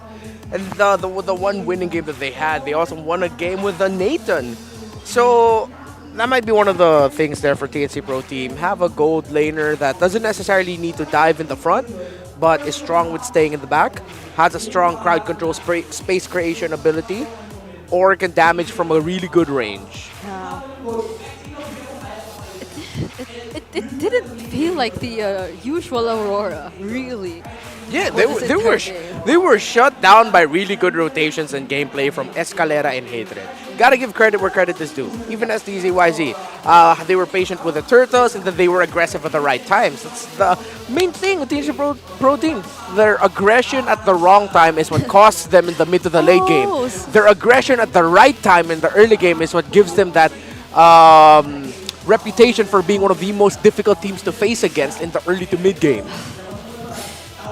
And for one of the rare times and occasions that we see TNC really sustaining that early to mid game all the way to the point wherein they ended the game relatively early. We see that they still really have a chance of rising, but then if only we could disregard the reality that after that 2-1 victory for earlier series TLPH against RSG, now it's really unfortunate to know that TNC, they're out of playoff contention. So we just circle back to the idea that it is really frustrating to see everything happen at this point. I'm a frustrated TNC Pro Team supporter, man. Like a lot of people are in the comment section. You know what I realize about you guys in the comment section? When TNC Pro Team are winning, man, you guys analyze the hell out of them. This is so much praise. And then I get why you guys can get so, let's just say, aggressive when they're losing. Because it's not anger, it's disappointment. But we gotta give credit where credit is due. Escalera played a really great game on that Ruby. He was very on sync with Hatred and SDZYZ. Again, but we circle back. Why can't we get more of that? Why can't we get that consistently? Not just in the early to mid, but even in the mid to the late game. And you know, he did vote for our TNC in the predictions earlier. He voted for TNC. I voted for Aurora. So that could have been his 6th Panda here in the bias board, and he's currently leading. He's currently leading the bias board. Ta-da! This is the English stream bias board. Look at that. It's updated, at least for me and Renmar. Oh, let me just adjust raw cards here, right here. There we go. See? Look at all those pandas, y'all. That's him. But he didn't. He chose to vote for TNC. Nah, I'm gonna get my 7th. Wait, how many is that? You're not. 3, 4, 5. I'm gonna get my 6th. I'm gonna get my 6th. No, I already put your panda 2, from 3. earlier. That's 5 pandas. No, but I'm gonna get my 6th. I predicted TNC. Oh! That's what I'm trying to say. Oh, I get it. Okay. Anyway. Thanks for your support. Now I understand. We have a skin spiel. Yeah, let's go. Commemorating AP Brand's victorious M5 journey, the first ever Falcons our finals MVP skin is available. It was shown earlier, so don't forget to check that out. But now we're watching the 8th birthday. 8th MLBB birthday. Wait, is that a panda? Is that a... What? We were just talking about pandas earlier, and now we're seeing another one. This is so trippy. What the hell is going on? Do you have to voice over this? Yeah, we do have to voice over this. And this is... It's me! No, that's Fuego. That's not me. But that ain't me, y'all. That ain't me. And we're not brothers and we're not cousins. Yeah, but he's wearing a panda costume, and your emojis are pandas. Yeah, I can't escape the allegations anymore. I am Fuego, and Fuego is Renmar. So he's celebrating the 8th birthday of MLBB. I'm gonna clap with Fuego. Happy birthday, MLBB.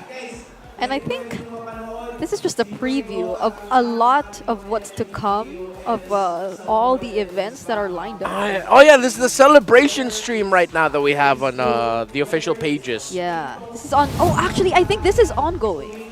So yeah, it is ongoing. Yeah, so that's why we're there. Wow.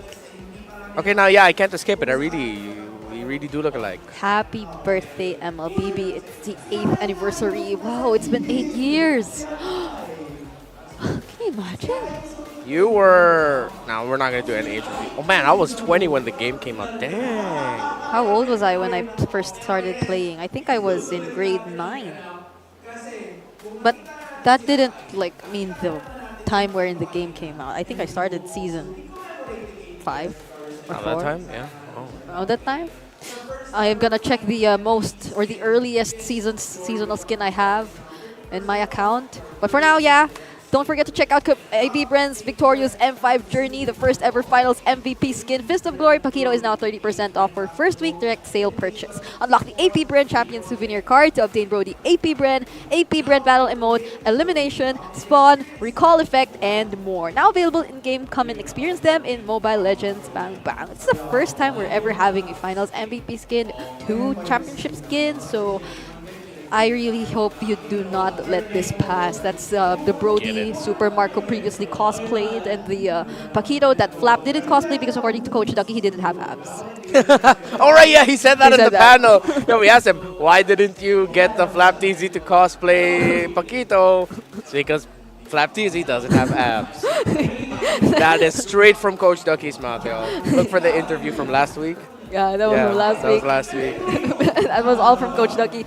By the way, who I'm looking forward to see what pants he'll be wearing for their next game, because last time he was wearing cargo pants, and a lot of us know he always uses denim jeans. Yeah, cargo pants. He was Oh, you're talking about Coach Ducky's pants? Yeah. I was thinking about the next game, and I was like, in this game theme, like, wait, why are you looking forward to seeing who wears what kind of pants? Steel leg plates or what? No. You're talking about Coach Ducky. All right, okay. all right. And now we can finally go back to the game. Game number 3. What a trip, Brigada. What a trip. Between Aurora MLBB and TNC Pro Team. Okay, finally, I can see Midnight rejoicing all the way from the Filipino panel, and it probably because Khalid is banned out here. For this last game, we're not seeing any Khalids. Yeah, and a good ban here by TNC Pro Team, respecting the Harith of Domeng. Is it the Phobias again? Oh, it's the Phobias again. Ruh-roh. And there's no Matilda, by the way. So, unless You know, TNC Pro Team. I'm gonna say it now, they can go carry. Wait, what? Oh, Or even what? Ninja. Or, you know what? That was fast. Pick Melissa. Yeah. I'm gonna say it now, pick Melissa, cousin. Yeah. Pick Melissa. Would they want to Do not pick consider- Melissa. Do not pick Melissa. No. That was fast. That was so fast. Okay. I feel like the what's open here for the Firemas is still open even. Yeah, that's the thing. They pick Faramus here. They have to ban Valentina later. Then they're gonna have to take out another. Are they okay with picking the Faramus into the Hayabusa? I'm not entirely sure about that. Yeah, because pro players do say that the Hayabusa is one of the counters to the Faramis, because if you just time it right, you can force the Nether Realm out early. Yes, that's But true. we have seen players this season especially not care about that. But So of course, maybe not now. Yeah, actually, when you're going up against a Phobius, it's almost a necessity that you go pick a carry. Something with really great true damage. Maybe even a Lunox to really burn That's that true. dude down. And since there isn't any Harith anyway, or like there's a Moskov, so there won't be any chances of either an Alice or another tanky matchup here, so they will be just going for the carry instead. And interesting, taking out the Lolita even after its nerfs. No, I'm gonna say this now. I think TNC need to steal away the Cho. Actually, I think so too. It's a great answer to the Hayabusa, though it will make the Phobias happy somehow. But it's nothing new. Like a lot of teams just pick heroes that would like lessen the cooldown here for Phobias passive anyway. Oh, okay, so wait, what's that? Good ban of What's the that, Eve. Good ban, because we saw how carry gold laners will struggle up against the Eve. 80%? 80. Wait, am I seeing this right? Yeah, you are. It is 80%. What? I have to check out the specific numbers for that. He has played 4 out of 5 games. He has won. That's terrifying. What? Not gonna lie. Only lost once. So I would understand if TNC are, if not the Cho, they might be stuck with picking up a Ruby for Escalera first. Oh, yeah. But I do really... It's tough. Do you steal away the Cho from Renegade? Do you take the Ruby so you can safely counter the Haya? Hatred's gonna be stuck with an Aurora. Oh, that's a Tigreal. Oh, Tigreal. Okay, that's so good. That's so good. I was thinking of it. If not the Cho, if not like a single target hero, yeah, the Tigreal would work Cho pretty Lilia. well. But that leaves the Cho available for Renegade if ever they do want to pick that up. The Lilia is also available, as you've mentioned. There's no Vexana. The Aurora. I don't If they pick, because if Aurora pick up something different, like let's say a Jawhead, that means they're thinking about the Ling potentially coming out. I think that's a Grok getting hovered though. Wait, was that a Grok? I still think it should be Cho though. What's Yue?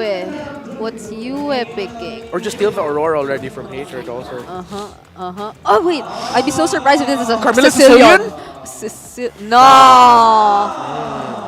Okay. So they use the Pyramus instead. Okay. These are mid. There's an Edith though, and the Tigreal.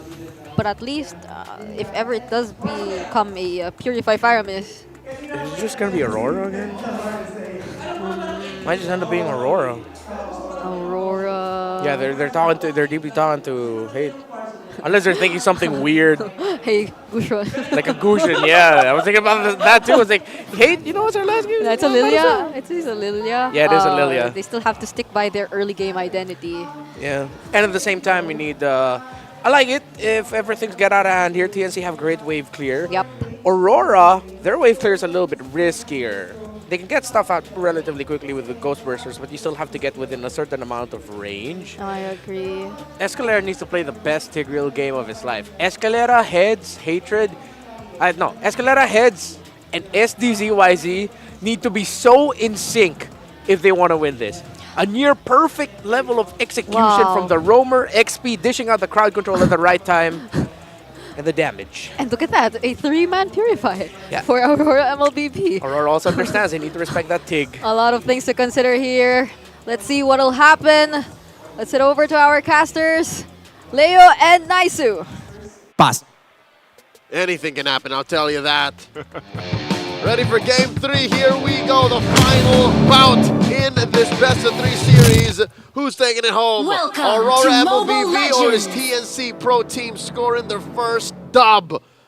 Joseph, I gotta tell you now, I'm liking the adjustment. This is a this is a powerful lineup that Aurora are bringing, especially since now the Hitman adds another hero to his arsenal. Another hero, honestly, as much as we talked about it, I thought you were going to say because there isn't a Paquito jungle in the hands of I'm trying to forget. I'm trying to forget. Well, that's true. And as we take a look at the emblems and everything else, hold on, already, of course, some early action Domeng has to deal with. The rest of the team is going to kind of give him some support here with this 2 versus 1 right now. Renegade, speaking of the Carmilla, how is this going to work with the lineup that they brought for this game 3? I mean, the only other time I remember Carmilla showing up in the roam here was in the hands of Smart Omega. Chaknu used it in a victory. So with that said, Aurora are playing with a lot of AoE, right? You have Edward, you have Yue, and Domeng, I think just to take care of stragglers. But as it is, without that full combo, without these large-scale engagements, they can only hope that DK does this? What? So we're actually going to go for Escalera. Oh, whoa! Force it out of Flicker! Forced out of Flicker. I think even Escalera was getting a little worried there. You know what? That's a TKO. I'll call it now.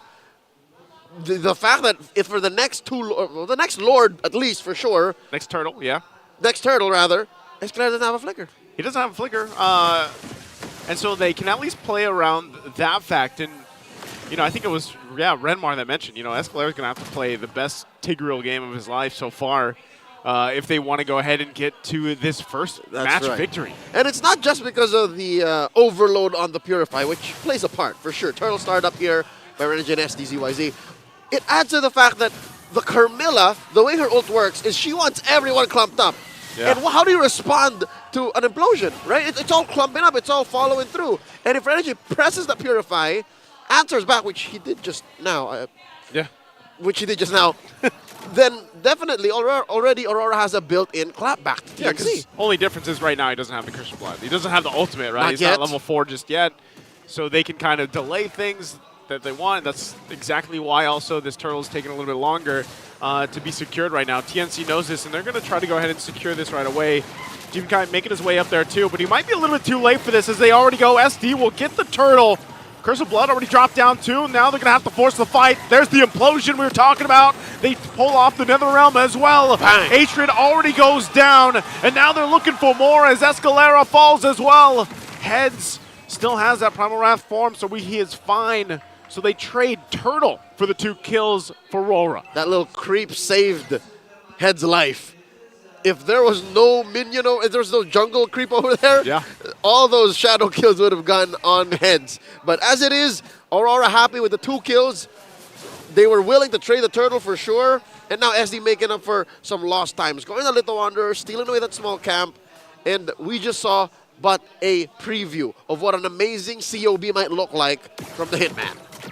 And that's going to be a part of why I would say that even Renmar was saying, you know, that, yeah, you're going to have to play just a phenomenal Tigreal game because of the fact that there is that countermeasure when the Carmilla is there and playing its part. And that's the thing, you know, just like we've seen for the entirety of the season, Domang is just going to go stay in the lane, hold on. Once again, there's the implosion. They catch out Renegade. So even Demonkai and Yue just kind of watching that happen. They can't even respond. Nothing. And because the Carmilla isn't really even that chunky of a tank. Yeah. She's more of a support. So, yeah, say what you will about Escalera having to overload on CC and then try to finesse where he uses his skills.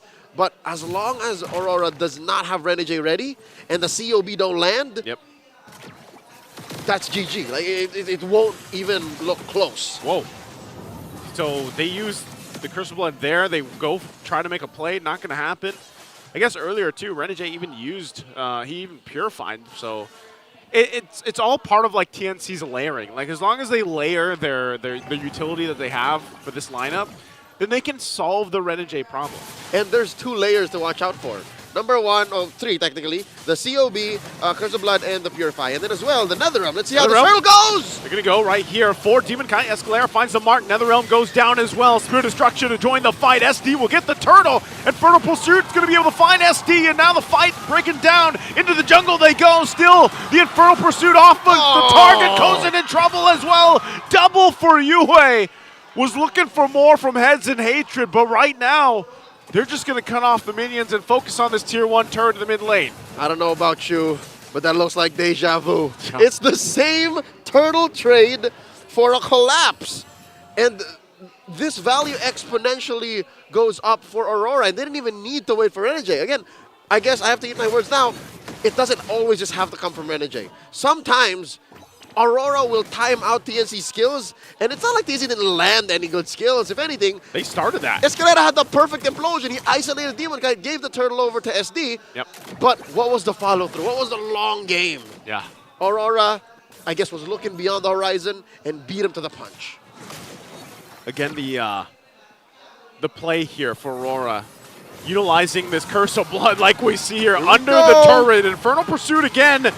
The whole team now joining the fight on the top side. Oh, SD not going to get the combo he was looking for there. That was a little too much asking across that that wall. That's pretty thick. Oh, well, truth be told, I think he was expecting Yue. Yue did move around there. He did move. So how awesome would it have been to have caught Yue there, force out a Purify.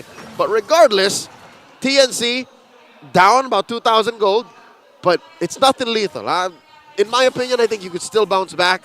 And how do you do that? How do you start? Number 1, you work on the lanes. Work on giving Kozen a safe place to farm away. Ooh.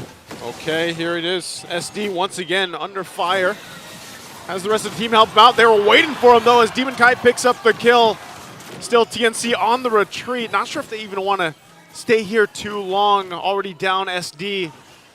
Before all that, I was going to say at least Hatred. Like, I don't know if you saw the gold difference there, but Hatred actually farming up really well, and he could, especially when he gets those 2 items locked in on this Lilia, could play a part in some of these team fights breaking out right now. But they're just trying to control the bleeding, it looks like, trying not to lose this Tier 2 Heads.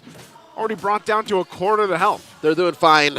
So good so far for a team that has lost every major engagement in this 7.5-minute game. And they eventually got what they were looking for. TNC pushing down bottom. It was eventually traded out for top, though. Let's look at that situation on Hatred. Ooh, he's still down about 1,000. On his way to his second item, which is looking like Ice Queen Wand. So he already has the book, already has the Enchanted Talisman. But what's that going to do? Best case scenario, that's going to force Renegade to think about his engage. Yeah. He's going to have to. But he's playing pretty upfront. So he's saying, Escalera, grab me right here. Netherrealm's already going to be used. Domang just around the corner, forcing the rest of the team back. Woo! Still looking for more. A good thing for Heads. He had the Primal Wrath, all for the purple buff, too.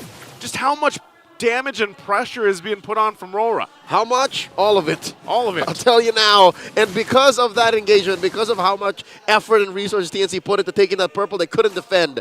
That puts their tier 2 down 6 feet underground, bottom lane. And that should definitely help in this first Lord take, spawning in the upper quarter in about 40 seconds. Joseph, long lane control out of TNC's hands right now. I'm looking at their lineup. None of them can quickly rotate. So every move they make from here on in, especially since Aurora is snowballing out of control, is a major decision. You're almost forced to just also, like, for the most part, stay together, you know? And that's why you see Kozin even just traveling around with Hatred because, like I said, Hatred, once he gets maybe the 2 items on the Lily, that'll help if he's going Ice Queen 1 next for the slow, but there it is. It's picked up. SD! SD! Gonna be in trouble. Gets out with the hand sword again. He's fine. So he's finding, like, he's trying to farm up, man. He's just trying to find what he can. He's struggling. He's down 2 levels. Down 2 levels. So he wants to be in a position to actually dance for the Lord, but I don't think he's going to get there. Dancing for the Lord, I'd say, isn't out of the question, but it's still a risky thought. Already started up doming here, wailing away. Slight advantage to Aurora, 4,000 gold ahead.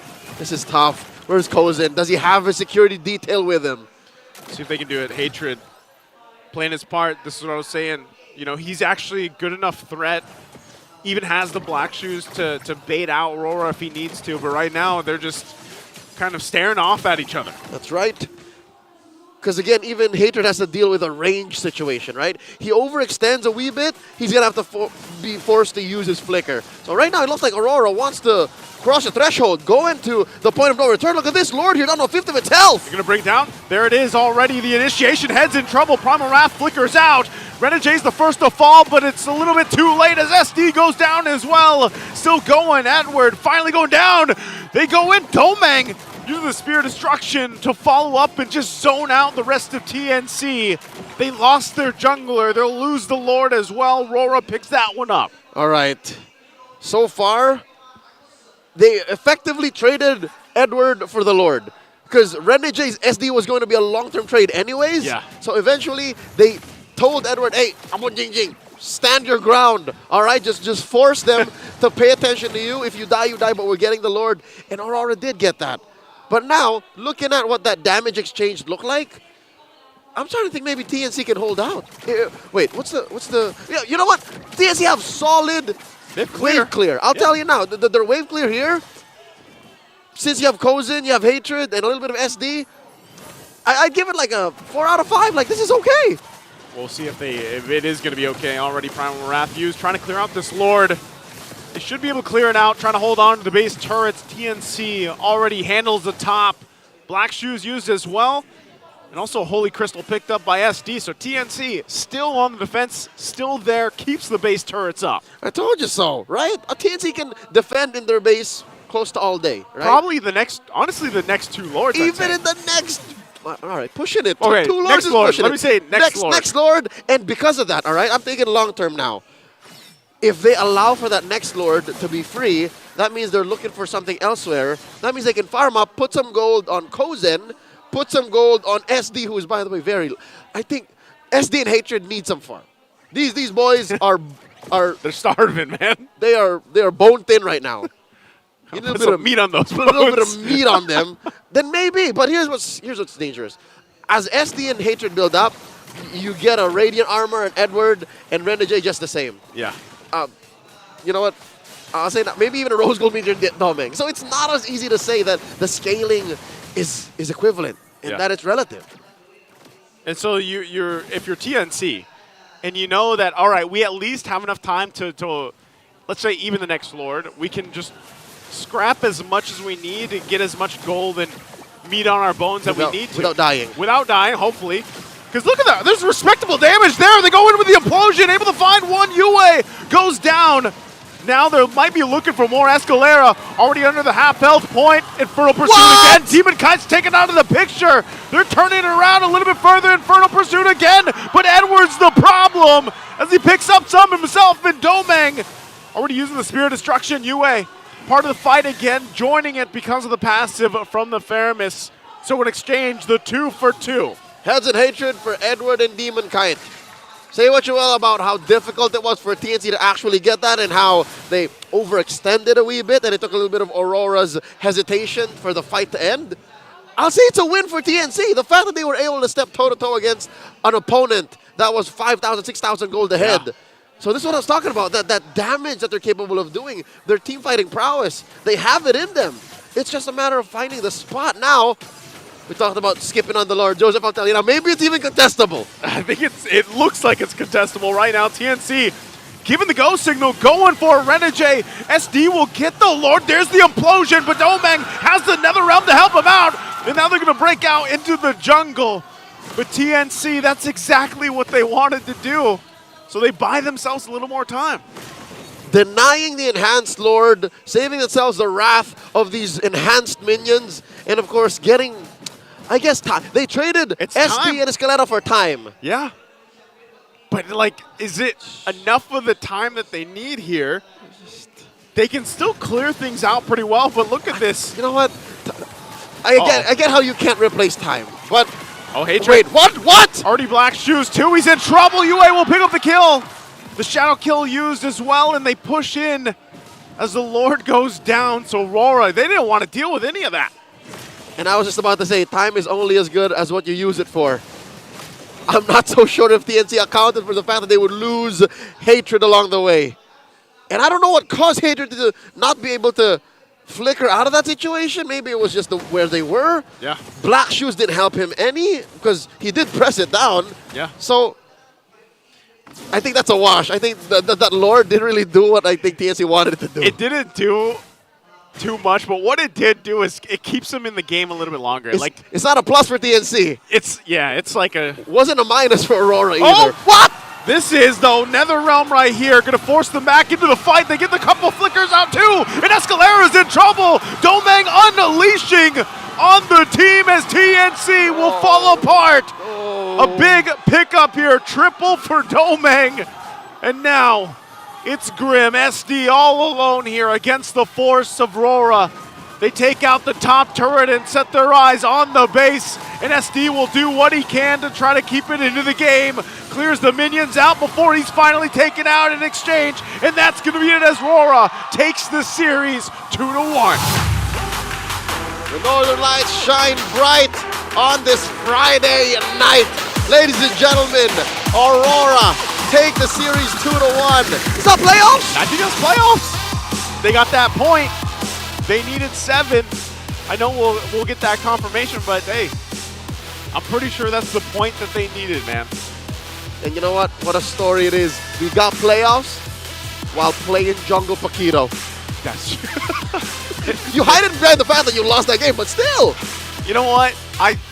Respectable. Demonkind, hey, you wanted to try it? I'm sure you probably asked Coach. And Coach said yes. Coach said yes. And they tried it out because this is obviously game 3, very different for them. Yep, GGWO played the TNC, played their hearts out, punished Aurora in that experimental pick with much gusto. GG well played.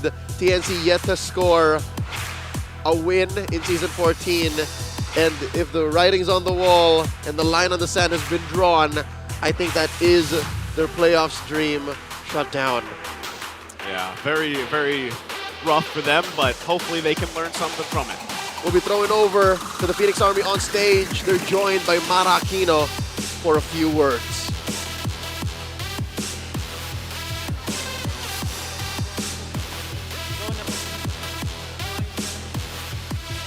TNC, dahil sa pagkatalo today, they will not be entering the playoffs. Coach Wolf? Wolf, it's been such a tough season. Pero regardless what the results are, nandito ang Phoenix Army supporting TNC Pro Team, cheering for your name, and always there behind your back, supporting you all the way. Anong gusto mong sabihin sa lahat ng mga fans nyo at sumusuporta sa inyo? First of all, thank you. Sobrang laki po ng effect nyo sa amin, lalo na pag mga sobrang down na down na kami. Kayo po yung nagbibigay sa amin ng strength. And to me personally, Kung hindi man namin nakuha ngayon season 14, 15 sure yan. All the way. Buong taon next year sa amin yan. Sa atin yan. Thank you, Wolf. It's such a tough first season for you. We're wishing for your success. We believe in you and TNC Pro Team. Heads up, face the world straight in the eye. Because no matter what, we are still proud of you and we will wish for your success in the future. Everybody, when I say TNC, you say always rise. TNC! Always rise! You may now take your bow.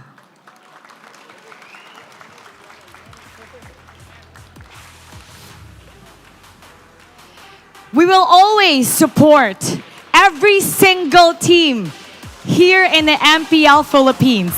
And now, the winning team, Aurora MLBB. Congratulations, Aurora MLBB. Rani J. Playoff secured na kayo. How does it feel na pasok ka sa playoffs with your brand new team doing well in your first season? Siyempre, una-una, sobrang saya namin kasi siyempre bago kaming team, tas bago kaming org. Tas yun, hindi kami agad nalaglag sa playoffs. So, pero hindi pa to yung namin goal namin. Kasi goal namin mag-M6 tsaka mag-champion. That's a very great goal. At sa pinapakita nyo, very possible yan. Si Yue naman. Yue! Dahil playoffs, actually, alam mo, nababaliw talaga pag there's something about your name. Ano ulit? Tignan mo, pag ikaw yung nakahawak na mic, talagang napapump up lahat ng mga tao. Dahil playoff secured na kayo, sino ba yung isang koponan na talagang you're looking forward to facing in the playoffs? Siguro po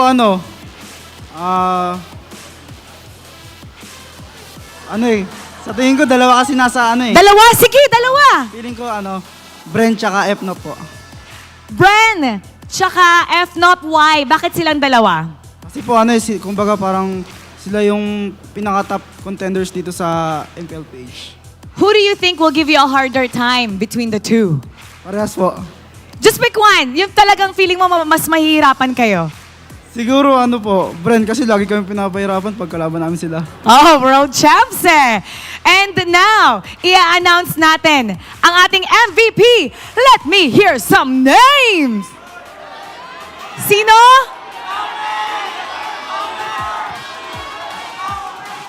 Narinig ko. Let's take a look at the screen. Our MVP, isigaw nyo! Yue, express mo kung gaano ka kasaya na you guys have entered the playoff as the Aurora MLBB. Uy, feelings mo to, hindi feelings ng iba. Nagko-call a friend tayo. May shot caller dito. Tinutulungan na siya ni Edward. Tingnan na natin kung anong mga masasabi ni Yue. Nagkakaroon pa siya ng maraming information dito at malapit na siya sumagot.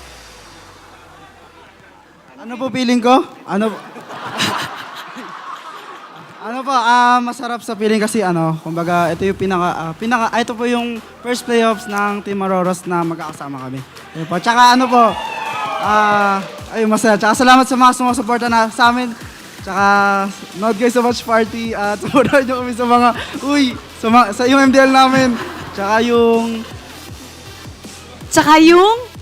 MPL po namin. Ayan! Naggaling talaga ng suporta ng kanyang mga teammates. Kahit sa pagsasalita at sa pagsagot, nandun ang kanyang teammates all the way.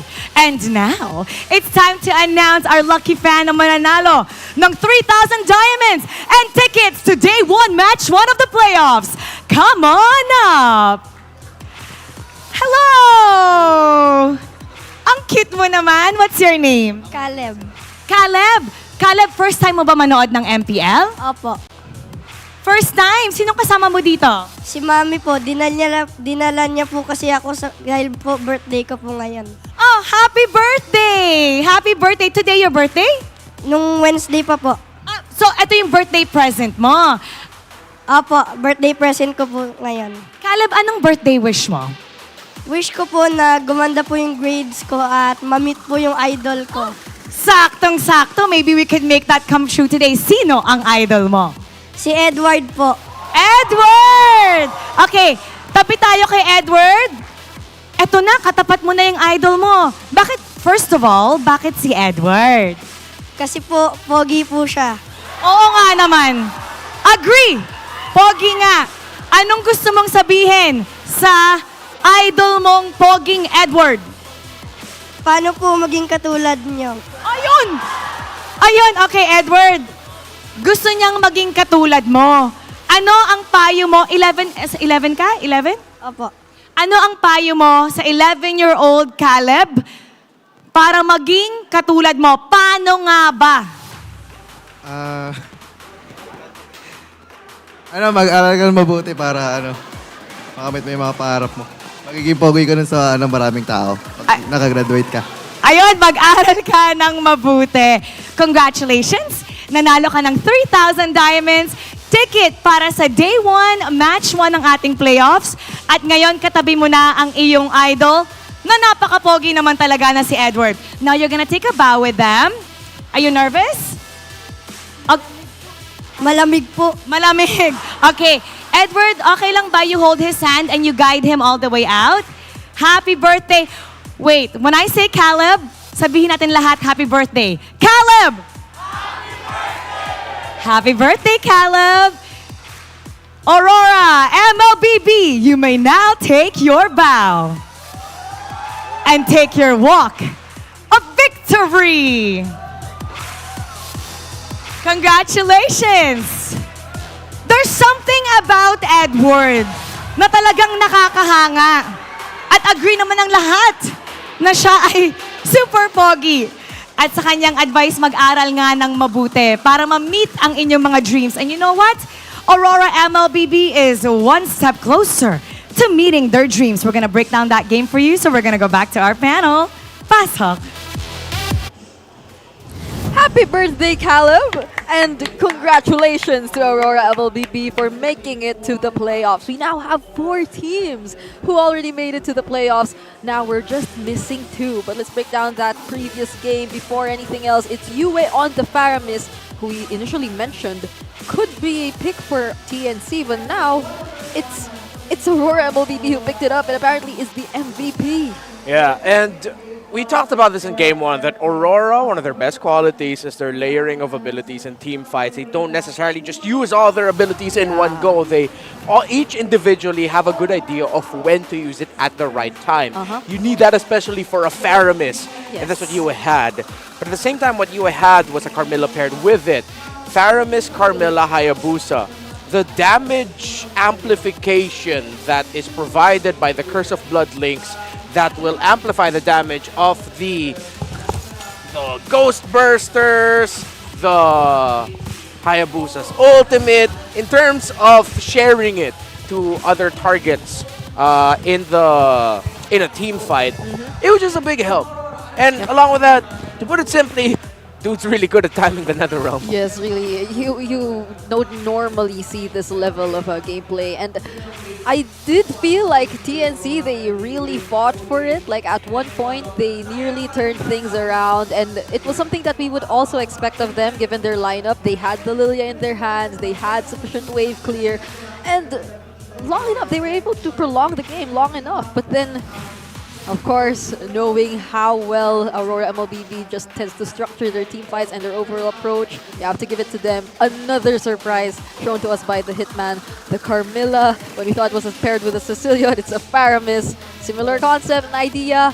And that game went by so quickly for Aurora MLBB as they secured their match point. When you said similar concept and idea, I was thinking, yeah, they're both dead anyway. But no, I get you in terms of how fast you can quickly deal damage with that skill too. And it's tough, honestly, to get into a right area of team fighting, especially for the Julian, which is why I understood why SDZYZ, it really looked like he was so careful. And during the times he'd finally enter a fight, he'll be like, hey, I'm here. Hey, I'm gone. What happened to my health? And Kozen really had to be careful in terms of where he's going to be positioning, because the Curse of Blood the area of effect of that is deceptively large. Yeah. So you can't fault TNC. It's more of just like it's a great pick. You know, if I was sitting beside the man who decided to pick that right now, I'd be praising. I'd tell him, you know what? You're great.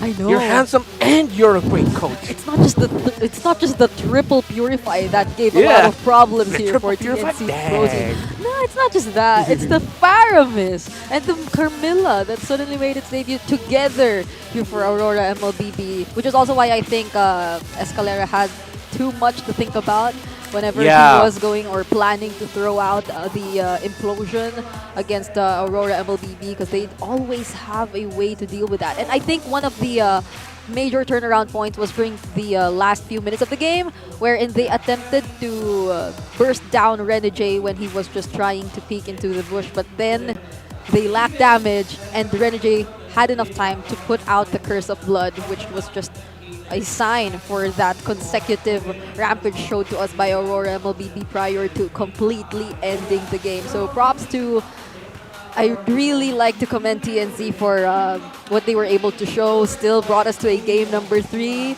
But then Aurora, now that they're officially in the playoffs, they just added to the list of teams that you really have to watch out for. I'll take this moment to say, Epics, Legends, when I pick Carmilla in my RG, please don't judge me, come on.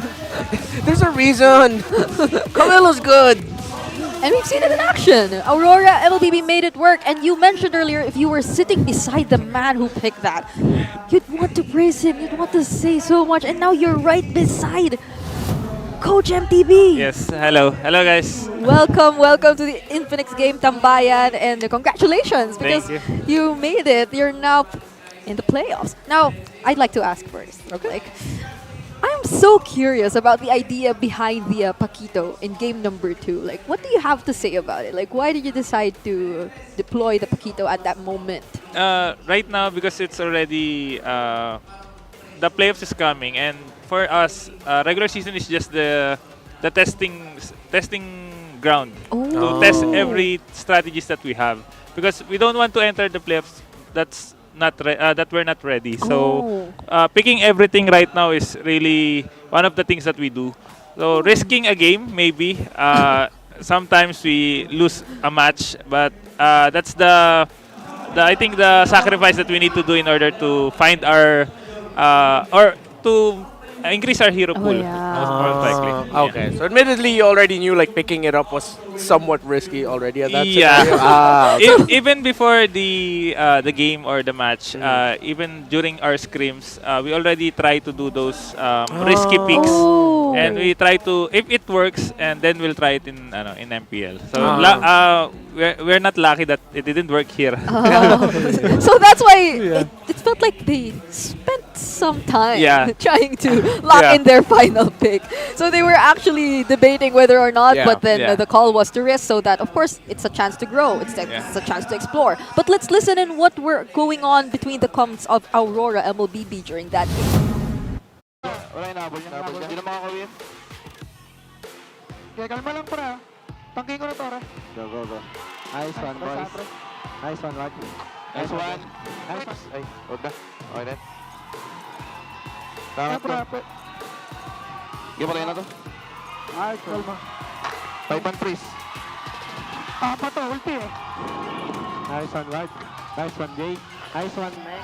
I love like one of the most, or if not the most distinguishable voice there was Renegade's. I know. So a lot of international viewers, because here in the Philippines we praise Renegade a lot, and our international viewers would wonder, who's the hitman? What is he? So many good things about him. So coming from you, coach, what's it like working with Renegade, seeing him evolve as a roamer and as one of the main voices in Aurora? I think Renegade as a roamer is really the thing that I think he's the one who really mastered the basics.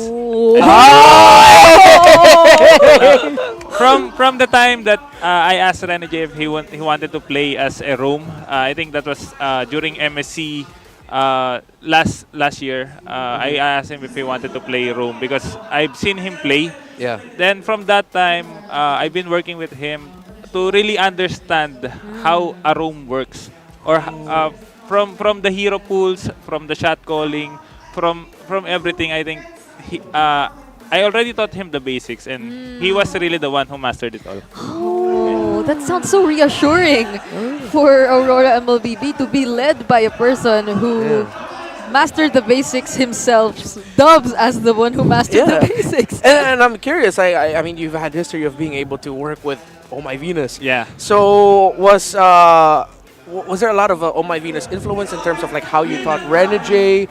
Did you try to somewhat tell Renegade, hey, I worked with Oh My Venus, this is what she does so well? So was there any like connection to that? I think there's a lot of influence, especially for the utility heroes, because master of the utility is really V. So everything that we need, even me myself, everything I needed to learn on how to use the utility heroes is because of V.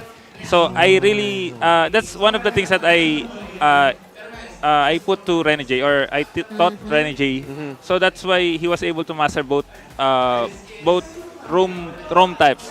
I think it's really few players who can really do those things that Renegade is doing. He can play tank, he can play support, he can play a lot of things.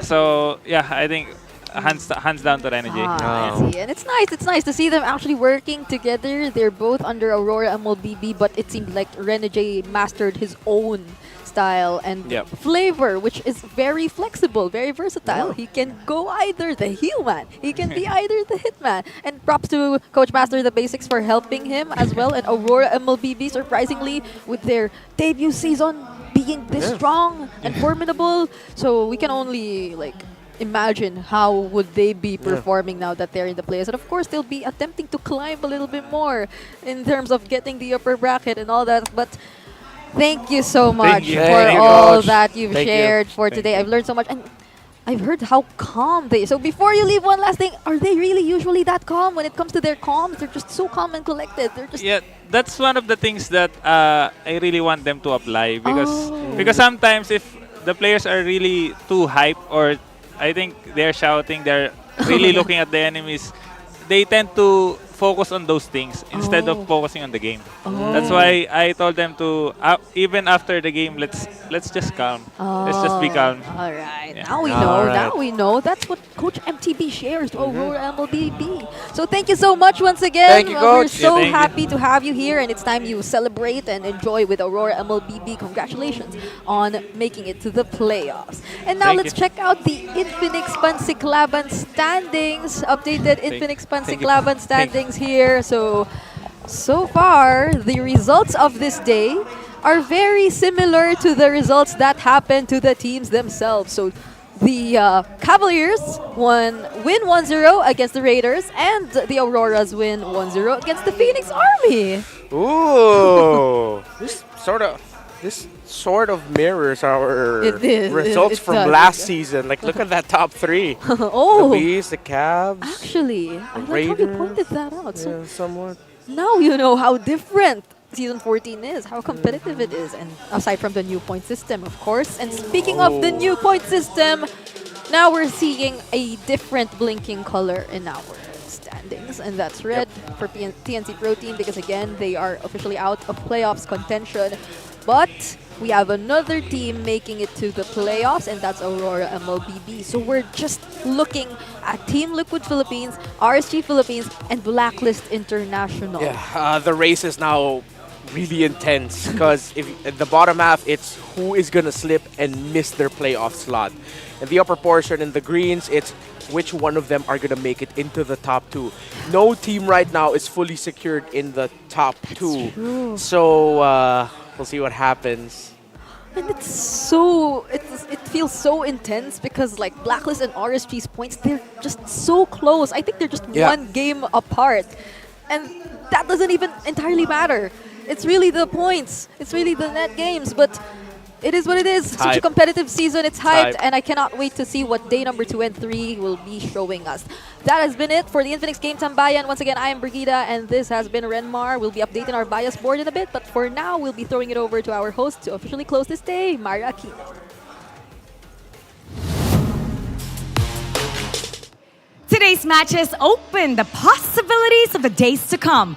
We now welcome Aurora MLBB into the playoffs. But we're still searching for 2 more teams to fill in those slots. So baka malaman na natin yan bukas. So join us again tomorrow here in the MPL Arena. Once again, ako po si Mara Aquino. Keep it good vibes, everybody, and see you tomorrow.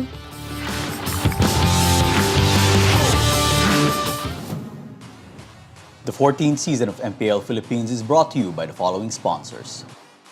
Smart, the official telco partner of MPL Philippines Season 14. The official tournament phone of MPL Philippines, Infinix GT20 Pro. Official suppliers, EMC Asia and Index Salon. Experience the TLPH Season 14 action live at Green Sun, Makati City. Grab your tickets now via official MPLPH website. Don't miss any MPL action by following our official Facebook and subscribing to our YouTube channel. Follow MPLPH on TikTok for more content. And to ensure the equality and fairness of our games, MPL Philippines is also monitored and supervised by the Games and Amusements Board.